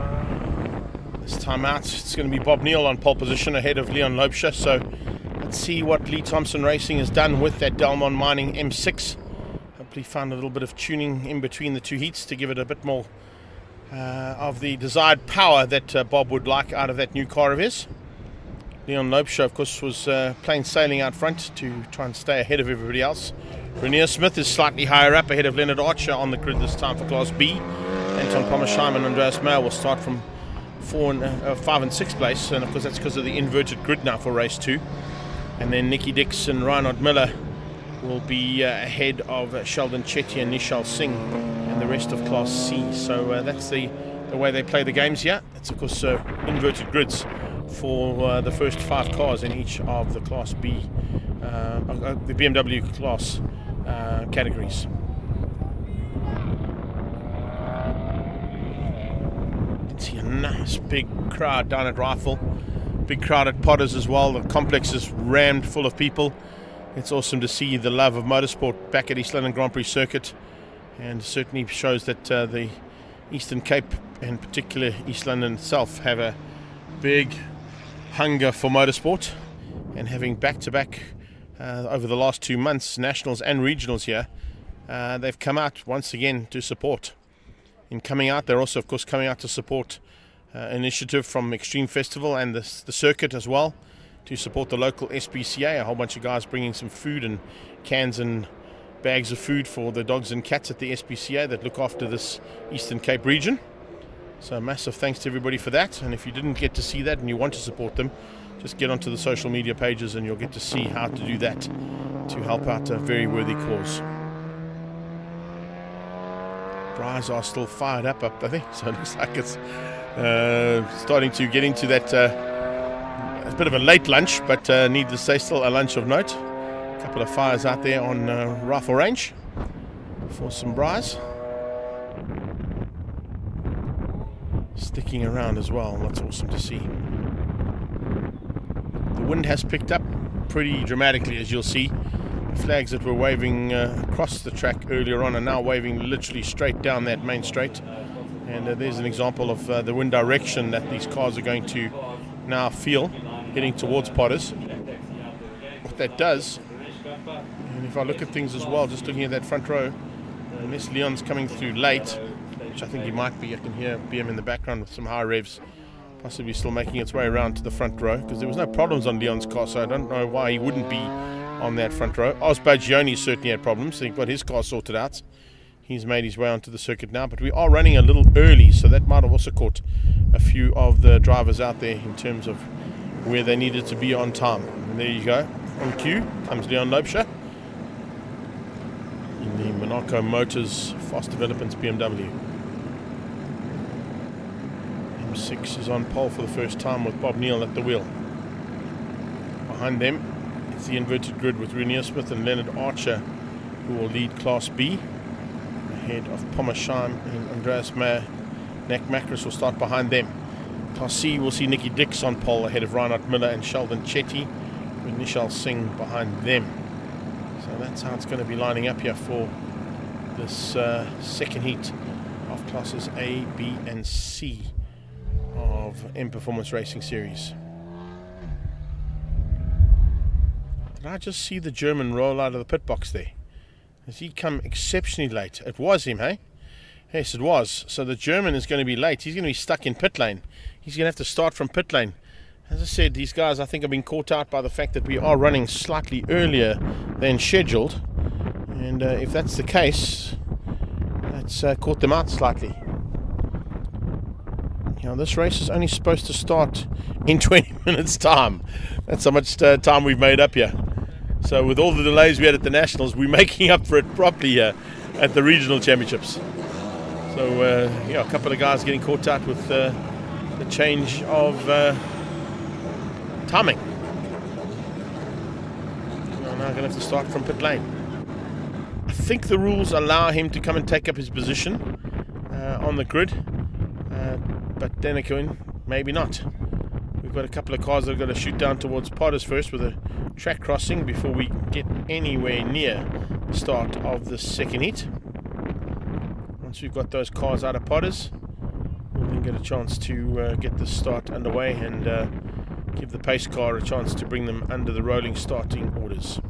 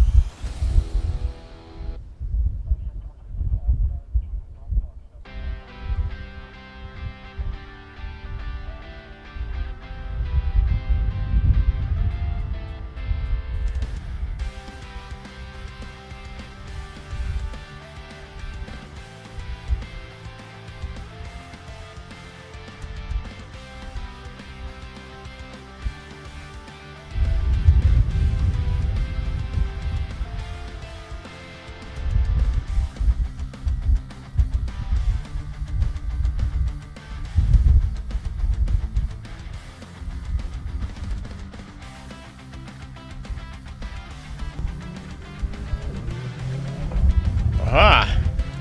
So they have sent the two latecomers out and going to give them a chance to come and take up the positions on the grid. We've got time, that's probably why they've allowed it. If they didn't have time, they would have been caught in pit lane, and that would have been a costly exercise for those two cars. One, of course, is the German. I think the other one is Pommersheim, if I'm not mistaken. You know, Anton Pommersheim's car is quite easy to spot with all that livery that he runs. So Pommersheim and the German caught out there and given a sort of a second breath and chance to make up the ground.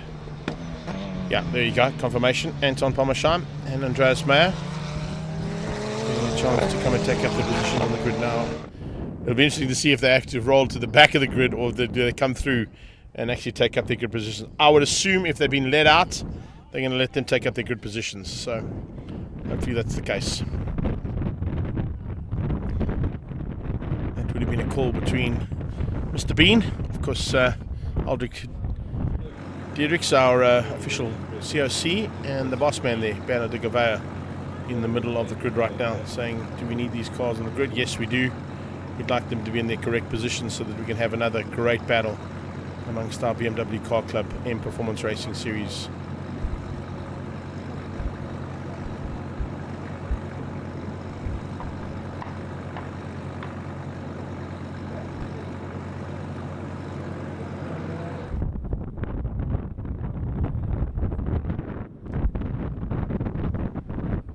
Here they come. And And I think they're going to let them to slot into the good positions. Yes, they are.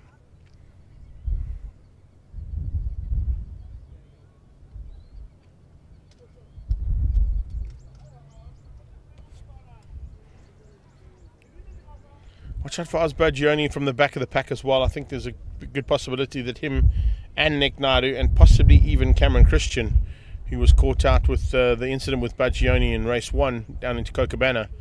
Bagioni's front right wheel had some kind of failure, and it just slid him across into Cameron Christian I should say, who then had to take evasive action, tapped him, and went off the circuit at the Cochabana corner. So I think it's a case of the return of those 3 cars coming to the field. Bagioni in 25, 24 is Naidu, and 999 will be Cameron Christian.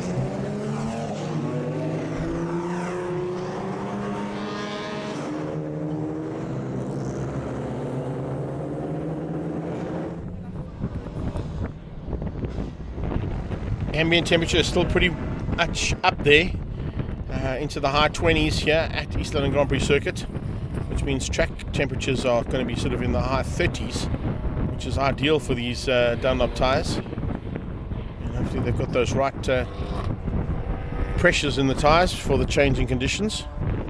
It's a slightly hotter track to play on than they played on earlier on this morning. They've taken that into account. I'm sure they would have. Bob Neal definitely wants to improve on his first outing of race 1, I think finishing down in 9th overall, just getting into single digits in that new car. I'm sure they would have done some work in between the heats to see if they can find something on the map that can give them a bit more performance, and at least a chance to fight it out with Leon Loubser for Class A honours.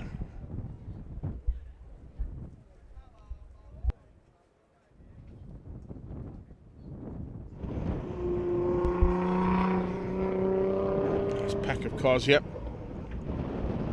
looking for opportunities now to wrap up the day for M Performance Series classes A, B and C. We've still got D and F to come a little bit later on. That'll be the second last race of the day.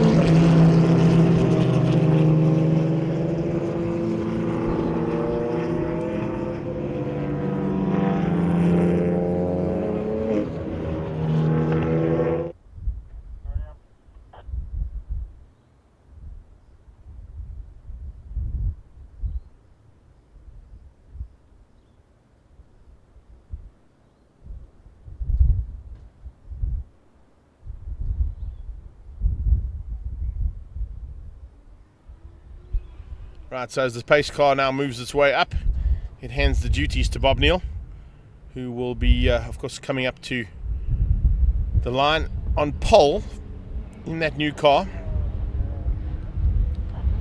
It's the inverted grid that comes into play here, which of course changes first and second in Class A for pole and second in Class A for the second race. Let's see what Neal can do, what Lee Thompson has done to that car, hopefully given it a little bit of extra something or other to get it going. Lights are on, lights off, and we're racing. Bob drops the hammer, tries to get away from Leon Loubser as they head towards turn 1, Potter's Pass.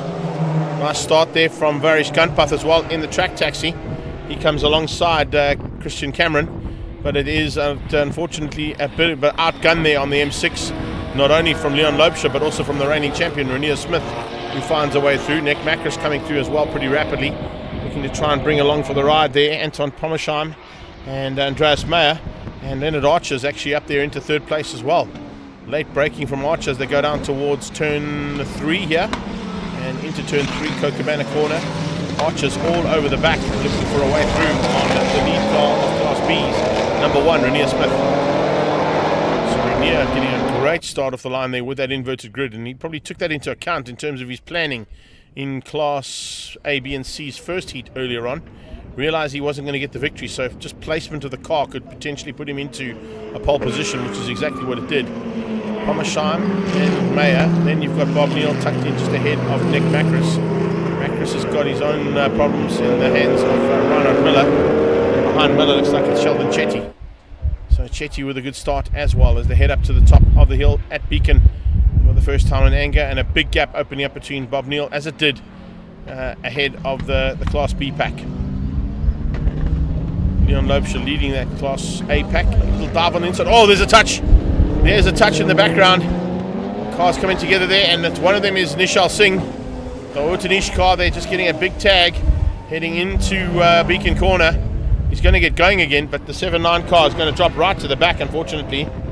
So problems there for Nishal Singh as he came up into Beacon Corner. Not quite sure who the other car was, but there were definitely two cars that tagged each other going through, and that caused a whole bunch of issues for a whole bunch of cars. Speaking of issues, Leonard Archer, stay on the grey stuff, bud. It's important.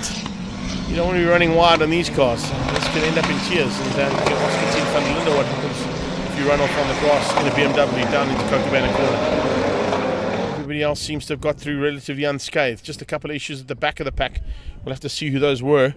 I think, if I'm not mistaken, it might have been Nishal Singh or Varish Gunpath that got caught out there as well. Possibly even Ozbagioni, because that's kind of where that pack were. And there was a late dive on the inside. I think it came from Bagioni, but I stand to be correct because I just caught the tail end of it, because we only then panned back to pick up the remnants of what had happened. Through the left-hand flick, up towards the right-hander, and 1, 2, 3 in Class B's stay the same. 4th place still Anton Pomasham in 3rd, and ahead of the German in 4th. Then it's Macris, then Bob Neal, 2nd of Class A. Honor Naidu. Change things up here, possibly. Has the German got a bit of a problem? Yes, he has. Because that is the M6 of Bob Neal going flying past him. Reinhard Miller in the background, trying to keep ahead of the big charge coming from Nicky Dix and Nick Naidu. German had a bit of an issue. I wonder if it was just maybe a missed gear coming into the main straight, because he's now got the power back again and seems to be closing onto the back of that M6. He's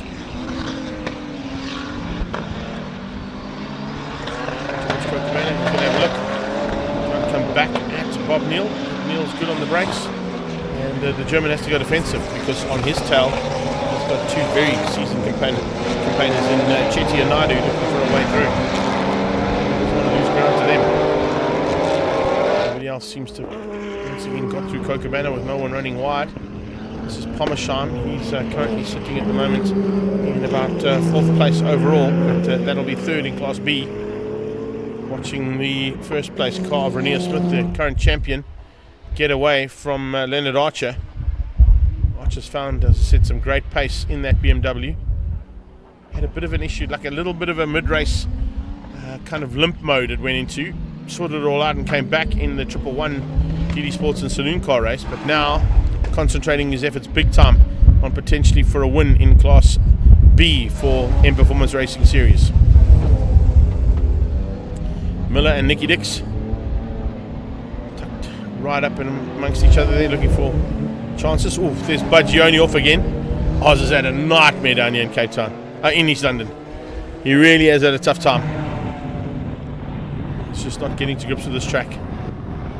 Breakage, I think, might have just ruffled his feathers slightly as well, to try and keep it on a straight line, and just moved over ever so slightly, tapping Cameron Christian. That just ended his first race, and that one nearly ended his second. This is Bob Neal with a bit of pressure coming from behind. Sheldon Chetty. Chetty is Nick Naidu. TMS car had a bit of an issue yesterday where he had a bit of some rear end damage to the car, but they got sorted out. It's Reinhard Miller with Nicky Dix on his tail, and then behind that Honoured Naidu. So they're kind of fighting in threes here at the moment in the mid pack. The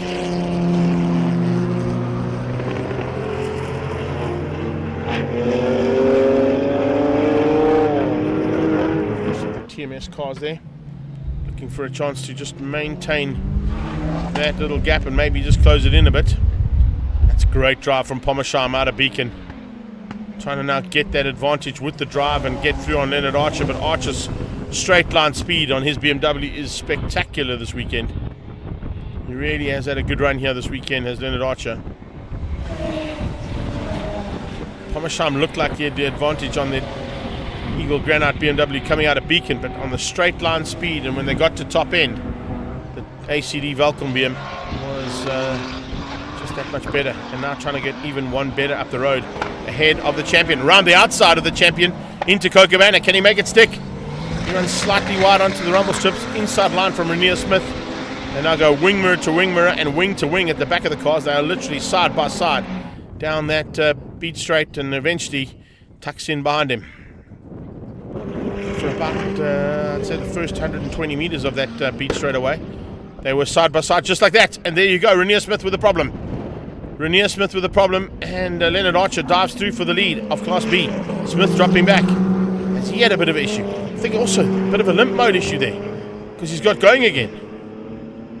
So there's some kind of an issue that seems to be a bit of a gremlin on some of these cars, and all the electronics down here possibly just feeling the effects of the hard racing that's happening out there, because it happened to Leonard Archer earlier on in the day in the 111 race. He got it sorted and got back into the race. Now we see Pommersheim once again out of Beacon, much quicker, carrying that corner speed, now looking to try and get into the slipstream. But with the straight line speed of that ACD BMW, wow, Pommersheim does not have an answer.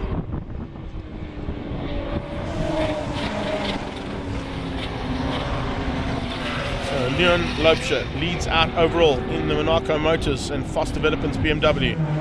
He is about 13.5 seconds up the road from Leonard Archer, this man who leads Class B. ACD Welkom in the house.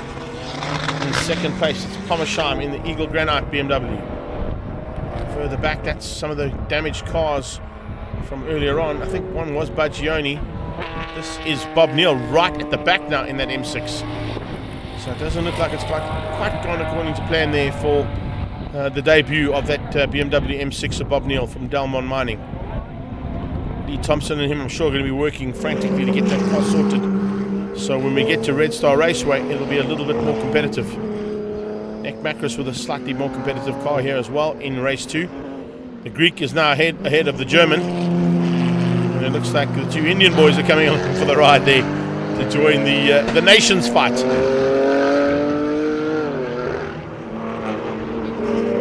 Phoenix still hasn't found a way through there on Reinhard Miller. And that Amtech Fuels machine doing a super job. Trying to stay ahead of Curvent air conditioning car. Halfway stage reached and now passed.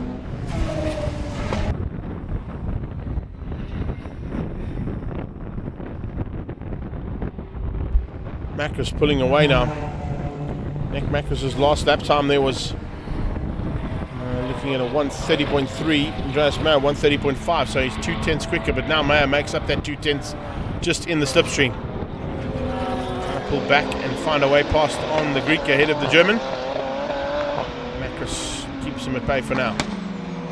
Naidu joins the party right behind that.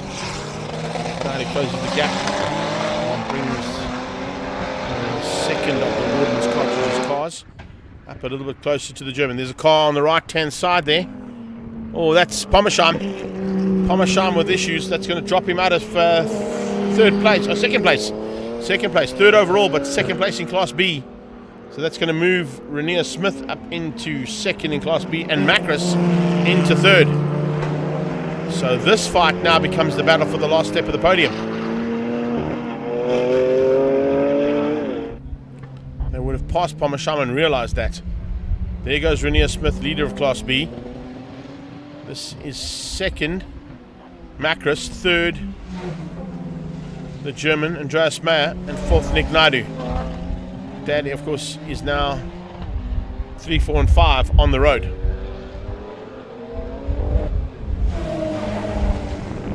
Remember that Nick Naidu, of course, is also leading out Class C, and with a good advantage over Sheldon, Chetty, and Arnold Naidu further back in the pack.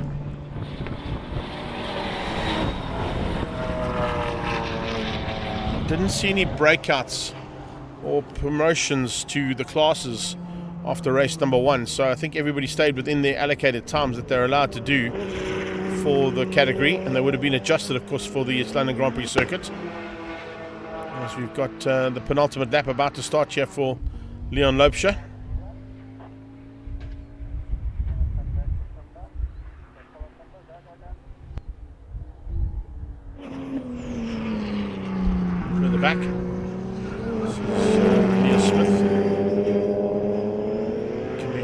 back end of that track taxi, piloted this time by Varish Gunpath.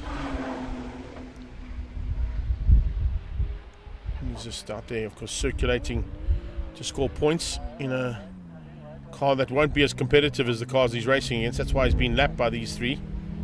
Smith in second in Class B, third on the road. And Gunpath was, of course, all the way down in 15th place.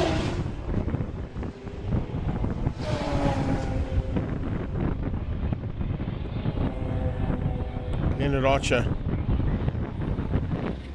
has done an amazing job on this car. The improvements have been astronomical compared to what it was originally when it climbed into this class. And of course Archer will be happy with the performance so far if he can keep it there, taking the win for Class Bs if he stays where he is.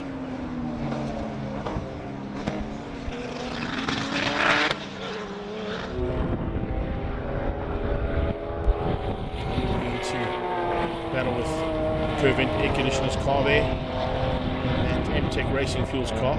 Reinhard Miller in the MTech car, Nicky Dix in the Curve Vent car.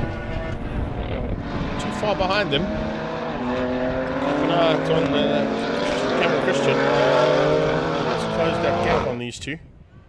That's because they're fighting so hard. Yellow flag, just to warn the guys about Pomersham's car, but they of course all will realise that he's there now. They've all gone past him for the second time now. Andreas Meyer close the gap down there in that 2-litre milk bottle. This run here from Leon Loubser on his final lap, kind of a swan song lap here, because he's had no trouble from anybody out there today. Actually a little bit from Bob Neal. There's some problems for Naidu. Oh, that's not good. That's the leader of Class C. Nick Naidu out of the race. Class C potentially into the hands of Sheldon Chetty now. Yeah, definitely into the hands of Sheldon Chetty. So Naidu out. Bit of a terminal issue there for Nick Naidu's BMW right in the closing stages.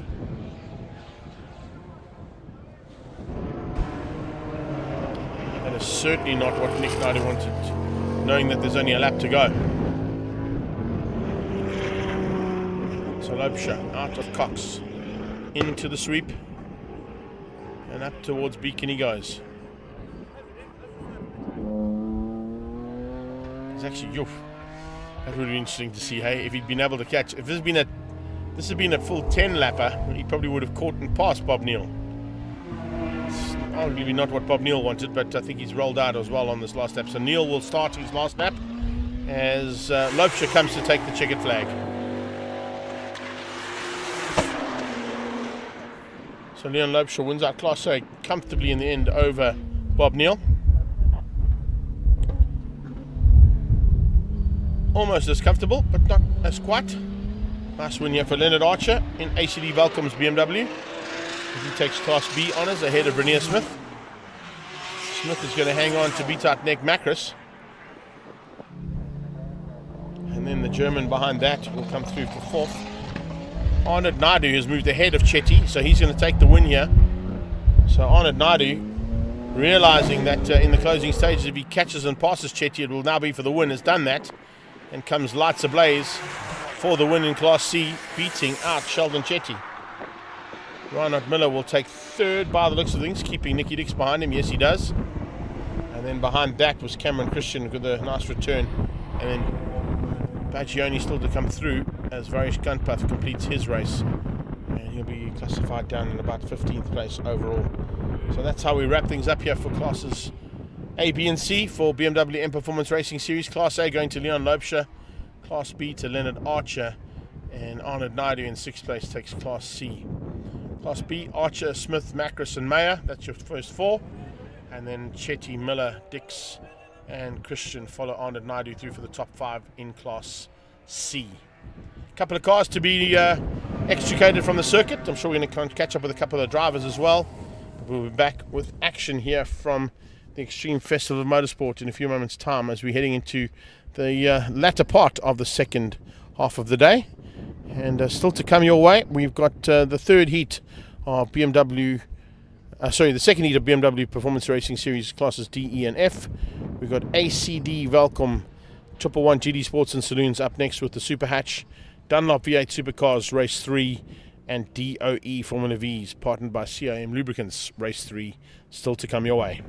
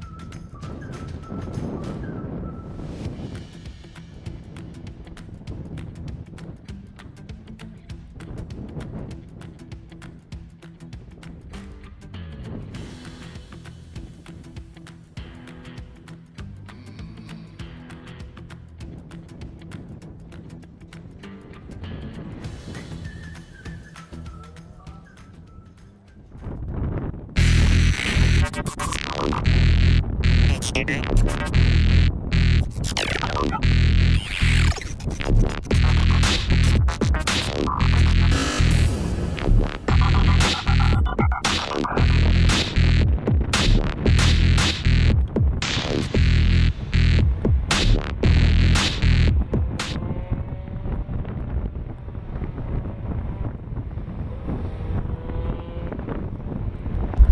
cars back on track now for the second heat of the ACD Welkom 111 GD Sports and Saloons and Super Hatch all combined. Bit of a fight at the front end expected now for GT3, and it's back-to-back duties again for Leonard Archer, who would have had a chance to go back into pit lane, maybe get a little bit of a refuel of the car and a refuel of the body quickly before rolling out for back-to-back duties out of BMW M Performance Racing Series into a series he's now a sponsor of at the ACD Welkom shop as part of this new deal that's been put together for 111 GD Sports and Saloons. Remember, there are times that are allocated. 133s are the breakout times for the GT3 class and for Class A, I should say. Class B, a little bit lower on that, but it's all kind of working on the handicap system that gets put into place that gives this class its name, and that's the 1 minute 11 or 111 lap time that is allocated to cars at Swartkops, and then of course it gets adjusted to all the tracks that we might travel to around the country in lieu of that 111 lap time, and they'll work on the handicapping system. Somebody running wide at Copacabana there. Looks like it might be a bit of an issue for one of the cars at the back of the pack. Just looking to see who that might be. Is that maybe... It's one of the... Just trying to pick up who it might be there. Might be Grant Godfrey. No, Godfrey's on track. There he is, the red, white and blue. Or red, white and black car. So that could possibly be...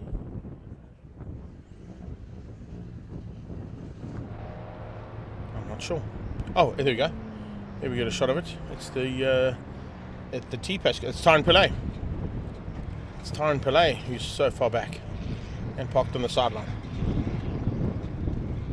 So problems there for that machine. That's definitely not where he wants to be at the start of the race. And with that car parked right there, it might need to be moved because that's in quite a dangerous position. So I wonder if they're going to hold a start.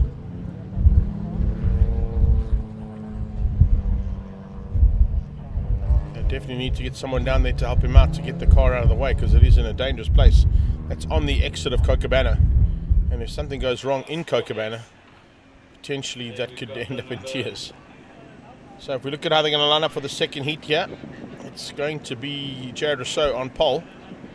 He'll be up ahead of Voterus, who's the second car on the grid there, the Origin Oil Golf, and ahead of Jonathan Fisser, who's there in the Auto Express car. Leonard Archer in the BMW will also be on the second row of the grid, and then it'll be Wayne Robb who leads out Class A ahead of Sean Gradwell, and then it's Pete Potgieter and Paul Berry.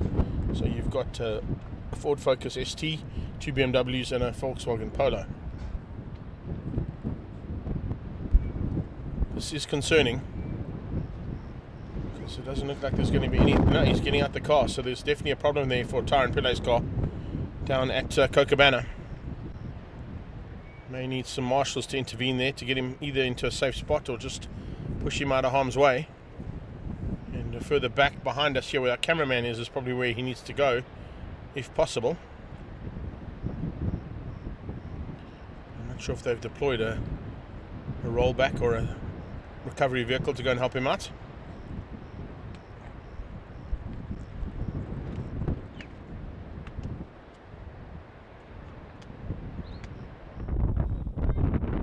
There we go. Almost on cue. Thanks for that, Mr. Kardashian. As he'll send his recovery vehicle down to Copacabana quickly to help Tyron Pillay get that car out of quite a dangerous position it's in right now. And they'll probably pull it just across the circuit and behind the tyre barrier that the marshals stand on, just so we can get this second and final heat of Volkswagen Challenge done. You said still some race action to come your way in the form of Dunlop V8 Supercars third and final heat.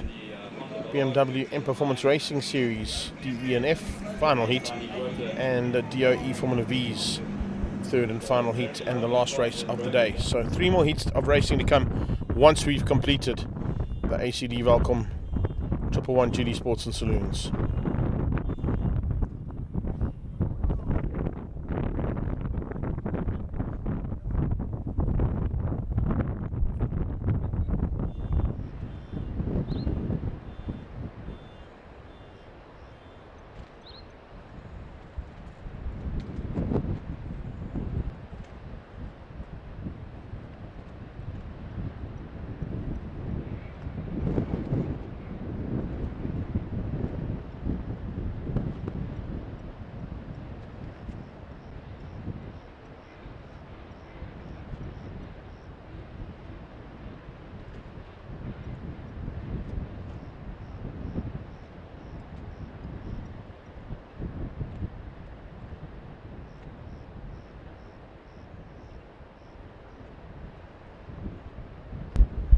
Tow rope engaged. Let's see if we can get that car just across the track, hopefully.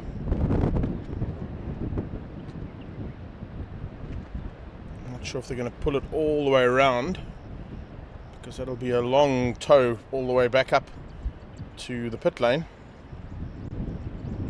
But that looks like it's what they're going to do. Or maybe they're going to just park him in the complex for now.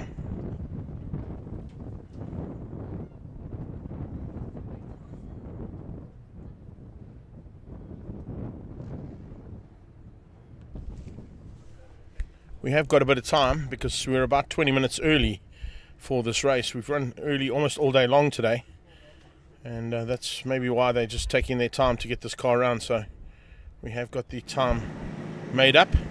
Problem is that you've got cars sitting on the grid now with cold tyres. Yes, it is a rolling start, and they will try and get some heat back into them, but it means it's another heat cycle through the tyre, which sometimes is not the best thing. Depending, of course, how many heat cycles your tyres have already been through in their lifespan with you as a racing driver.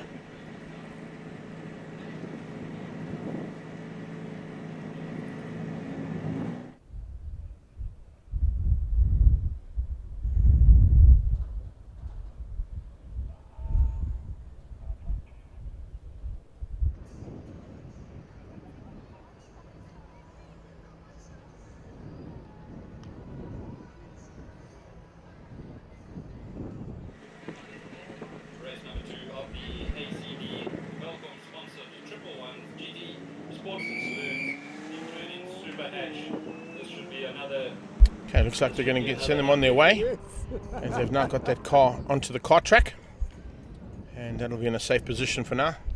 They'll only be able to fetch that car now at the end of the day's racing, because this is the last heat for the ACD Welkom 111s and GD Sports and Saloons.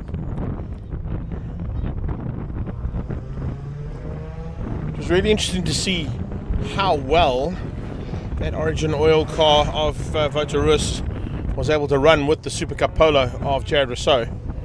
I know they're not picking him up as Jared on the timing, it's coming up as George Aldrich, but that's because George Aldrich also in this race is number 44, so there's 2 number 44s. The one at the front though is definitely Jared Rousseau, so if you are watching on the live timing, don't get worried about the fact that it's not Jared out front and they're picking him up as George. George is further back in the pack here, you'll see him there in that little Opel Corsa. Third last on the grid at the moment. So I think it's just the timing that's not picking up the correct car, but definitely Rousseau, who took the victory in the first heat in that Super Cup Polo. But he was pushed hard by Votorus and Leonard Archer. Then we saw a little bit of a fight for Class A. Gradwell a bit higher up, hopefully going to try and run with the pace that has been found in Wayne Robb's Ford Focus. Interesting to see how that new exhaust pipe is working so well for that car. It sounds pretty spectacular with a straight through pipe through it now. So slightly different sounding Ford Focus ST that he's piloting, but it's been very, very good to him. And he of course is in with a chance of overall victory in this championship, fighting with Bulliard, who would have lost a lot of ground today, and Keegan Nathan, who will be looking to try and improve his first outing, where he didn't even finish in the top 3. So Keegan Nathan will have to try and find a way to catch Tyrone Pillay, Rob Clark and Chris Tate, and at least get himself back into the top 3 to keep him in the top 3 overall in the championship.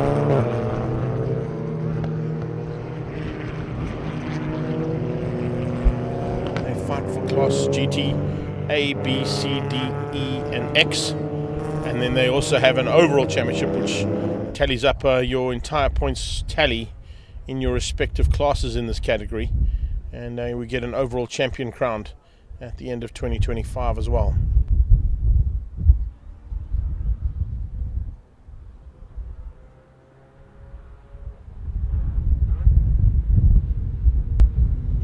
Once again, it's over to Mr. Rousseau in that Trend Polo Super Cup GTI to set the pace now. Fisser on his tail, Archer in there as well. If I'm not mistaken, look out for Gradwell alongside Wayne Robb, yeah, looking to try and get up there as early as possible. There we go. Push to pass goes as he goes across the line. Tries to get that little bit of extra power that's given to the cars with that push to pass mechanism that's built into that car. But look at Fisser side by side with Voti into turn 1. Voti goes around the outside and the Auto Express Polo just tucks in behind the Golf. Got a little bit out of shape there through Potters, that machine. It has the start from Wayne Robb. Wayne Robb up into 3rd overall.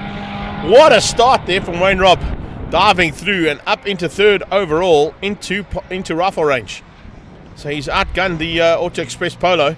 Looks like Fisser might have a bit of an issue there. That's the reason why it got outgunned so badly. But it was a fantastic start from Gradwell as well. He's tucked in behind. Then it's Portgieter. So as they come through there, also a terrible start there for Leonard Archer. Look where he's ended up.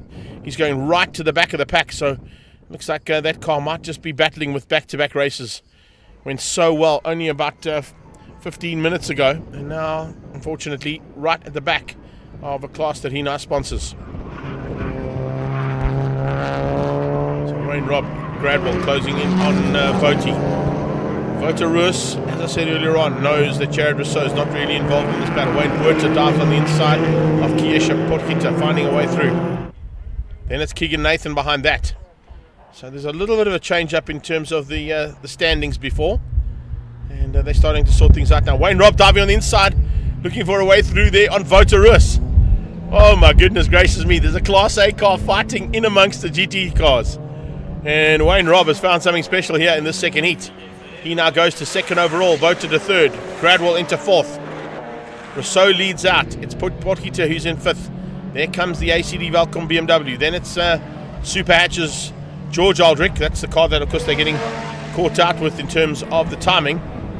The 44 car out front is Rousseau, that 44 is Aldrich. Closing in on the 111 cars, Mark Else. So nice little in-house Eastern Cape battle there between Else and Paul Berry, but Berry being outgunned now. Else being outgunned as Tate finds a way through on him.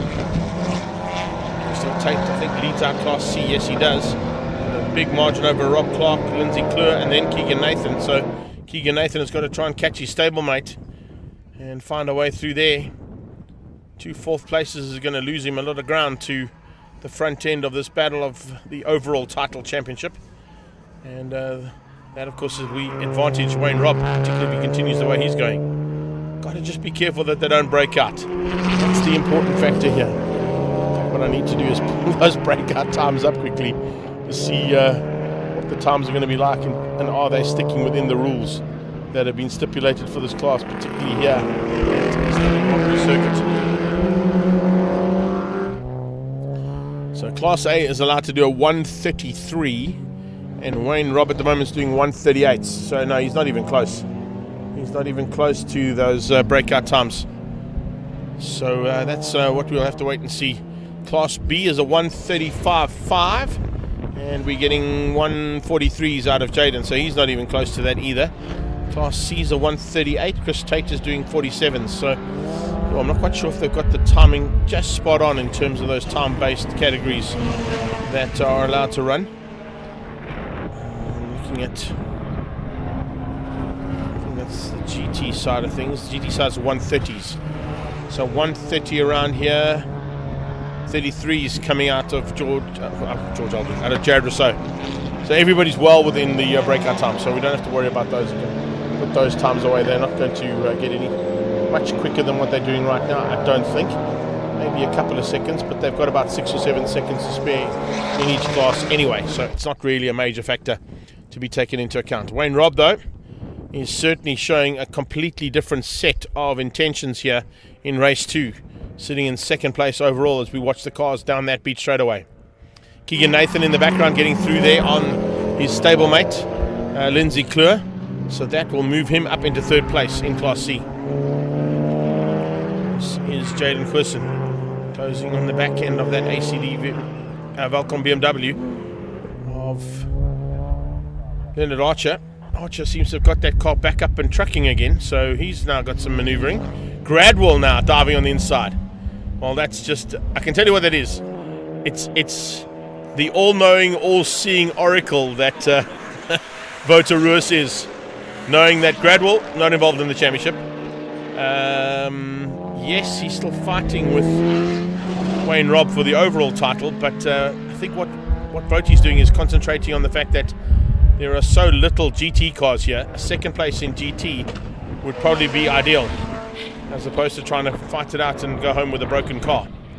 Take advantage of the situation that you're in on the day, and yeah, it might be fourth on track and second in class, but second in class will keep him at the front end of the championship for GTs. Potentially close down the gap on Wayne Robb, but with Wayne Robb ahead of him now, doesn't really affect the overall championship standings. Here comes Wouter back at Gradwell though, into gate. And he might just squeeze through there. He's putting pressure onto Gradwell. No, just put the pressure on, didn't find a way through. Leonard Archer comes on to the back end of that. Then it's Portgieter in the Nathan's Motorsport and a Rocky liveried car. Jaden Quisson into gate corner. A pre-owned and Lee Thompson Racing sponsored machine.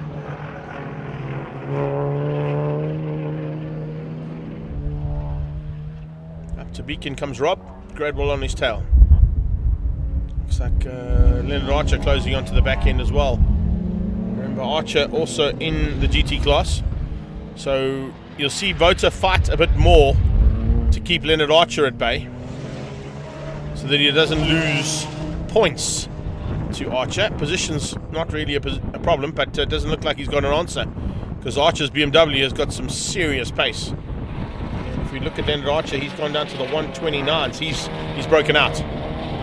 Archer would have broken out there. 130s are allowed in the class, and a 129.8 from Leonard Archer.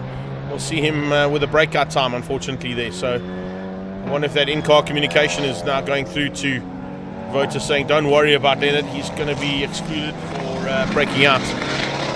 So don't have to worry about him, he's still second at the moment.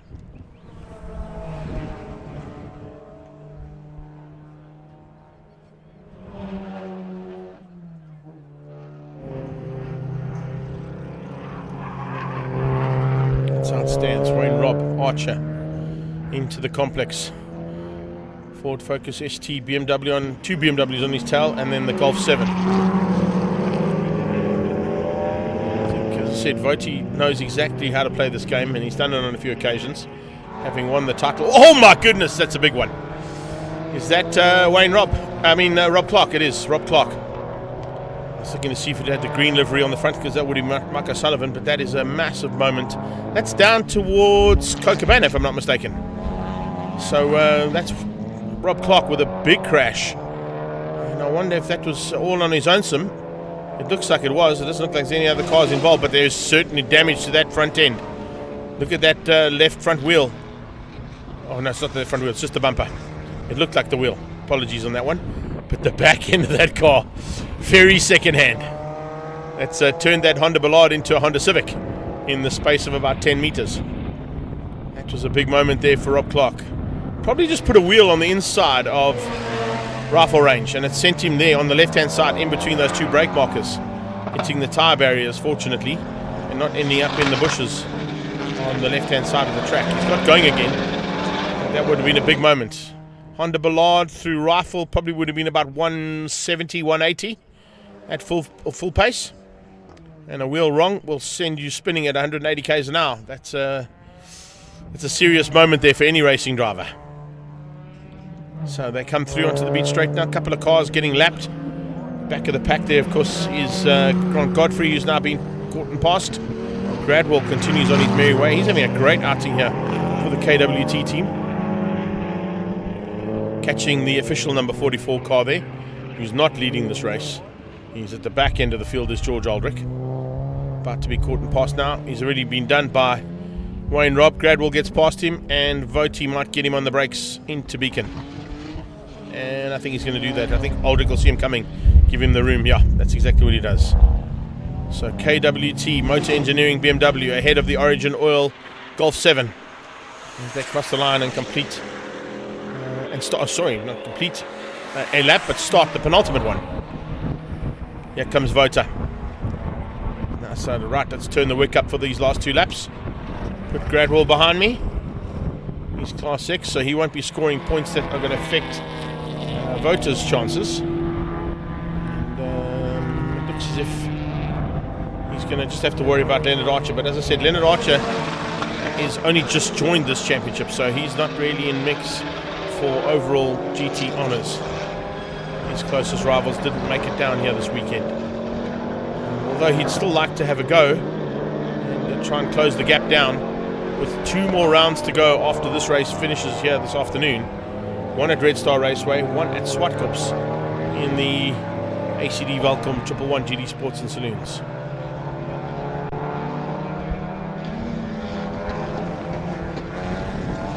Down at Cochabana, let's have a look at Rob. And alive. He didn't hit the tyres actually. He hit the trees. One thing I can say is, Rob Clark, you are very lucky that you didn't end up going into those trees, bud. Because down there, we probably wouldn't have found you. It's not a nice place to go off. And Rob Clark will tell us all about it, I'm sure, at prize giving. But I think he was all on his own, which means he's put a wheel on the inside of rifle range. And what it's done is just spun the car out. Is this Rousseau being caught by... Yes, it is. This is Jared Rousseau being caught by Leonard Archer for the lead of the race. Archer could potentially take the victory in a class he's just decided to sponsor. What a way to finish up the day's racing. Come on, Leonard Archer. That'll be amazing. They're on the last lap and he's got through to the lead. Oh, this will be just absolutely brilliant.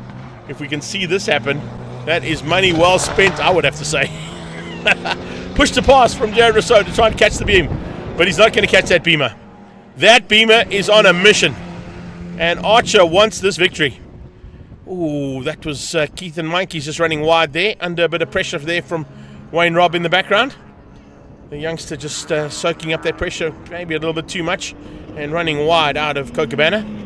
No running wide for this car. What a way. Kind of a swan song here for the ACD Welkom car. Yeah, that's the way we like to do it. Yes, he's broken out. We do know that. Okay, you're only allowed to do 1 minute 30s. And he did a 1:29 earlier on. In fact, he did a 1:28.9. So he's broken out, but who cares? It doesn't matter. Let's take him to the line for the victory. Leonard Archer from ACD Welkom, the new sponsor of this series, is going to take the overall victory. Unofficially, of course, ahead of Jared Rousseau in the Trend Super Cup Polo GTI. Here comes Nathan. He's made his way through. He's got up the Nathan's Motorsport car of Wouter Roos. He's made his way up on the inside of Keith and Mikey's, and he will come through and finish up behind Wayne Robb for 4th overall on the track, but it'll be 2nd. In fact, no, it'll be the win. It'll be the win. No, it'll be 2nd in GTs. 2nd in GTs, because we're not picking up on Jared Rousseau, of course, on the timing. So Jared Rousseau will take GTs ahead of Wouter Roos. Leonard Archer, as I said, would have got it had he not broken out, but a 1:28.9 is way below the 1 minute 30 allocated for Class GT. Then we've got Wouter Roos. Sean Gradwell comes through for Class X's win. Pete Portito will be 2nd in Class A. And 2nd in Class, or win of Class B will go to Jaden Grussen. This is Chris Tate coming to win Class C. Nicely done there from the Volkswagen Rookie Cup potential champion. There's a big fight on there, which will also head down to the Eastern Cape just before we go to the final round at Swartkops. But Volkswagen Rookie Cup is in the hands of Josh Moore at the moment. Chris Tate is in second place in that championship, but he's going to move himself up nicely overall in Class C for the ACD Welkom 111 GD Sports and Saloons and Super Hatch. So Archer takes it ahead of Jared Rousseau. Jared Rousseau will actually take the win ahead of Wayne Robb and Wouter Roos. But of course Wayne Robb, he wins out Class A. Gradwell wins out Class X. Wouter Roos will be second in GTs behind Jared Rousseau. And it's Chris Tate in Class C's down in 10th place. Beating out Kiesha Portkita, Lindsay Kleur, Keegan Nathan. And that'll be second and third in the Class C's there for Kleur and Nathan. And Keith and Meinke is a good run for him. He will come through. And I think, if I'm not mistaken, he would have taken Class T2. Yeah, he takes the Super Hatch class. So well done to that young guy. There you have it. That is ACD 111 GD Sports and Saloons done here at East London Grand Prix Circuit. Fantastic race action. I do hope that they still give some acknowledgement to that drive from the new sponsor, Leonard Archer. But as I said, unfortunately, I think according to the rules, he might have broken out, which means that GT win will only be on screen. It won't be on paper. But needless to say, what a great drive. Well done.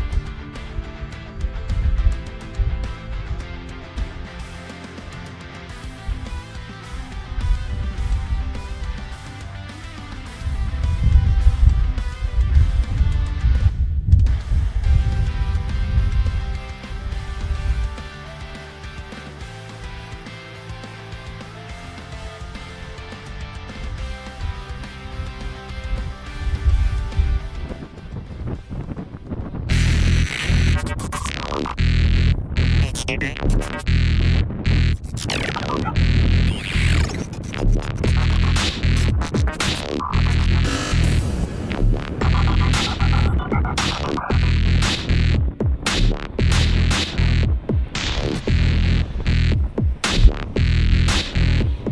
so for the third and final time now, we get the Dunlop V8 Supercars out onto track with a full inverted grid, other than Johan van der Westhuizen, and he's the only one who didn't fall into the inversion. So it'll be Wayne Spicer who will start things out from the front end with Aki Kampan alongside him, if those two cars were able to get fixed.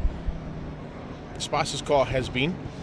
Hopefully Kampan's has. It looks like it has. This is coming down here now, I think. Yeah, it's the Aki Kampan car. And then Ryan will be behind them with Warren Lombard alongside him. And then it'll be Terry Wilford and Thomas Reeve who will start from the back of the pack. This time it's a 10-lapper, so an additional 2 laps to take the inversion in. That's what the V8 Supercars rules allow for. And we'll then wrap the day up for Dunlop V8 Supercars. Spicer had a broken steering arm, so hopefully they got that one fixed. Not quite sure what went wrong with the Hurricane Auto Mustang of Aki Kampan's, but he's got his car now fixed and ready to go. And we'll look forward to seeing whether Warren Lombard can now take advantage of a slight gap over his closest rivals in GT1, Terry Wilford and Thomas Reeve.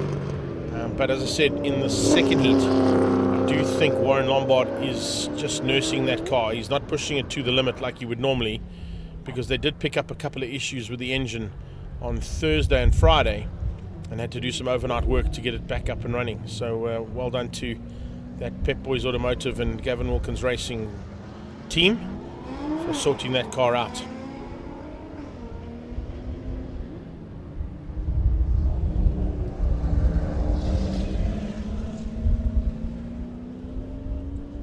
Dunlop V8 Supercars now under starters orders on their second warm-up lap. They're giving them 2 warm-up laps to get some heat into the rubber, so it's actually a 12-lapper for these cars, because they've got 2 warm-up laps and then a 10-lap race. That's one thing that has to be taken into account, that is for sure. And Ryan will definitely be looking for 3 out of 3. So will Terry Wilford. He's taken 2 wins, and Alan Ryan has taken 2 wins in each of the respective classes in this category. So GT1's going 2 out of 2 so far for Terry Wilford, and 2 out of 2 for Alan Ryan in GT2.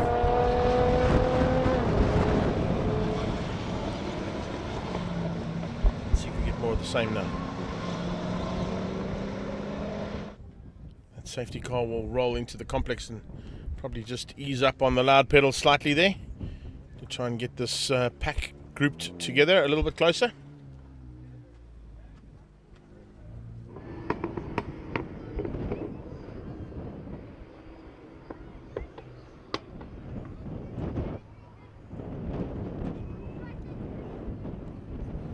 Reeb from the back could be dangerous. Terry Wilford from the back will be dangerous, because he will definitely look to get to the front as quickly as possible. Try and put himself into at least a chance of going for the triple here today. Bring himself back into contention in the championship with 3 wins out of 3 start, particularly considering Thomas Reeb had a DNF in race 1.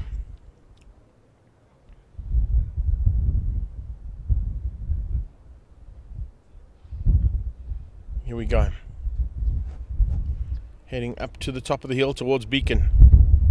The GTR moves away. Andrew will pull that into pit lane and hand the duties to Spicer. Spicer's been on pole. In fact, he was on pole in his first race in V8 Supercars when he joined this category, stepping off 2 wheels and into 4. The Wellness Group man now looking for a chance to give these boys a run for their money. Can he outgun Aki Kampan though? In towards Potter's Pass for the first time. Spicer just crossed the line ahead of Aki Kampan. Kampan timed that to perfection. He hits the front and leads into turn 1. And Lombard has outgunned Alan Ryan into Potters as well. So Lombard now trying to go around the outside, trying to find a way through, because he knows Reeb is coming. And Reeb got a phenomenal start. From the back of the pack, he's up to 4th place. He's going to follow Warren Lombard through rifle on the inside and try and get through there on Alan Ryan. He's done that. So both Reeb and Spicer, I should say, not Alan Ryan. So they've got through. Terry Wolford's got through as well. So it's Kampan ahead of Lombard.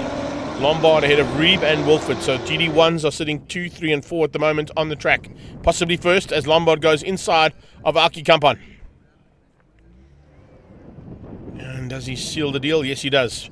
Puts a GD2 car between himself and his two closest rivals. Now let's see whether or not Lombard has kept this car's power and nursed it today purely so that he can give it everything he can here in this third and final heat. That's the plan.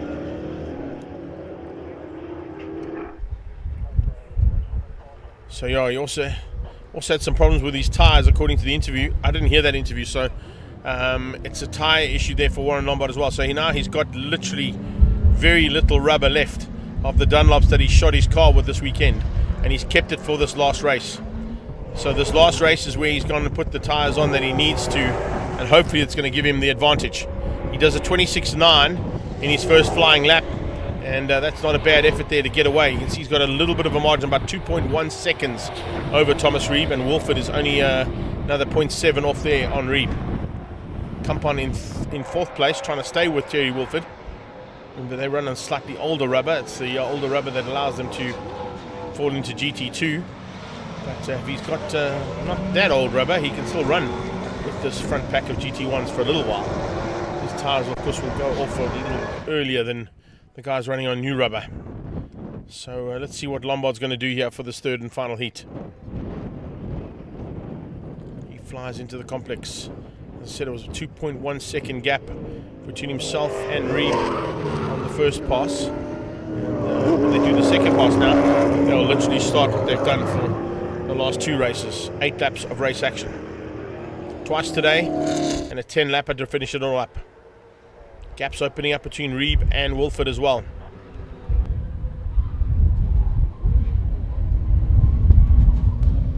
Terry closes the gap down slightly. Under braking for Beacon. So it's Lombard 122 dead. 123.2 out of Reeb and a 123.6 out of Terry Wolford. So certainly Lombard not holding anything back here in this third and final heat. He's starting to really get into a rhythm that might be very difficult to match.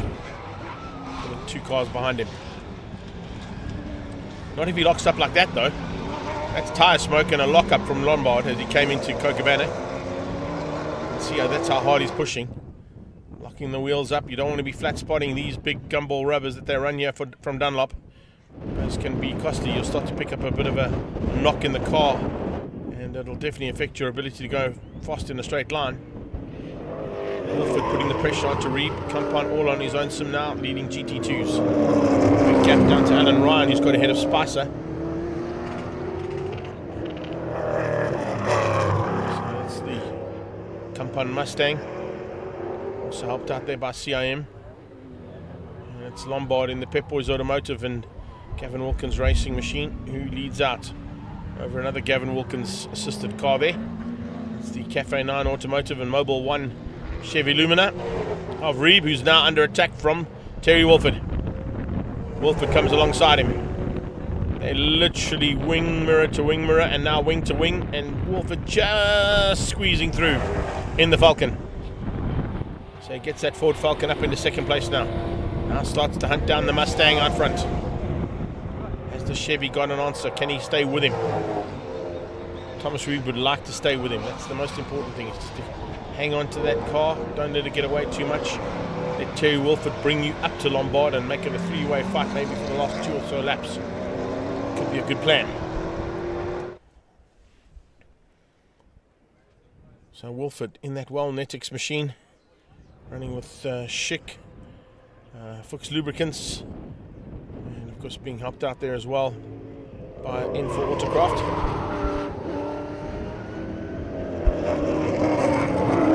Great shot. If you didn't get to see it earlier on, do yourself a favor, rewind the live stream feed and go and have a look at Heat 2 of the Dunlop V8 Supercars, and check out Thomas Reeb through the complex where he got it a little bit sideways, caught the car with a massive bit of understeer, and powered through the understeer with a huge flame flying out of the side of that car, similar to what you just saw now under braking for Beacon. There must have been about a 3 or 4 foot flame that came out of his car as he caught the car, and it started to lose traction into the complex. Wilford, just a slight lift off and then back on. It's not a brake that they do down into Potters, it's just a slight comfort lift, confidence lift that they hang on. They could possibly go through, as you can see, if they don't touch the inside dirt, Thomas Reeb, you can go flat through rifle. Most of those cars do go through flat through rifle. 4th gear, flat through rifle is close to the 290 km/h mark as they come on the exit of it. We saw, as I mentioned it earlier on, the Count Signs Corvette of Gordon Conley, GPS registered through there at 310 km/h. It's I think one of the fastest V8 supercars that's ever been through that corner. It was about 10-15 years ago, but needless to say, still sticking around with that record. No one has outgunned that record in V8 supercars, because this is the first time in 7 years that V8 supercars have been back to the East London Grand Prix circuit. Flame out of the side of Terry's car as well. Watch for the flame out of the Chevy. There it is, on cue. Oof. Running slightly wide, maybe battling with a bit of tyres there as well. 3 races on the day makes these tyres work 3 times harder than what they normally have to. At least 1 times harder, because they normally just do 2 heats. So it's certainly making it a bit more difficult. Compound still hangs on for the lead of GT2. Big margin. About 7 or 8 seconds there to Alan Ryan for second, so I don't know if Alan Ryan's going to be able to get the triple here. He's going to have to try and close this gap down if he wants it. Spicer still in 3rd, still circulating. Unfortunately, Johan van der Westhuizen didn't make it out for race 3 in the other Chevrolet. It's a Chevy Camaro that he was in. I think I'm mistaken if I was right, it's the old Rian Botma car that he was piloting. Down to Cochabana. This is Alan Ryan. Also running out of the wellness group. Teammate there to Wayne Spicer behind him. Also being helped out there by Adam.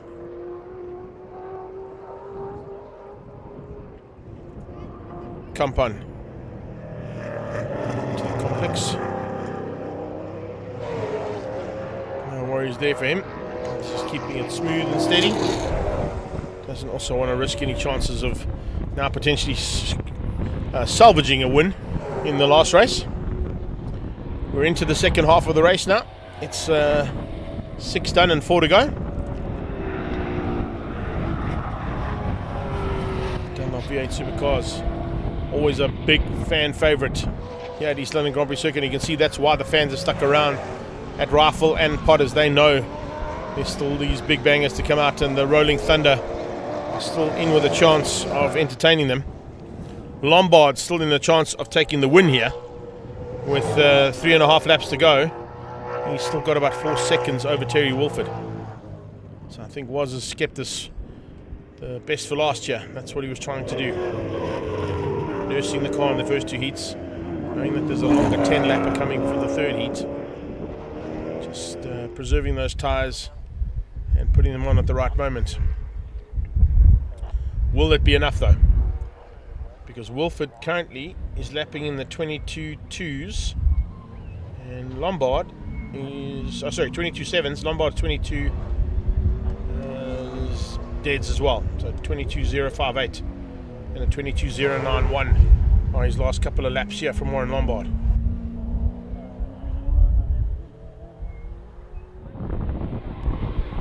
Wilford, timeout, 122.7.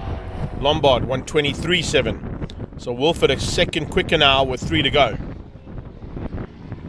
Second quicker with 3 to go to bridge the gap of 3 seconds might just be enough. 3.6 seconds in 3 laps. If you're lapping a second quicker, should just... Ooh, how was that bit of over understeer there into Cocobana. Had to correct the front end there properly, Teza. But fortunately caught that one. Yeah, I didn't think I saw that one, but the wheel was completely anti-locked the other way. You should be turning right into Cocobana, and Terry's wheels were completely left. Trying to catch the car as it slid into Cocobana. Starting to feel that car might be a little bit more jittery now. Maybe not as much traction available in the closing stages of a 10-lapper as there are in the closing stages of an 8. And particularly when you haven't been pushed that hard in the first 2 heats. This time he's had to come from the back of the pack, so he's had to push himself a little bit harder to close the gap down on Lombard, who had the advantage of only 2 cars ahead of him on the grid. He now stays. Oh, it's gone up actually. So Wolford's little moment there cost him big time. It's up to 5 seconds. Terry Wolford had closed the gap down to within 3.6 seconds. It's now up to 5. So I think he's realized that he might have to settle for second after that mistake. Or he's going to try on these last 2 laps maybe to have a last go to catch Lombard. Reeb will have to settle for third. But Reeb, of course, will be thinking about championship. And championship in this one, Thomas Reeb is still in the hunt. Very much so for GT1 and overall.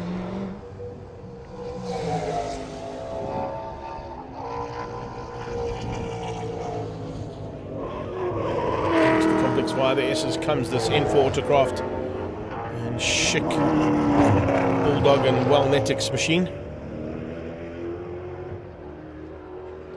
Ford Falcon. Terry Wolford trying to catch that Ford Mustang of Warren Lombard.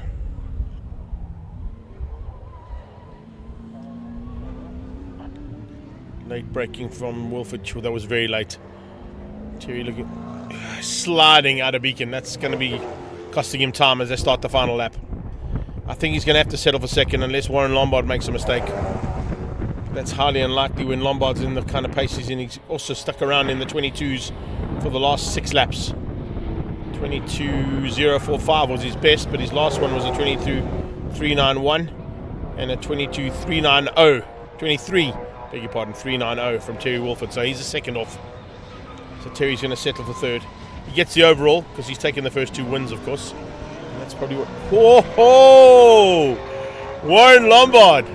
Black lines out of Cocobana again. Wolford joining him for the party.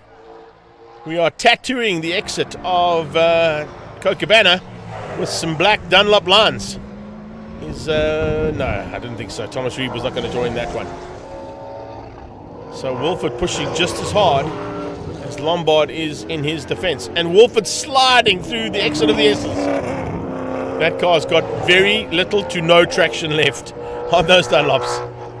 He has driven the wheels off that car, literally. And with a little bit extra left over, he might just get to the line. Lombard turns in for the last time out of Beacon. Salvaging some more black lines and some more tattoos out of Beacon Corner. But he salvages the last victory of the day. The 10-lapper goes to Warren Lombard. And Pep Boys Automotive. Wolford will come through for second and wrap things up for the overall victory for the Wellnetics, Schick and Bulldog team. In for Autocraft, his main sponsor on that bonnet as well. And then it's the Cafe 9 Automotive and Mobile 1 Chevy Lumina that comes through and takes third place in GT2s. Kampan is hanging on. Shouldn't be too far behind. Here he comes. Up the hill towards Beacon for the win in GT2s. Alan Ryan behind him. He will secure overall victory for GT2s though, will Alan Ryan. Even though Kampan is going to come through in this Mustang for the second, or his first victory, and the first finish after Kampan as well since this morning. Kampan wins out over Alan Ryan. Spicer will take third place in the GT2 class. Wrapping up, Dunlop V8 Supercars. There you have it. Lombard, Wolford and Reeb, your top 3 and first in GT1s. Kampan, Ryan and Spicer, your top 3 in GT2s, 4, 5 and 6 overall. Up next, we go to BMW M Performance Racing Series classes D, E and F, and then our final race on standby will be the third and final heat of DOE quality parts Formula Vees, partnered with CIM Lubricants.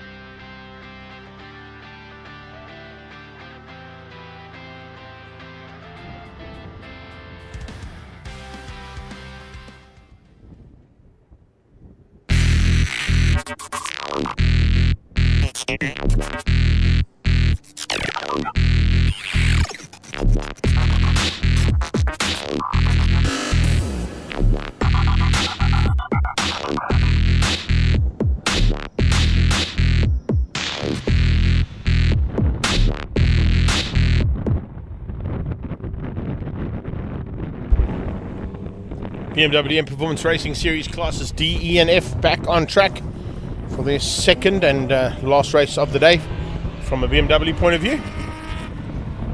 They will be making their way around to take up the positions for Class D's battle, Class E's battle. And remember, it's inverted grids now, so Johan Miller will start ahead of Gerard du Plessis, Gradwell, Van Vuren and Naidu. Bernard de Gouveia will be at the back of the pack only because he didn't finish the race in the first heat, so he'll have to start from the back of Class D. Class E will see Chloe Stewart on pole position, our lady driver coming out of BMW Bryanston and the Pablo Clark Racing Stable, alongside Ignace du Plessis. So incredible. I think that's the first time we've had family members in Gerard and Ignace du Plessis, the Dupes Civils cars, on the front rows at the same time in the same positions. So I don't think we've ever had that before in BMW M Performance Racing Series. And then Class F, it will be Henry Platt in the Z3 who will be on pole position ahead of Brady Chaudhry, and then Paul Berry and Shriyav Naidu, Kian Bradaya, and of course just ahead of Shane Krobler, who will be starting at the back in the track taxi.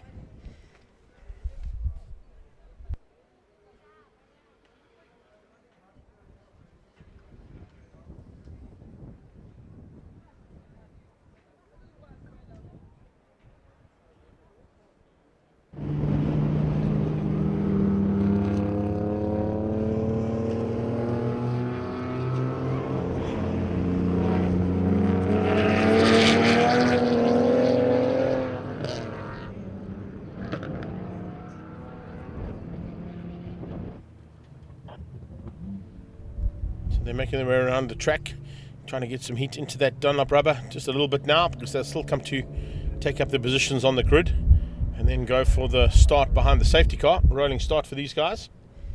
So we've got one more rolling start, one more standing start to come just after this with the Formula Vees. And they too will also be having a 10-lap final bash at the East London Grand Prix circuit, and they had a spectacular one in race 2, as did these guys in race 1. So expect more of the same, and I'm expecting to see the inverted grid work well here. Nick Naidu, well, we'll see whether or not he can get that sorted all out, because I did see that Nick Naidu had a problem with the car at the end of race number 1. So is he on the track? I don't think he is. I don't see that black BMW there. So I don't know if Naidu's made it onto the circuit. That leaves an opportunity for Andre van Vuuren and Gradwell to come through from the second row of the grid. Behind them, we'll watch for Karabo Malamela, winner of Class C, Ken Swartz to catch Tian van Rooyen, Ignis du Plessis and Chloe Stewart for a chance to win or go for a double for either of them. Karabo will look for the double. Kent will look to spoil that day, but so will Chloe and Ignis du Plessis. Tian van Rooyen, his first time down here, will be looking for a chance to maybe just take the honours in Class C. Andre van Vuuren has just rolled up. Gradwell alongside him there for KWT Motor Engineering. Local man, of course, getting a chance to move up. And the reason he's moved up is because there's no Nick Naidu. So I think that's why they're just shuffling that round ever so slightly. Want to start rushing home to go and watch the wreck. So he's still on the timing board now. That's why I'm just double checking. Going, sure. That's right. So Nick Naidu, apologies, is on my timing monitor as 5th place, but of course he broke out, and well, there he is there. So okay, so Nick Naidu there is in the racing. Arnold Naidu is the other car that we were chatting about. He's in Class C. But there was another one there as well. There was a black BMW that had problems. I can't remember which one it was.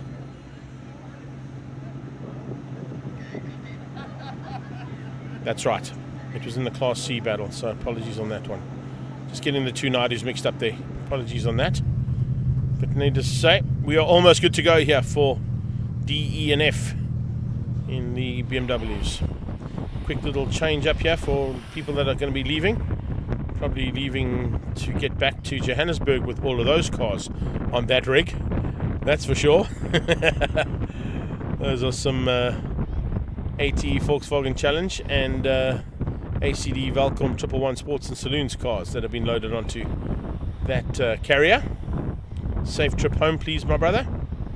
Get those cars back to their respective stables and ready to play for Red Star Raceway next month at the penultimate round of the regional championships of the Extreme Festival of Motorsport, proudly presented by Coca-Cola Beverages South Africa.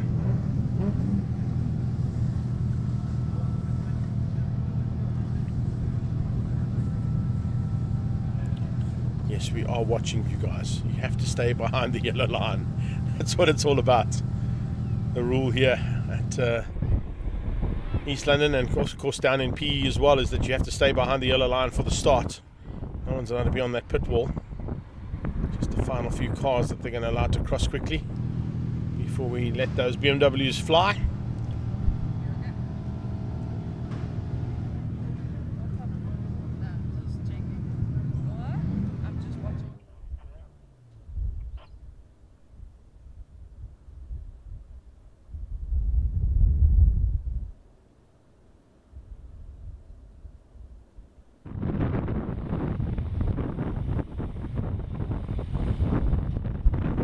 That's the reason why they were waiting a little bit longer, as there was a second carrier to get out the gate. Going to give him a chance to go down towards Potters.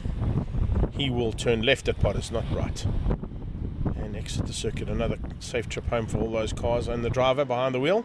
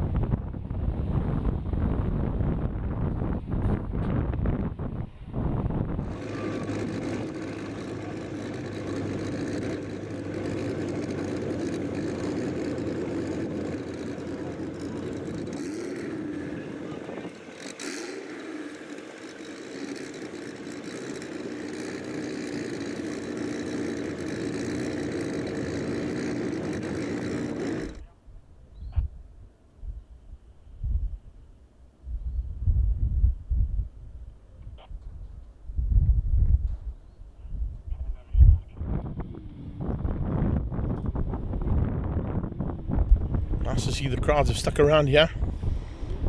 I know that there's that funny game where you throw the ball backwards to go forwards, still to be sorted out this afternoon, but there's still enough time to get back home to watch that.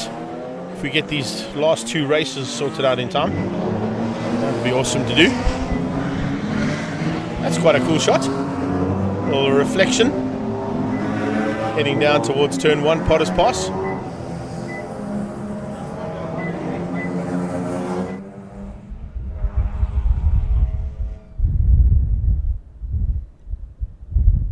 So, Class D, race 1 winner, Nick Naidu, Andre van Vuuren, Gradwell, Duplessis, Miller. They are inverted. So it's Miller, Duplessis, Gradwell, van Vuuren and Naidu. De Gouveia at the back of that because he didn't finish the class. Then we go to Class E, which was Karabo Malamelo who took the win, Ken Swartz in second, Tiaan van Rooyen was third, Ignis Duplessis was fourth and Chloe Stewart was fifth. They are also inverted with Chloe now on pole, Ignis alongside her, Tiaan van Rooyen and Ken Swartz ahead of Karabo Malamela. And then further back from that, in Class F, Brady Chaudhry is now on pole alongside Paul Berry, Shirav Naidu, Kian Budaya and Shane Krobler. So that's how they're going to turn things around now. And hopefully by the end of this next 10 laps of race action, it's also a 10 lapper. Didn't realize it was a 10 lapper for this one as well.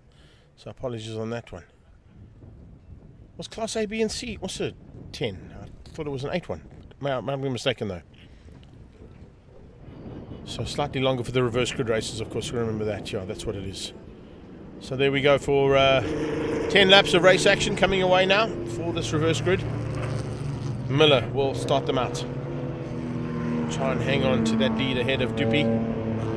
Dupi Civils BMW. Gradwell for KWT Motor Engineering. Curvent International is Andre van Vuuren. It's Cartage Machine. Nick Naidu.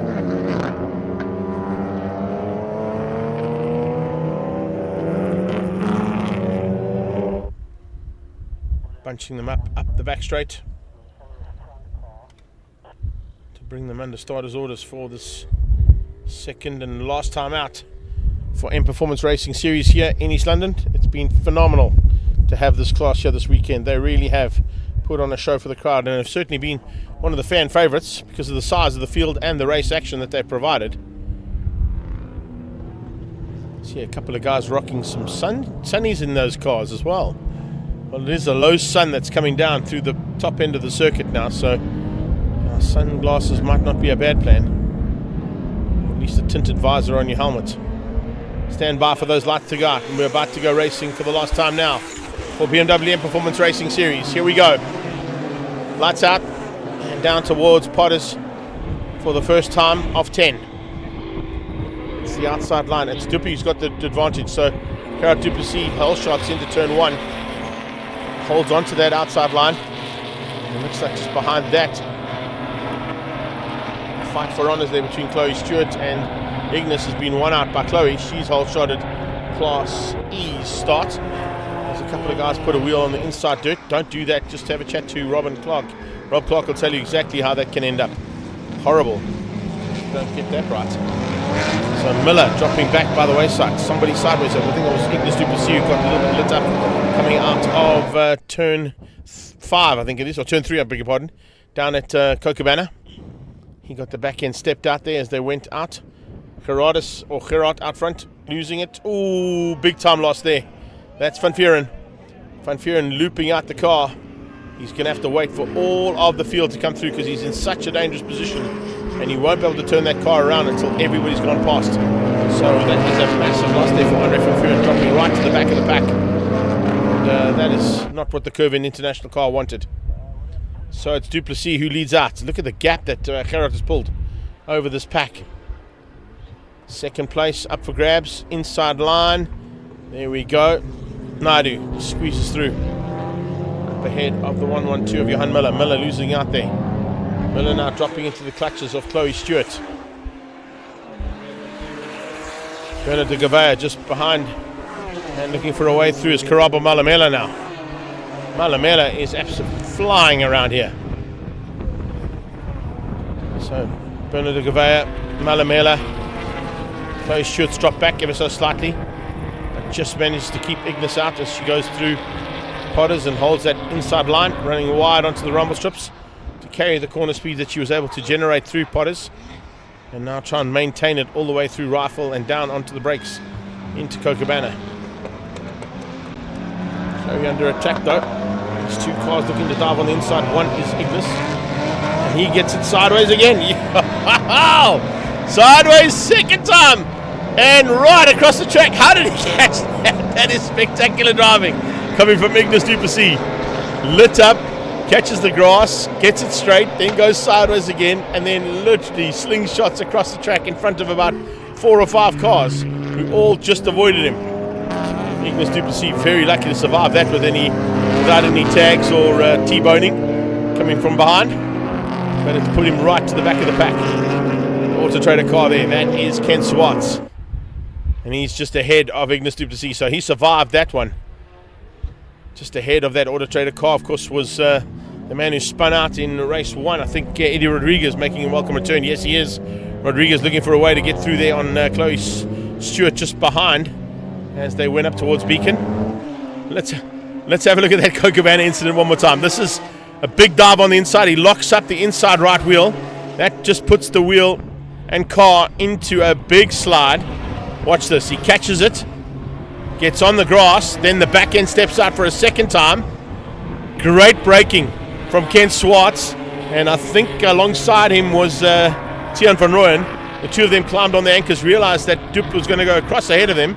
It's exactly what he did, and let's see if he gets it right this time as they go down into Kochabana. Sure, big moment there. Someone pulling off. Is that who that was? I think that might have been Bernard de Gavard. Yeah, I think it was. I was about to say, was that the boss? That was the boss man pulling to. It is. There it is, the Silver Dream Racer. Parked down at Kochabana, out of the way, into the slip road. And of course, that becomes the normal road at the end of the day's racing because the circuit is, of course, a normal everyday road during the week. And Bernard de Gavard all the way down and out of our camera sight even. That's how far he's parked to get out of harm's way. So it didn't affect the race. Good thinking there from him. Have to go that far back. Chloe Stewart's lost out to Ken Swartz, who's got through on her now. So Chloe Stewart's going to try and follow her stablemate there from Public Clock Racing for the rest of this race. Try and hopefully bridge the gap there ever so slightly to the back end of Miller and of Rodriguez. Miller up on the brakes. Rodriguez looking close. Here comes Ken Swartz to join the party in that Auto Trader sponsored Public Clock car.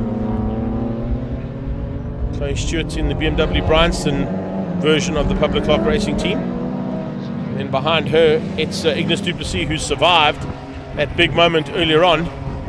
And he leads out over Tian van Rooyen. And that's how they come across the line. Gerald Anthony behind that. Further back, even great little battle here for Class F. Shriyav Naidu ahead of Gerald Anthony. Mostert Jr. in there, and then Nick Naidu. So that's how things have gone. Naidu, who dropped to the back of the pack earlier on, is now having to fight his way through and find a chance of getting back to the front end. So that means a bit of work. And when guys are involved in their own little battles, like these guys are for Class F, they don't usually take into account that all of a sudden, hang on, where did this car come from? It's not normally with us. They won't even be worried about that. They'll just be concerned about their own little fight, and it's a great battle again for Class F down that beach straight away. Fearon has recovered. He's made up a couple of positions as well. Clearly would have done that with the extra bit of power that his car's got over the cars he's fighting to get through on. It's not done yet. There's maneuvering happening from the 10 car. Kian Badaya making his way through as well. So Badaya having to do some work.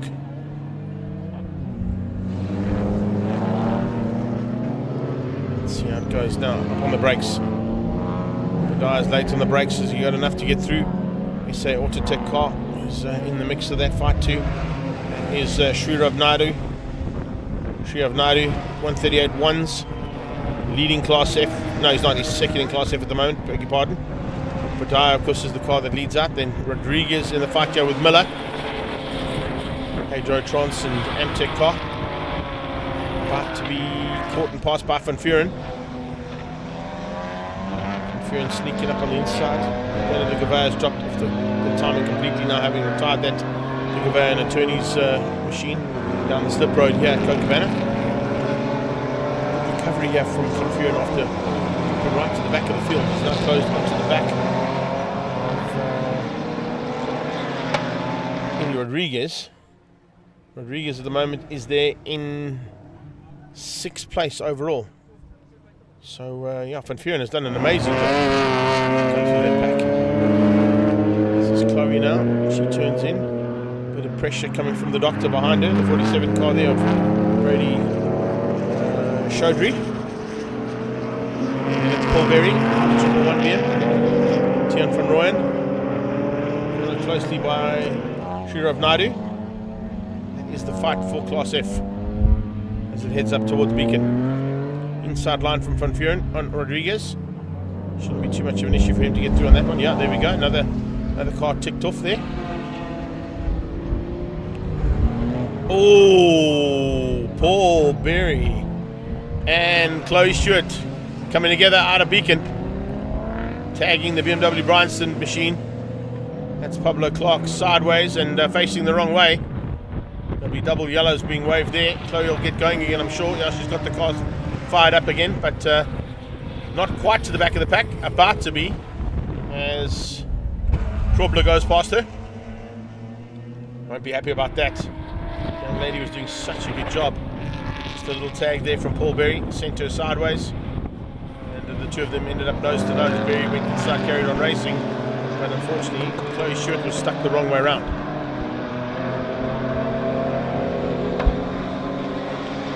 Cars with their lights ablaze just to warn the drivers in front that they're coming.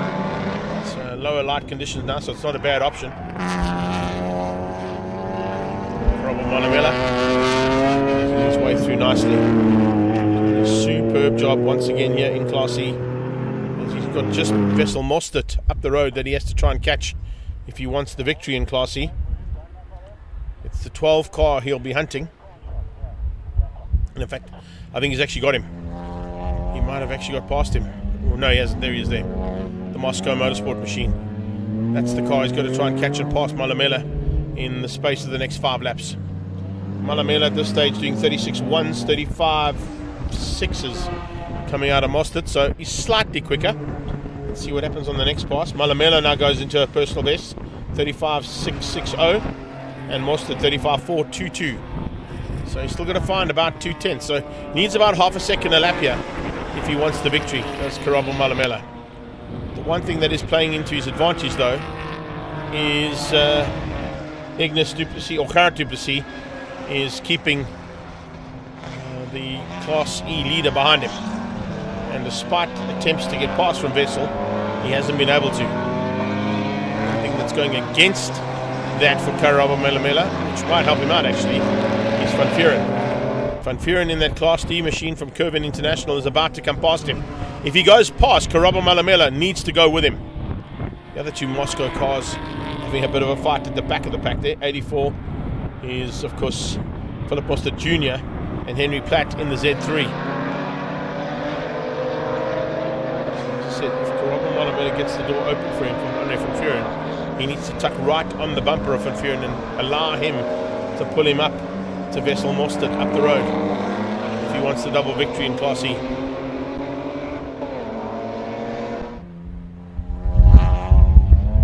On the brakes they go. The noses of those cars just dive forward as they climb on the anchors.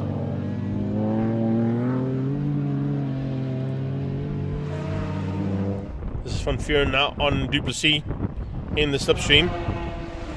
He'll pull out and try and use that slipstream into Potter's Pass. Fantastic drive here, got to say, from Sean Gradwell.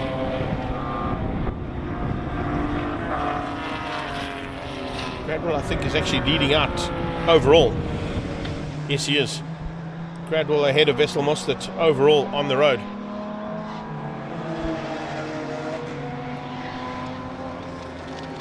A little hometown victory here by the looks of it.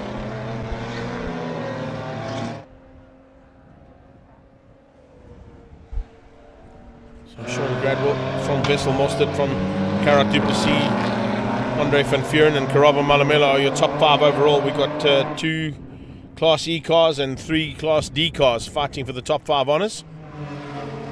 Ken Swartz is in 6th. He's got Rodriguez behind him. Here's a move. That's a good move to make. Getting through there on Karat Duplessis, putting some more cars between himself and Karabo Malamela, making it a bit more difficult for Karabo to maybe catch and pass him for the lead of Class E. Wessel is now up into 2nd overall. Van Vuuren, I think, is going to catch and pass him. I don't think there's going to be an issue with that, because Van Vuuren was quickest on the road overall on a 32.0 in the last on the last lap, and probably going to go even quicker now. Oh, Malamela with a big moment there, just putting a wheel onto the dirt as he tried to get through on Duplessis. See, Duplessis' car will have the advantage on the straight line, but Malamela, of course, with his experience in single-seaters and probably having been at this track a couple more times than Karat Duplessis has been, will be using that to his advantage to try and stay within at least hunting range of that Dups Civils PTY BMW. Van Vuuren is through on Mostert.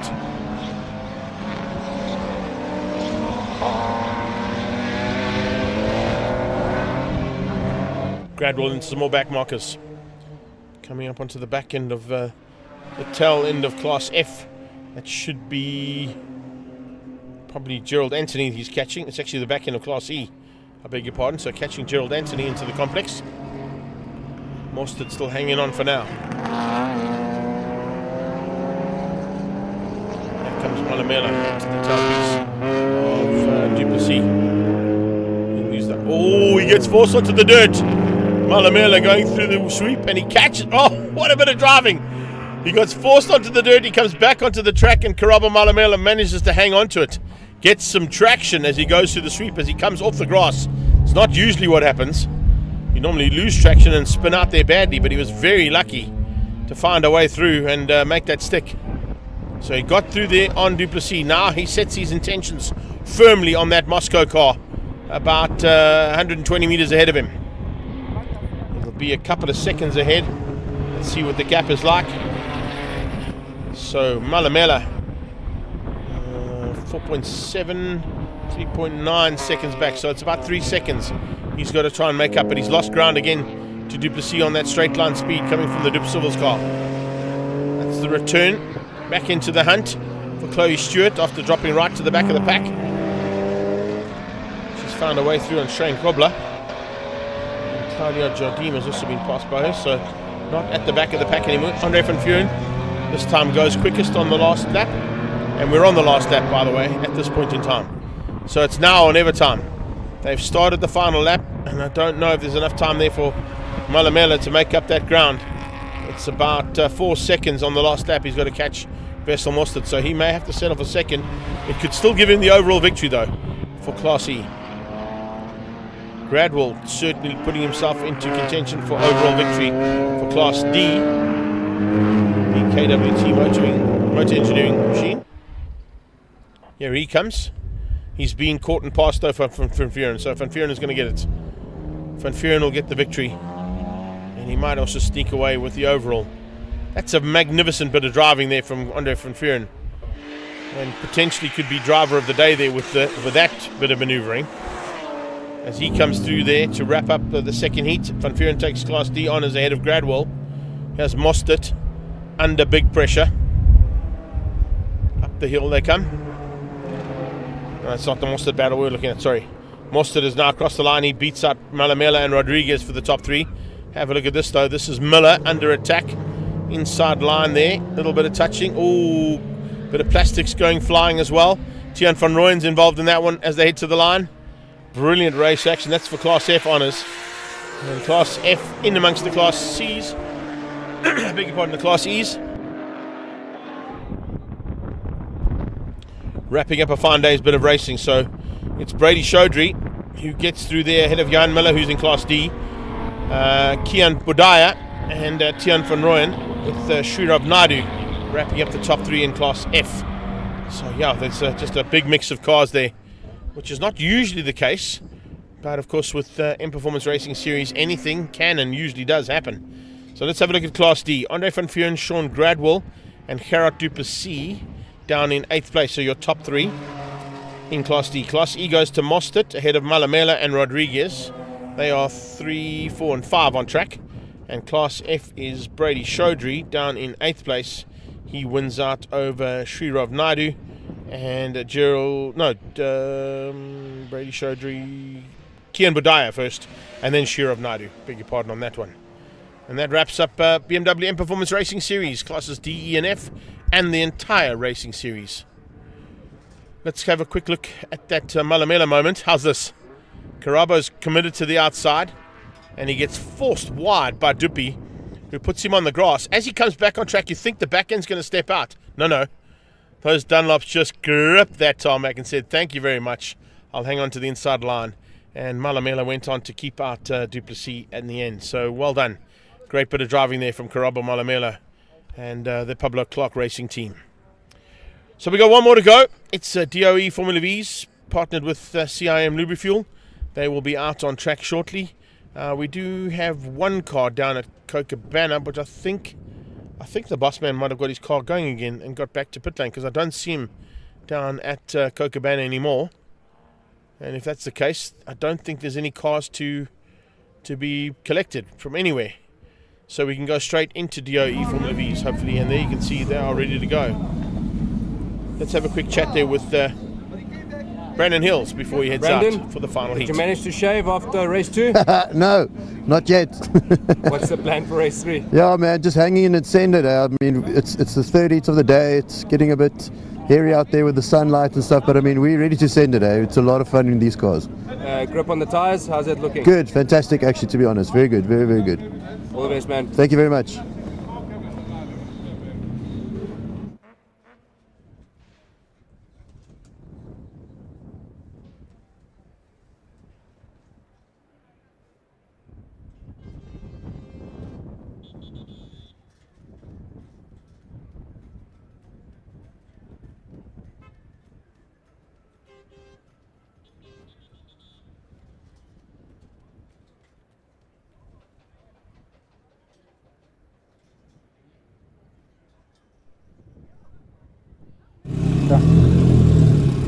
Catch up with multiple champion and former champion there, Jaco Schricks, on his welcome return to Formula V's. Jaco Schricks, a welcome return, and you managed to pick one of the fastest circuits on the calendar. How's it been? Yeah, it's good. It's my favorite circuit on the calendar, so I did choose it wisely, I think. Unfortunately, I haven't got my way today. Made a couple of small errors, a little bit rusty, I think, but you know, we have to have fun. So I'm going to do my best. All the best, man. Thanks, bud.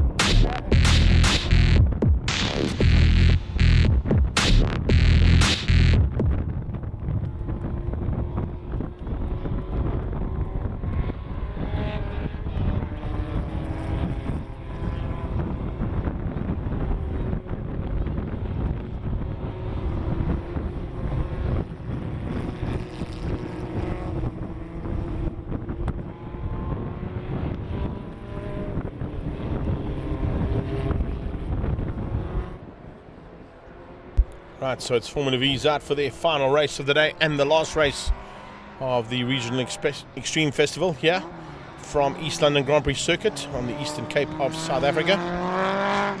If you've only just joined us, you've missed out on a really good day's bit of racing. Do yourselves a favour, go and rewind this live footage and go and check out some of the action that's been provided by some of the best regional classes in the country. Vaughan Hills will certainly be looking to turn his luck around here in this third and final heat. According to this as well, it's only an 8-lapper. I thought it was a 10. But it's 3 8-lappers that they've been given. Theo Vermaak will start on pole position after his win in race number 2, ahead of Lendl Janssen. Peter Hills and Gert van der Berg will be the second row. Dane Stewart, Brandon Hills will be the third.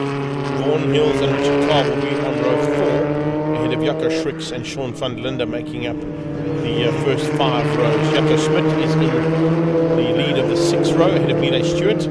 Reynard van der Linde and James Carter line up on the 7th row. Clinton Kane, David Austin. And that'll be the end of that, because unfortunately Barry Stewart didn't make it out for any of the races today after a big crash yesterday. We wish him a speedy recovery and hopefully get that car sorted out. His daughter Chloe had to fly the Stewart flag high and did an amazing job there, starting from pole position in the M Performance Racing Series race just before this one.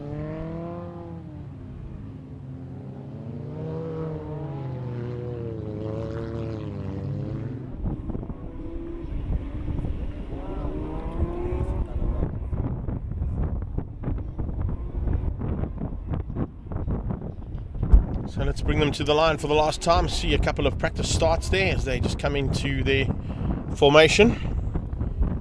Vermaak was pretty fired up after that victory, and he'll be looking now to try and maintain that kind of pace if he can. So the whole idea of racing, and let's catch up quickly there with Chloe. Okay. Chloe, what happened in that race there? Talk me through that incident. Well, I was coming up to the last corner and I unfortunately got hit from my rear. So I got driven into from the back, and that unfortunately caused me to spin. So I did get hit from the back and it turned me into a tin top, and I faced the other way, but then I got back on, luckily no damage, and I could finish the race. Awesome job, well done. Thank you.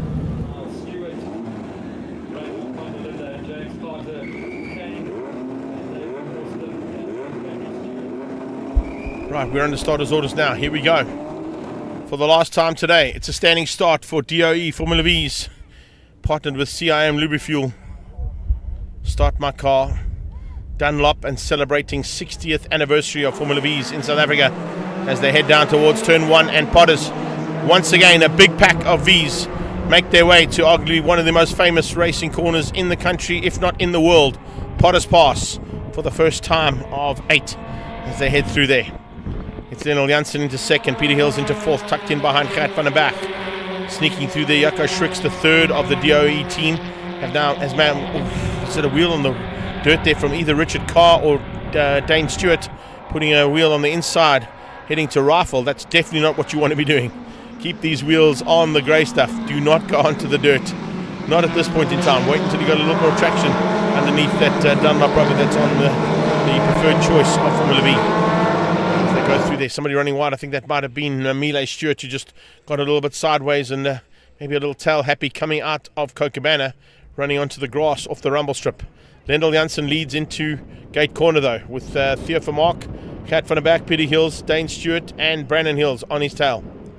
6-way fight turning into a 7-way fight potentially, with Jaco Schricks into the mix as well. The former champion would love to be in the mix there, that is for sure. But also at the back end of the field. Some issues earlier on, so we'll keep an eye on his progress. Hopefully he can get a little bit higher up than what he did in the first 2 heats.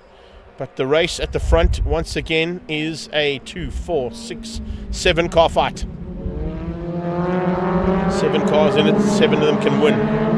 Even Schricks from 7th place right now is in with a shot of a victory, using the slipstream to his advantage. If he can do it, they can all make their way through into the front end pretty rapidly. Schricksy actually was quickest, so how's that? That just shows you how that slipstream effect can work down that beat straight away and up the back straight as well. So Schricks goes quickest, 39.7 on the first pass. Only one to get into the 39s out of the entire pack of cars. So that just shows you, and he now uses the advantage of that slipstream to get on the inside of Brandon Hills through Rifle. Sneaks up on Brandon Hills and up into 6th place. Hills down to 7th. The brakes and puts the pressure immediately onto Dane Stewart in the direction management car. So some manoeuvring happening there from Jaco Schricks. Schricksy, of course, running at this point in time as part of the DOE Quality and Start My Car team. Magnificent effort there from them. They've had a fantastic day in the saddle, those three cars. Kat van der Berg in the mix all the way through the day. Theo van Mark taking a victory away from Lendl Janssen, the current champion. And of course Shrixie making a welcome return to Formula Vees after a little bit of sabbatical. He's now moving on to the attack. Dane Stewart's got through on Peter Hills. What is going on in this race with Dane Stewart? This weekend he's just had a turnaround, an epiphany in Formula V racing. Is it Epiphany or is it Epipha-V? I think he's at Epipha-V, that's what it is. He's now putting pressure onto Theo van Mark, race 2 winner, and up the inside of Kat van der Berg as well. There's certainly something that he had for breakfast this morning that's working well. And if that's the case, I want some. Man alive, what a drive here from Dane Stewart. Up into 3rd overall, and in the mix now with the usual contenders. That's where Dane wanted to be for a long time. He's now there. Can he handle that pressure? He's going to go around the outside of the champion, out of Potters. Dane Stewart into 2nd place around the outside of Lendl Janssen. What is that kid drinking? Man alive. Monster on your cereal or something, I don't know. There's definitely something working well there from Dane Stewart's point of view, because that is a magnificent bit of driving. It takes a huge amount of cojones to go through Potters on the outside to make an overtake, and then keep it buried through rifle to ensure that you make that move stick. Lendl Janssen must have been caught out with surprise, going, who is this white car? I'm not used to fighting with white cars. He's going for the lead. Dane Stewart is going to hit the front into the gate corner. Can he make it stick? Yes, he can. Dane Stewart leads Formula V's for the first time in 2025. And Theo van Mark is asking the exact same question. Where did this white car come from? And what is this guy doing? He is having the most spectacular weekend in Formula V's we've ever seen from Dane Stewart. He now leads out as he heads to the top of the hill. So it's Stewart, but he'll probably feel the effects now from a little bit of slipstream. Yeah, Van Mark using that slipstream to get on the inside. Shrixie used the slipstream as well, goes up to 3rd. And now goes side by side as they come out of Beacon. Kat van der Berg and Shrix are also side by side. Watch out for the slipstream coming. Lendl Janssen has dropped down to 5th place. I don't know what I'm saying here. I don't know if I'm watching the same race I watched only a couple of weekends ago at Red Star Raceway, where things were completely opposite to what's happening right now. 34.9 out of Dane Stewart, 35.3 out of Theo van Mark, 34.9 out of Shrix, 35.6 out of Kat van der Berg. So it's the 34.6 out of Brandon Hills that keeps him in the hunt. Peter Hills has dropped back slightly. So we're in for a phenomenal finish here to this race, if it stays the way it is right now. Chains up against the lead, but that's just due to the slipstream effect. Dane is not out of it yet. He still has a chance of stealing his maiden victory in Formula V's overall. This is now Shrix on the inside, looking for a way to dive through there on his stablemate, and finds it. So the former champion makes his way to the front end of the field. Shrix at the front end could be dangerous. And there's a bit of a gap that's opened up. Peter Hills, Vaughan Hills, Sean van Linde and Richard Carr on the 2nd pack of cars just behind that. And Richard Carr now trying to put the pressure onto Vaughan. Vaughan doing the same thing there to van Linde. There's the 3rd pack. The 3rd pack led out by Carter. Carter's got Jaco Smit, Miele Stewart and Reynard van der Linde on his tail. So 3 packs of cars fighting hard. Once again, inside line from Dane Stewart to follow Jaco Shrix through. He'll now try and get into the slipstream with Shrix. Use that slipstream effect down into Potters. Try and hold on to it. I'm not quite sure if he can do it again around the outside. If he does it around the outside of Jaco Shrix, that'll take some huge maneuvering. He's going to try inside. He goes inside line for Potters. He's going to hit the... Whoa! He had a look, but Shrixie said, not a chance. I'm not going to give you any room there. Slammed the door firmly shut in the face of Dane Stewart. Here comes Theo van Mark on the inside of Dane. He's on the inside of Jaco as well. He's looking for a chance to get through on his teammate. Big move there, looking for a chance, but not quite able to make it stick. Shrix hangs on. Theo van Mark. Kat van der Berg sneaks through on Dane. So Dane losing out there ever so slightly. Maybe just caught out with the moment there and not realizing that he still had to go defensive on Kat van der Berg, who's now moved up. It's now DOE 1, 2, 3. Team DOE are 1, 2, and 3 on the track. It's led out by Van Mark. 2nd place, pushing hard, is Shrix. 3rd is just as pushing hard and pushing even harder, probably, Kat van der Berg. And Stewart up to 4th. From first place, he dropped to 2nd, he dropped to 3rd, he's dropped to 5th, he got back ahead and back into 4th place now, but under attack now from the champion. The number 1 plate is on his tail, looking for a way through. He realizes that Team DOE are putting on a show here in the DOE sponsored class. It's the 3 DOE team cars out front. Sean van der Linde has now put himself between the 2 Hills brothers and Peter. So Brandon leads out van der Linde. Then it's Vaughan Hills. Peter Hills has got a problem. Peter Hills has got a problem. Richard Carr went flying past him there, and Hills slowing up over the start-finish line. Schricks uses a slipstream this time. Managed to find a way through there on Theo Vermaak. Vermaak going to try and re-engage that slipstream down towards Kookavanna. He gets right up underneath the gearbox, looks on the inside of Rifle, squeezes through and Rifle. There you go. That's the way you do it. Just re-engage that slip. There's enough time to get back underneath the car that uses the slipstream against you and return the favour by the time you get to Kookavanna, and that's exactly what he's done. Perfect timing there as well. Can he now try and hang on? Theo Vermaak on the last pass was the fastest car. He got down to a 34.451. That is some serious hauling in a Formula V around here. Not quite lap record pace, but still not too far off it. A nice run here from the DOE boys. Formation flying from them, 1, 2 and 3. Lendl Janssen has got through on Dane Stewart. So he's been up in the moment there, has the direction management car, but still in with a shot. Around the outside goes Vaughan, looking for a chance now. Watching the background there, the second yellow car on the outside of Sean van der Linde. Vaughan and Sean fighting for honours. Sean van der Linde's got the inside line up towards Beacon, but Vaughan has got through. So he now follows his brother into Beacon. And looks like Brandon might have got a chance now to get through on Dane Stewart as well. Stewart ran wide, and Brandon Hill's tucked on the inside. He's got the inside line now. 4 potters. 33.7 out of both of the top 2 cars. 33.7. 7.24 and a 7.65 from Vermaak and Schricks, but Schricks uses the slipstream and gets back ahead. There are 2 to go. Here comes Vermaak. His favourite move on the inside of Rifle. Diving on the inside and back into the lead. This is such a great battle here between these 2. Multiple Formula champion in the class is Jaco Schricks, fighting with the man who would love to take the overall championship, Theo Vermaak. And it has been an epic battle. We've seen this is the 5th different leader now. Every single one of those cars in the front end of the field have led the race. Schricks has led it. Van der Berg led it for about half a lap. Lendl Janssen led it for the first part of the race. He's now got ahead of Kat van der Berg. And of course Theo and Jaco have shared the honours out front. Dane Stewart would be the 5th car that's led this race in race 3. They've got 2 corners and a lap to go. This is where I think Theo Vermaak might be in the advantage, because Theo in 2nd is where you want to be on the last lap. You don't want to be leading the race on the last lap, because you cannot use that slipstream effect. He's now going to try and engage it. As they come out of Beacon, he'll try and get right underneath that gearbox of Jaco Schricks, who immediately goes defensive, switching his lineup, going right up against the pit wall to try and avoid the wind that's blowing down there. Here we go. It's slingshot engaged. Vermaak using it to perfection. He's going to carry that corner speed through potters now. Schricks can't carry the same amount of corner speed. He'll try and come back at him and maybe get the same kind of maneuver, but no.